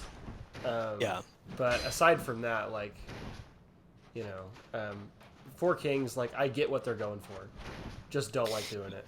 Yeah, I mean, I think Beta Chaos is less a, like, it's less talking about whether or not there's something wrong with it, like, fundamentally as a fight. It's just that the fight feels like it was put together in about 25 seconds. Yeah. So, like, it's not this, it's not the same as, like, you know, Four Kings or something like that feels worse. Yeah. Some people want to say that, like, that, like, Black Dragon Calamite is like a poorly designed fight, and I don't really think that's true. Not quite. I mean, you even get the chance to shoot him down and all that stuff, and so, like, he's just annoying. And that's okay. You could just admit that he's annoying. I think a lot of people are very committed to, like, never being mad or never, like, saying they're mad not ever. Owned. I've never been mad for 3 seconds of my whole life, you know? And it's like, some of them are it makes you mad. It's okay. Which, you know? Maybe this is a weird pivot point, but it makes me think about Twitter. Like, you and I talk a lot about Twitter. Yeah. And, like, the outrage that is Twitter.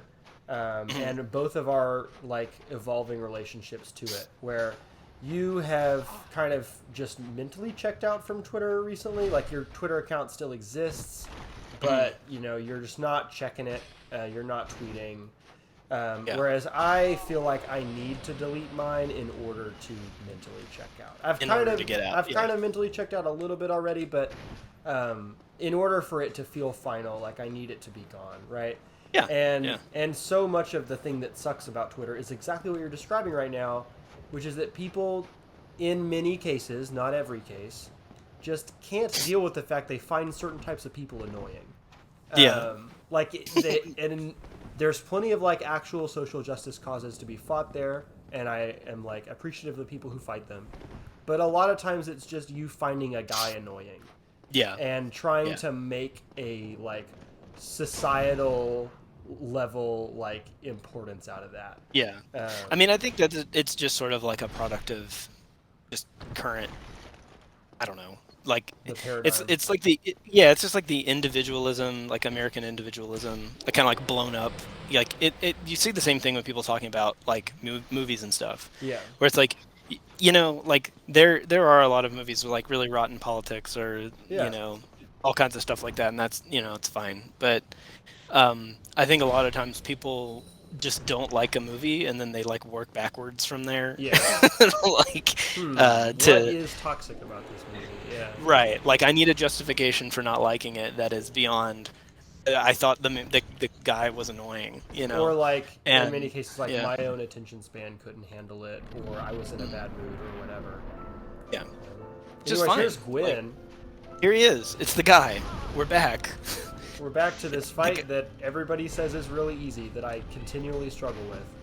You got him. So the way that people think that Gwyn is easy is that they parry him, right? And they say if you can parry Gwyn, Gwyn is not a threat in any way.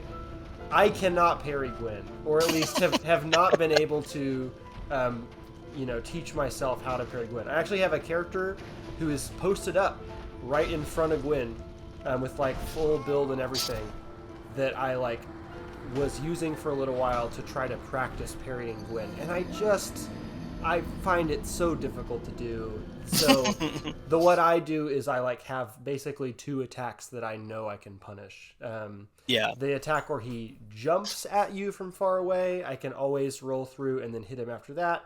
And the attack where he tries to grab you, if you're too far away from him, he just kind of like grabs at the air. I know I can get a hit in there. So my strategy is just like pull away from him and try to get him to do both of those things. And it's not a try to get favorable strategy, RNG, but yeah, it's an RNG thing for sure.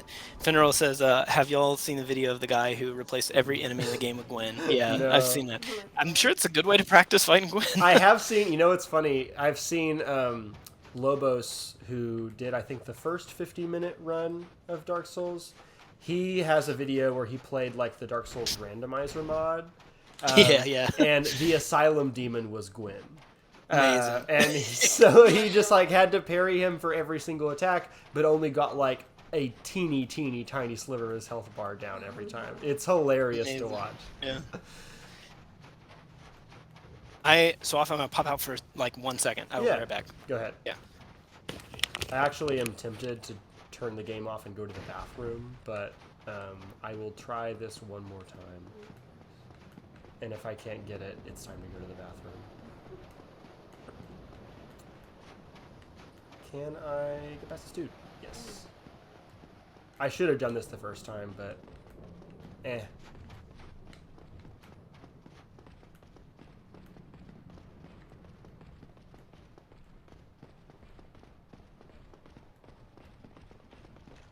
Whoop. Did he fall? No, he didn't fall.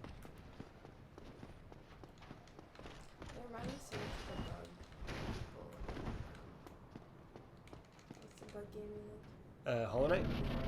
Well, that would make sense since Hollow Knight's main inspiration is Dark Souls. Maybe additional.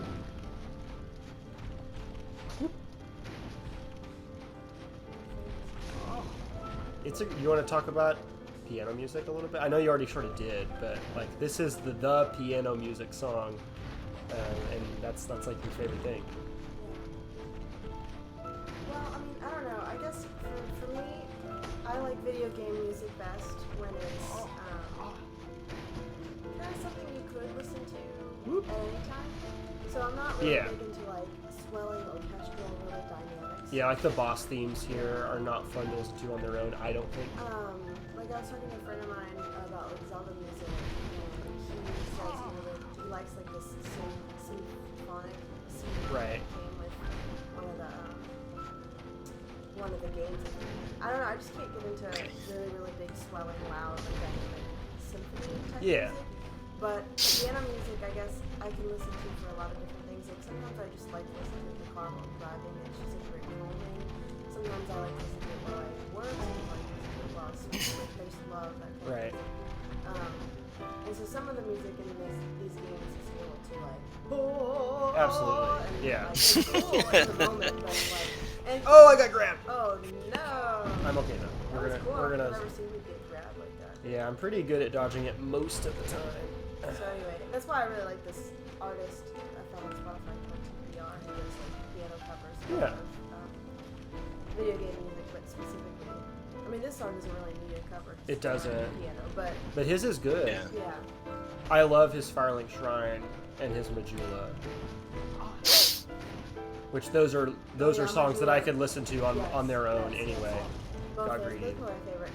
The thing, my flaw about like a lot of times music consumption specifically, is that I often don't pay attention to track names. Yeah. I'll just be Yeah. or lyrics, you know. I just kind of vibe. I'm like, oh, I really like that one that goes like this. And I like that with shows and movies too. A lot of times I take forever to actually learn people's names. Right. Why bother? All I'm here for is having Podcasts. Yeah. When I start a new podcast, like I'm not going to know any of those people's names for at least Mhm. 10 episodes. the short one, the blonde lady. But yeah, a podcast for sure because Yeah. it's just voices. Yeah. Oh my god. Okay. I need to heal. We need to heal. We need to find a place to heal. Guess myself about this guy's name because I know there's a Gwen. There's a Gwendolyn, a Guinevere, and a Gwen. Yeah. Which is like on purpose. Yeah. Ooh. I got a hit in there. Should not have even tried that, but I did it. We're about to get it. We're gonna do it. You got it. You got it. You got it. You got it. All day. One more hit. One more hit. But I need to heal too. I just noticed you 16 as Yeah, I boosted the Firelink to 20 for this, and for 4 Kings. Oh, Got him! There it The is. speed run! Wait, talk about how you're gonna end it. How am I gonna end it? What do you mean? Oh, I'm gonna link the fire just because it's faster. Yeah. That's not what Okay, so that's the game. Let me There it is. stop my my timer, and then we'll see what the actual timer clocked me as. I'll let this play since it doesn't matter anymore. Sub 4 hours having to juggle a stream is really good. Yeah, I'm Very proud good. of it. Yeah. Yeah. Oh man, Cam, do you have other Dark Souls things to talk about while we're still here? Dark Souls is really good. So good. If you like giving yourself something to do, it's very good. There are very valid criticisms about it, particularly with regards to accessibility. Yeah. And I think that Dark Souls 1 has its flaws, but if you're looking for something to give you something to do, to make you feel very accomplished when you do it, it's a great game to do it. I think that maybe most of the people here probably have already played Dark Souls, This but is true. Yeah. if you haven't, give it a whirl. You might like a Dark Soul. You might like it. You yourself Let's might hear be a it. Dark Soul. Let's hear it for Dark Souls, Let's right? hear it for Dark Souls. Bonk emojis in chat for Dark Souls. If you're listening, I think we you've can never all played agree before, that Dark Souls. you can at the very least, I know you can at least get to the tourist demon. You can get to the Taurus demon. Yeah, anyone can get to the Taurus demon and then And figure even- out you for could yourself. Probably even whack him. You'll get there. 335. Nice. 335. Very happy with that time. Very, very happy with that time. Not bad at all. Yeah. Yeah. Well, folks, I guess that's been my birthday party. Super, super happy about the fact that people wanted to come on and do this with me, / were willing to sit through and watch it. Makes my heart full. So thank you, everybody, for making it a special birthday. Yeah. Happy birthday, man. Welcome to the other side of 30. We're the 30s club. Yeah. It's right. It's me and you and I guess Paige. That's right. Yeah. Yeah, well, yeah. And Ted. Ted. Yeah. Yeah. Anyways, There you thanks go. for watching, everybody. This has been long, but I appreciate it. Oh, yeah, Emma. We will, I guess, will we see you Monday for Luigi's Mansion 3? Yeah, well, let's finish this dadgum mansion. We gotta keep ghost busting this mansion, because Yeah. it's been a couple weeks. That'll be Monday night. We will see you guys there. Stay cool. Stay cool. Bye, everybody.